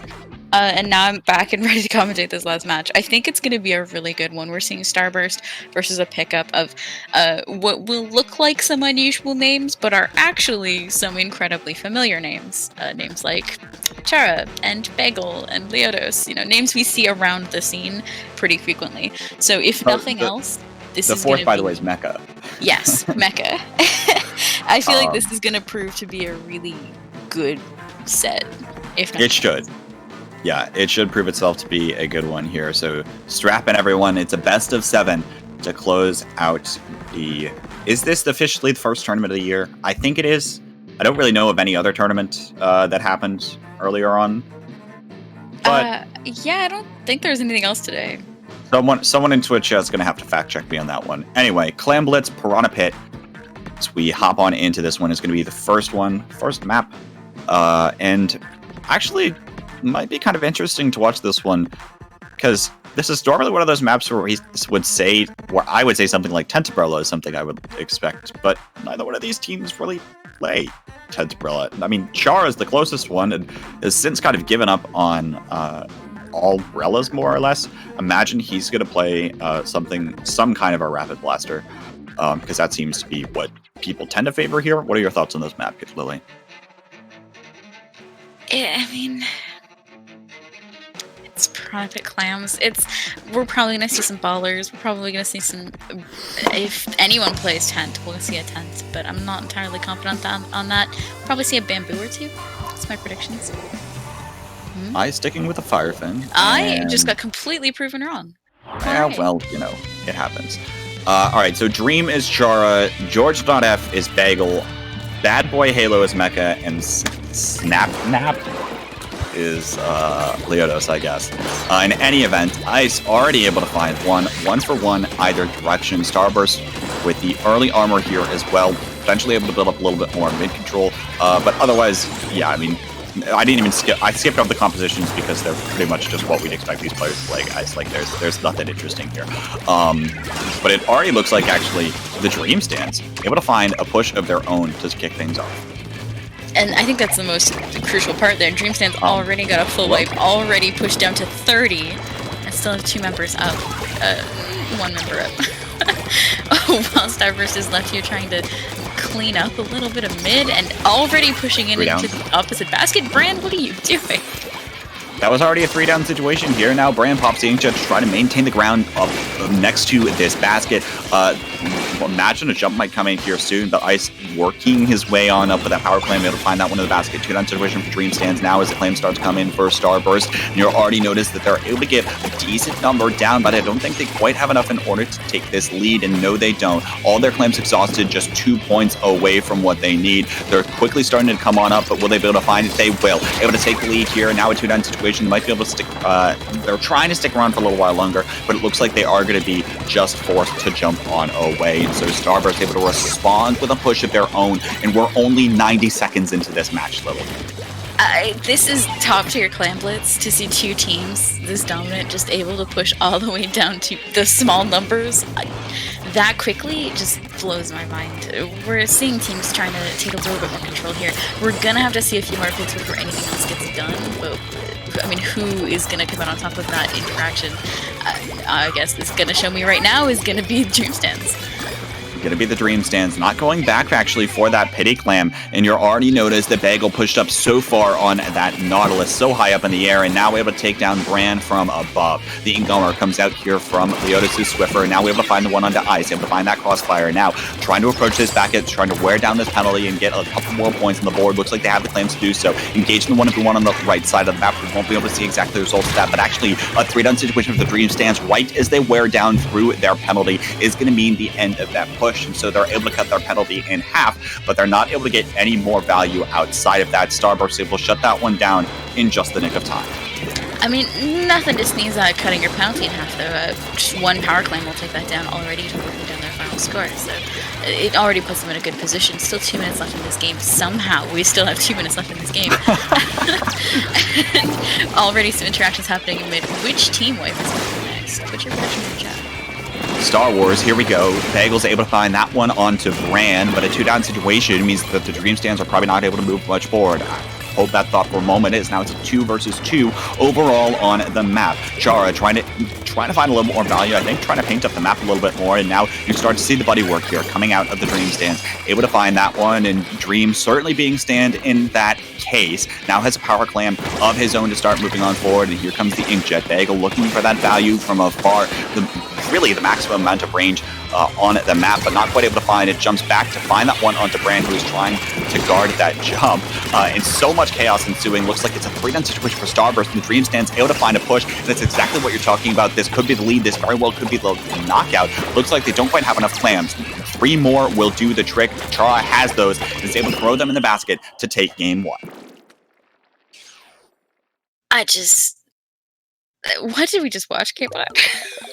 Just running back and forth across the map. That's all that happened, I think, in that match. I feel like that whole match was just a pendulum swinging back. It was. It really was, to be honest. There really wasn't that much more that happened there. Both teams just came out with really strong offenses, but they both kind of slipped up a little bit on the defense. So as soon as they lost control, the other team swung right back and demolished what was left and opened the basket, and then the other team swung right back. It's just completely wild to see how that match went. I don't even know what to say about it. It's moving on into Tower Control the Reef next. Gonna make things a little bit more interesting. I feel like this map has a tendency to be a bit more of a mid-fight than anything else. So we'll have to see, I guess. Do you think we'll see a little bit more of that pendulum swinging, or is it gonna be a bit more of a back and forth in mid? Honestly, I don't know. I imagine it's going to be a little bit more back and forth, just given the nature of the map. Given the fact that, like, you know, mid is a rather locked down space, right? And there's actually kind of 2 sides of mid in this case. Or I guess there's kind of 3 areas. There's mid, left, and right, depending on which side of the map you're looking on. But overall, I mean, they're probably, it feels like with a tower control that moves much slower than clams ever will, I imagine these things will happen more slowly over time. However, one person that's hoping not to make this happen so slowly is Chara here on the Octobrush once more. Going to be looking to try to find those flanks from behind here, and we'll see if that Octobrush here can get any value. Yeah, I did want to note that in particular. I feel like Brush is a strange pick for Chara. I don't know that I've really seen him play it that often, but I mean, a full wipe on Dream Stands is going to put Starburst in a good position to break first checkpoint and move up on second checkpoint. These Mist is doing a really great job of keeping people back and away, and an Inkjet following up on that means we still have 2 down on the side of Dream Stands, and Starburst is probably going to be able to break that second checkpoint without any real contention. Starburst quickly able to snowball this and looking to try to go for the knockout here. 10 missiles locking onto 4 for Starburst here, coming out of Jared, and already another given situation for the Dream Stand.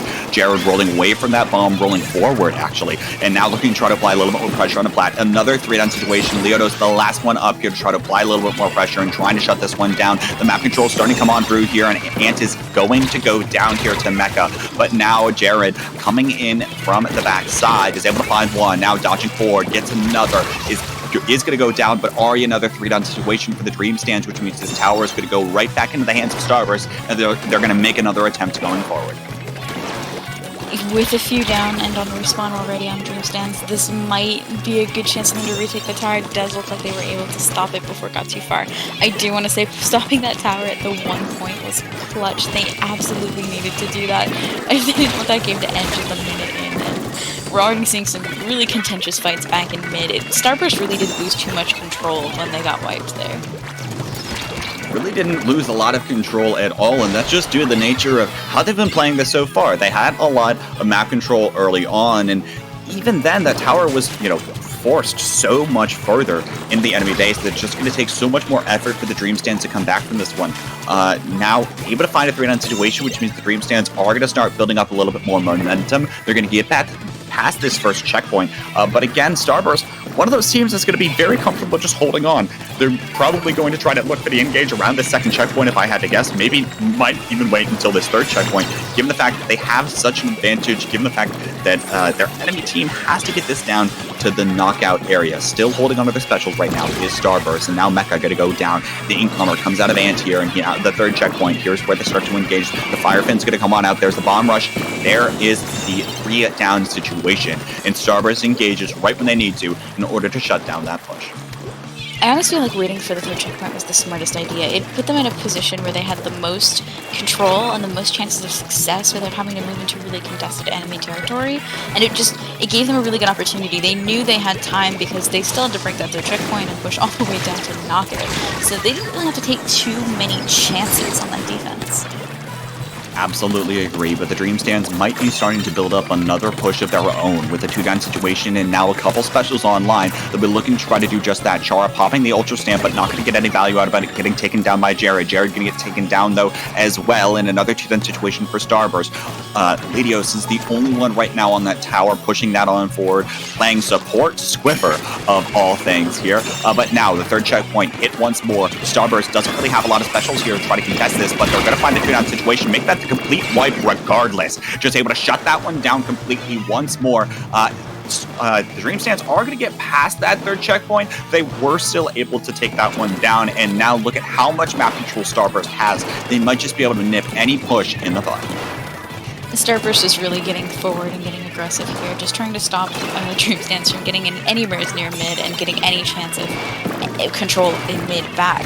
If they can stop that before it gets too far, then they can stop the push from happening. There's only about 30 seconds left in this match. They have still a little bit of a ways to go, and I would still be a little bit nervous, but that poor brush. Yeah.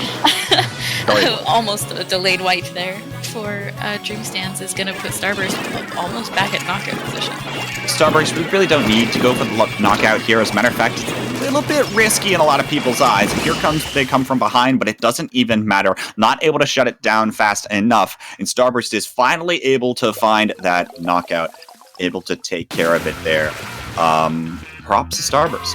Yeah. I mean, one thing I always say to my team in situations like that where Starburst is I'll usually say that I'm going to be pushing tower, but I'm not going to overcommit to it, which typically means, like, the rest of my team can go ahead and put on some pressure and get some picks if they want. I'm going to be riding tower, because the further tower is into their base, the further they have to push it to get it to knockout, you know? That just puts us in a better position if we do wipe and have a defense, but it also puts me as tower rider in a position where if I start getting pushed really hard, I already have lead. I know I don't need to overcommit to that tower. I can just drop off and jump out or back up somewhere a little bit more safely, and my team doesn't have to worry about rushing to my defense because I'm already playing in a position where I'm not overcommitting to trying to get the win, you know? Absolutely, yeah. And, you know, again, that's one of the things where you're trying to find the balance of playing to win versus playing not to lose. In that case, Starburst just wanted to close it out there in the last couple seconds, and that's fine, as long as you're confident in your ability to do just that. However, now we're going to be heading on to Rainmaker Manta Maria. Kind of a unique map here overall. Not going to see a lot of chargers, and just have to see exactly how this one plays out. I imagine Ice probably going to favor something the effect of the remix, something we see out of him from time to time, especially on this map. Okay, never mind. Custom Jet Sculpture opting for that Stingray. And Chara back on that brush, which is still an interesting pick here, especially, and on Rainmaker, especially. But I mean, I guess we'll see how that plays out. I'm kind of interested. We will have to wait and see. It's an effective best of 5 now, if this is your first game watching. Again, Grant here trying to find a little bit more value, but able to really step forward. 3 members shooting down that one poor Swiffer. It is going to get taken down, and it is going to result in Starburst picking up the Rainmaker. Ultra Stamp gets thrown, but is not able to connect with anyone now. Trying to dodge the Inkjet shots coming down from above, and I think that the Inkjet's able to get taken down. So really, Starburst playing the patient game here with this Rainmaker push, and now here comes the Stingray in order to try to apply more pressure on the back heels of the Dream Stands, and I think that Rainmaker is almost able to drop, not quite, down to the 43-point mark, and I think that's going to be exactly where this one gets stopped. So a good, decent opening push here, starting things off for Starburst. Yeah, not quite as hard as I'd like to see it. I mean, typically you want to get that drop point, you know, but 43 is not a bad place to open a match on, you know? Not at all. You know, especially given how things are, and especially if you're Starburst right now, and if you're confident in your ability to hold certain angles and hold certain positions. So again, we'll have to see how that one plays in. You'll notice Ice already way on the back line, has that Stingray playing it super cautious, and now is just able to ray right down through the street here. Chara trying to cause a little bit more havoc with that Ultra Stamp. I think is going to be able to get a trade there, but with a 2-down situation, the Dream Stands are not going to be able to push any further down to that 69-point mark, and the map control are going to go right back in favor of Starburst. Moving back in, Starburst getting... I mean, they still have most of mid. They don't really have to move too far to get the rest of it. It looks like they're just trying to build some specials up and wait for that Rainmaker reset. You know, keep things moving forward. But that said, it looks like the Rainmaker reset didn't quite go in their favor. A quick pop for Dream Stands means a lot more map control and a lot quicker of a push on their side. But there's the Stingray once more, right as you're trying to hop on over the Fox. Ice playing this beautifully, and now another 3-down situation halfway through this game. Starburst really showing what we were talking about earlier in terms of their ability to just hold angles and be on the defensive side of the map. We're seeing some really good gameplay coming out too. Some specials, just popping missiles probably to find out where people are as they try to move in. But we're seeing some really good play from Starburst, some really good aggression, and some really good hold in mid. I'd like to see a little bit more forward momentum from them, but it kind of feels like every time they try, they're just getting stuck a little bit too early. Just getting stopped a bit too early, and now Starburst looking for a push of their own. Here comes the Stingray to try to support things, and now the drop comes on through from the top of the bunker. That's going to be Mecha taking care of business, but another situation for the Dream Stands means that Starburst is just going to stick around on mid here, and actually Ice is going to go for the pop here, and they're actually going to get a couple more points on the board. Starburst is, as they are going to look for the drop here, but actually Ice getting taken down, 34-point mark. That was down to a suction bomb. I can't even tell, was that the suction bomb actually there, or was that the one that was, well, you know what, never mind. It's getting taken down nonetheless. The Dream Stands are going to hold on to the Rainmaker, it looks like, but Brand coming in for the angle here with the Inkjet is able to find one, might be looking for another, but is going to get punished on the jump back down. Complete wipe of Starburst, which means the Dream Stands might finally be able to convert this into map control, special advantage, and potentially a push. We're already seeing Starburst move up into some really contentious positions. If they can hold this and pull this off, then they're setting up a really good framework for a push on their side. Already 2 down on the side of Starburst. There it is.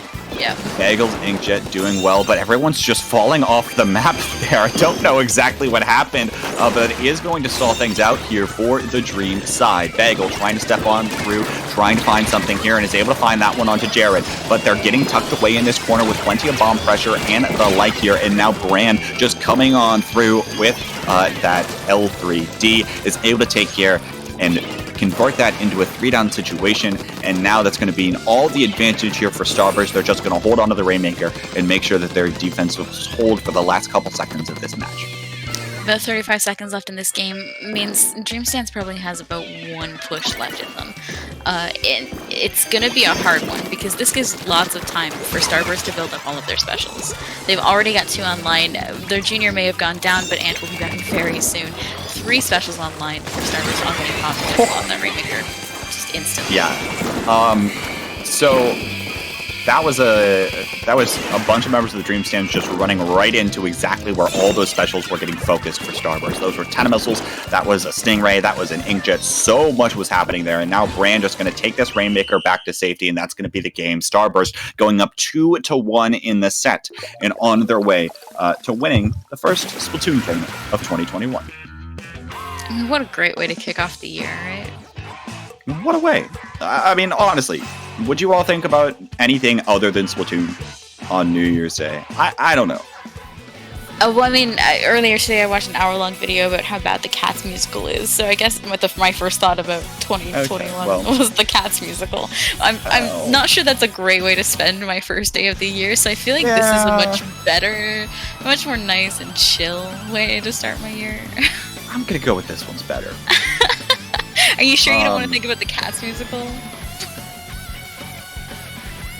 Splatzone's Blackbelly Skate Park. I like that pause there. It definitely showed that you took some time to think about the Cats musical. But now we're gonna go right back into Splatzone's Blackbelly Skate Park. Are you expecting Double Tri-Slasher? Because I'm still kind of expecting Double Tri-Slasher. I don't think Double Tri-Slasher. I don't think either one of these teams is going to pull out Double Tri-Slasher. I think we might see one on either side of the map. I don't expect to see double.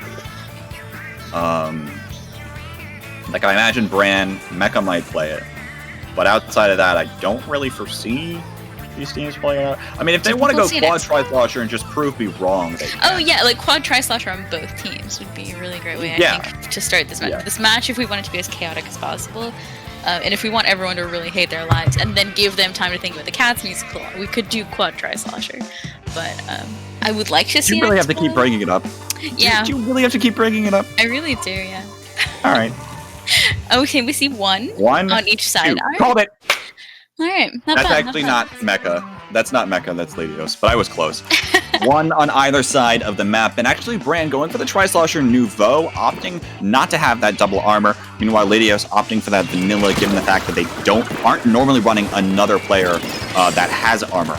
That is, the Dream Stands are not. But already a 2-down situation actually for Starburst. It's going to allow the Dream Stands to cap both of these zones to start things off, and they might be looking to build us into advantage with jumps as well, going back on the retreat for Starburst here. The Dream Stands making a strong opening.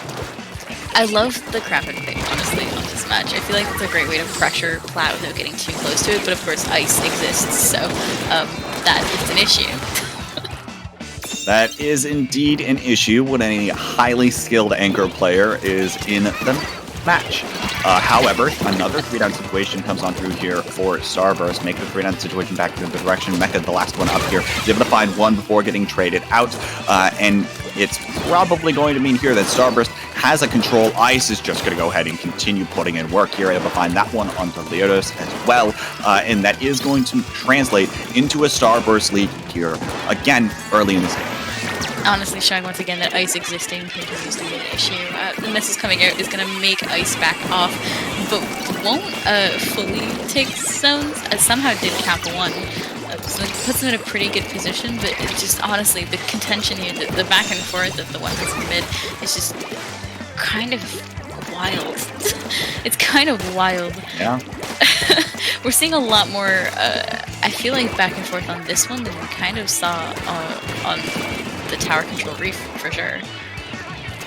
And to be fair, I mean, this was probably one of those where, as long as neither one of these teams is really setting up a very strong lockout, you're expecting to see that more of a back and forth. It's very easy to cap one of these zones, and probably more difficult to cap both of them. So it's kind of expected that we're seeing a lot more neutral mid play over the course of this game. And now we're starting to see Starburst try to make a push here, but Bagel's going to try to shut this one down. Inkling is able to find one onto Jared. It is going to be looking for more. Now the cleanup coming in from behind. That Starburst going 3 down, and the Dream Stands reestablishing control to try to take themselves a lead here at the halfway point in the game. Ice staying alive, luckily, and doing an amazing job of it, maintaining at least a little bit of control for his team, even when the rest of them go down. It's something that you'd love to see in a backliner, and especially in Ice. Already 2 players down on the side of the Starburst, or side of the Dream Stands. Gives Starburst a little bit more of a foothold in mid. This is the point at which I'd love to see a lockout get established, but it kind of feels like the teams are a little bit hesitant to move up that far, which I understand, because there is some really high skill, really aggressive teams, but I would like to see a little lockout, just as a treat. That would be nice.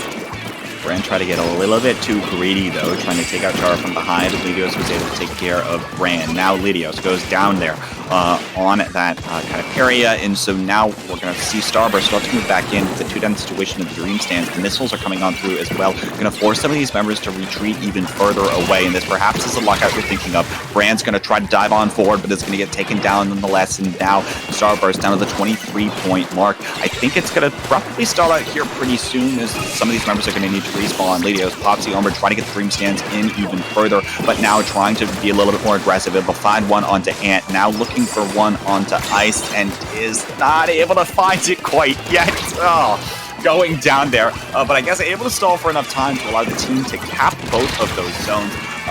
So we'll see if they can try to hold on to this. Now, I think with the squid advantage, they're going to be able to do that. We'll see how long they can do it. Definitely has that player advantage right now to be able to maintain a little bit of control. I don't think they're going to be able to hold both these zones. There's only a minute left in this game. To hold both of them, I guess we'll see for how long. We're seeing Starburst put out some really good forward momentum, trying to come back in and at at least interrupt these zones for a little bit to stop that timer from clicking down, and they do manage to reapply that penalty. So that leaves 30 seconds-ish left on the map for Starburst to hold this. And honestly, the way this game is pretty back and forth, I'm expecting to see one more good push from the stands. We'll have to see if they're allowed to get that control in the first place. Right now, the only special online is the incomer, and that was just forced by Ledios here to try to get them back into the map. Jared's trying to come up from the side. Now Jara coming in with the baller here. The inkjet going high for Bagel, but can't quite seem to find much value either. And now Bagel's the last one up for the Dream Stand. Starburst shutting that one down, are going to maintain control of both zones here. When the clock hits 0, they will be going to match point. Yeah, Dream Stands really, they had one push left, and unfortunately all wiped at the worst possible time, but we'll see if they can pull this back on the next game. Have to see if they can do just that, but I am going to go over to my map list to see that we are going to Clamblitz on Snapper Canal coming up here. So perhaps one of those where it's going to be easier to score and a little bit more back and forth, especially given what we've seen so far. I feel like this is going to be a little bit more closer to the coin flip thing. I feel like this set is kind of mirroring last set a little bit, where Starburst came in on the first game and they kind of, they let it go a little bit. It was a very back and forth match, but they didn't win it, the same as last set. And then now they've won 3 in a row. So I don't know if this is just Starburst's, if their adaptation is coming back into play here. Because as the games go on, we're seeing Starburst look stronger and stronger.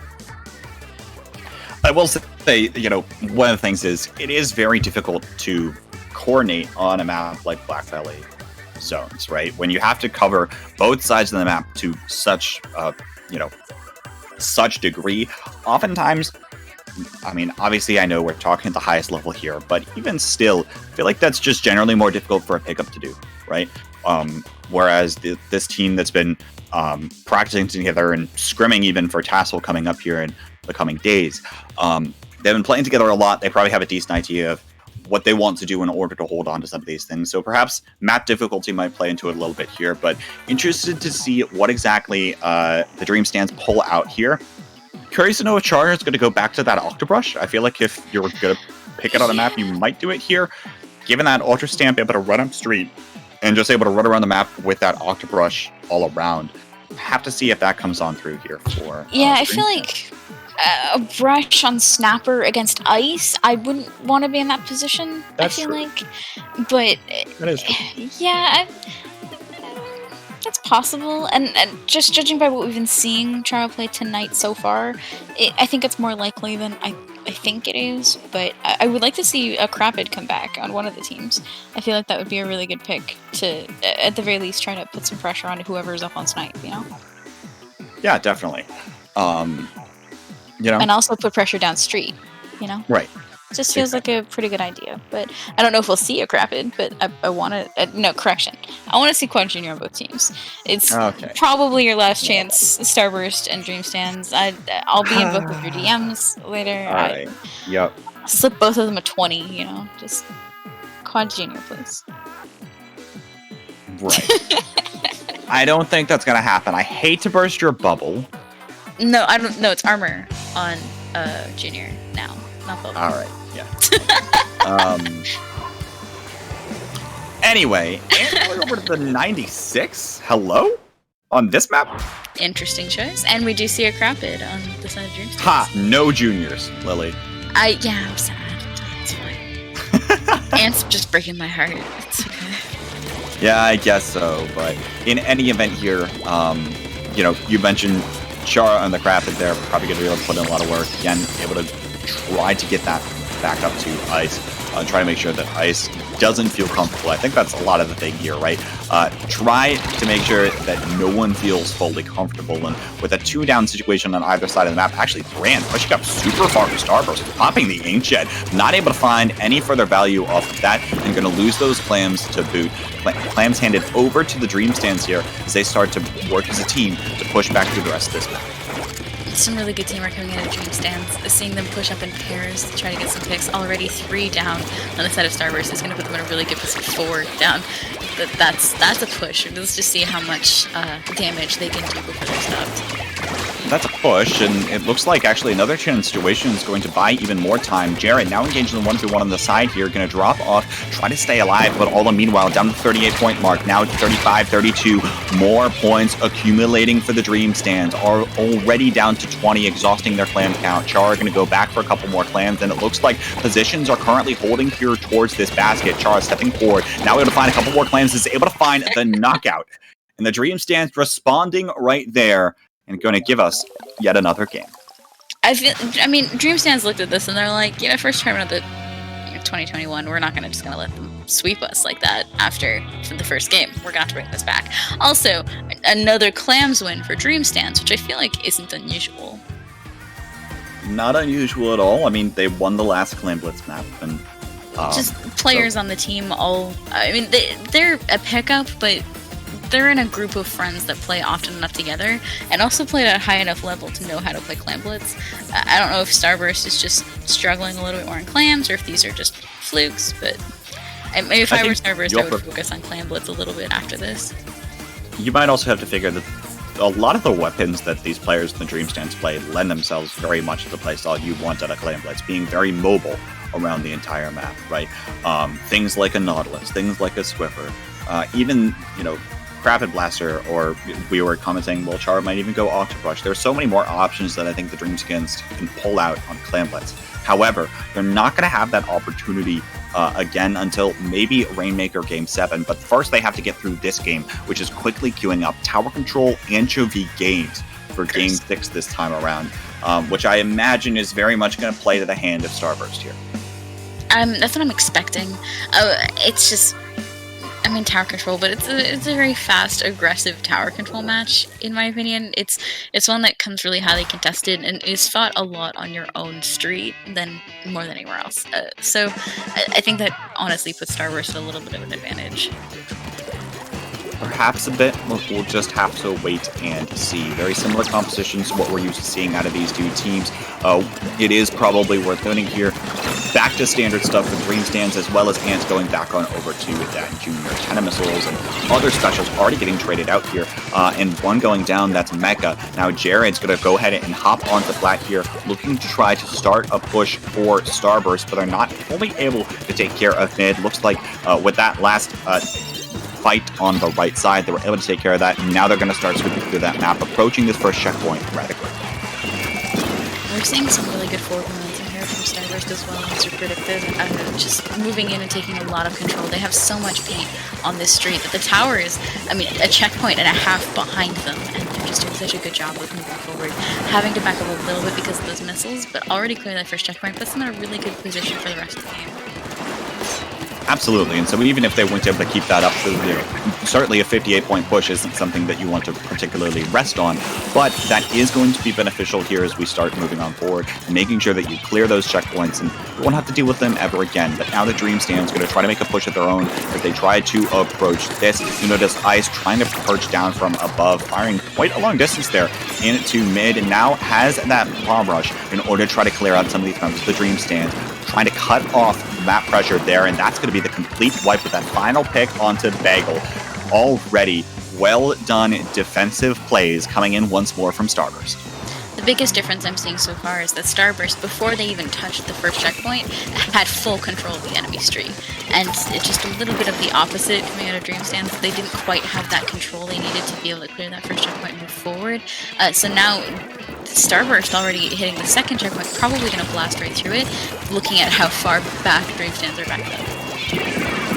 Yeah, already blasting to the second checkpoint, as you mentioned. Already looking for more here, and Mecha trying to find a couple of these members on the back line. Two-down situation for Starburst, so Mecha knows that is rather comfortable in that position. Now that push stopped at that third checkpoint, down to 23, which is certainly going to be a hefty task to get up to for the Dream Stands here, as we are only halfway through this match. Still a couple of opportunities for them to do that, but it's going to take quite a bit, and it's also going to take quite a bit of time in order to get back down. Probably looking in the ballpark of 3 pushes and looking to start it off right, as Bagel's able to take on Leotos there on that right side of the map with that early engine. Already a pick down on Starburst, and still one special up and ready for Dream Stands, but unfortunately they were forced to drop.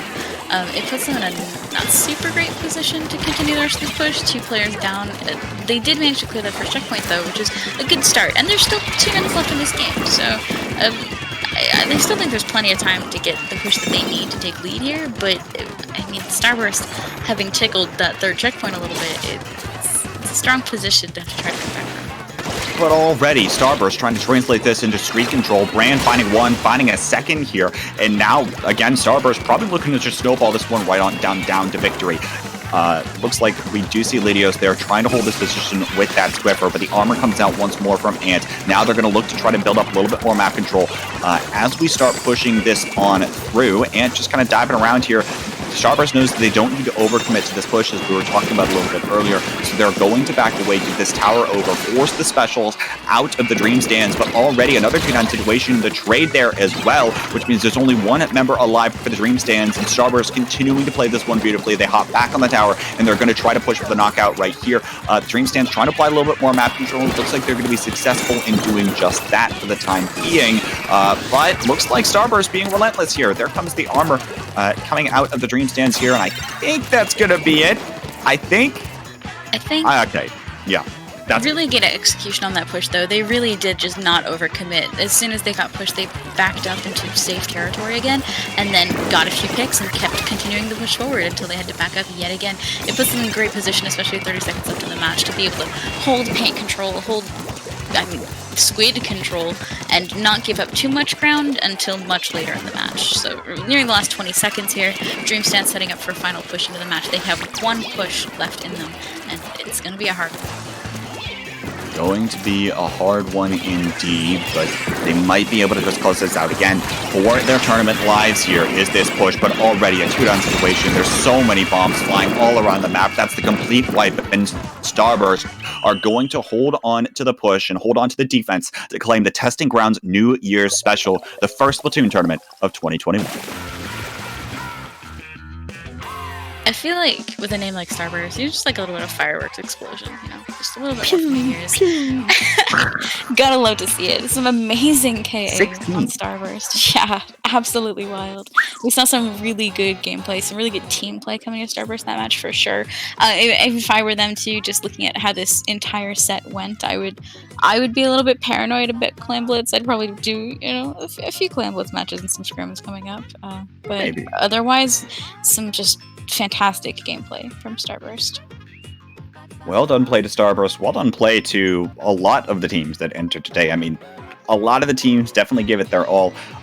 Given so many pickups, seemed to give Starburst quite a challenge there. And so much else that happened over the course of this entire tournament. Was quite a treat to watch to start off 2021 here with you all. So thank you all for joining us. Absolutely. Thank you for joining us. Happy New Year to everyone here at IPL and in the chat. Thank you for spending your New Year's Day with us. Couple of quick moments as we continue 2021. Of course, IPL hosts a Wednesday weekly swim or sink that will be back this coming Wednesday. So make sure that you're signing up for that. More information will be posted in the IPL Discord server and on Twitter at IPL Splatoon. Also, personal shout out that I have been already pre-approved for. Tassel Playoffs is on January 9th. Starburst will be playing in that. So you should definitely go check that out. That'll be on January 9th at noon Eastern. Find that on twitch.tv/endgametv1. You can also find it at tassel_SPL.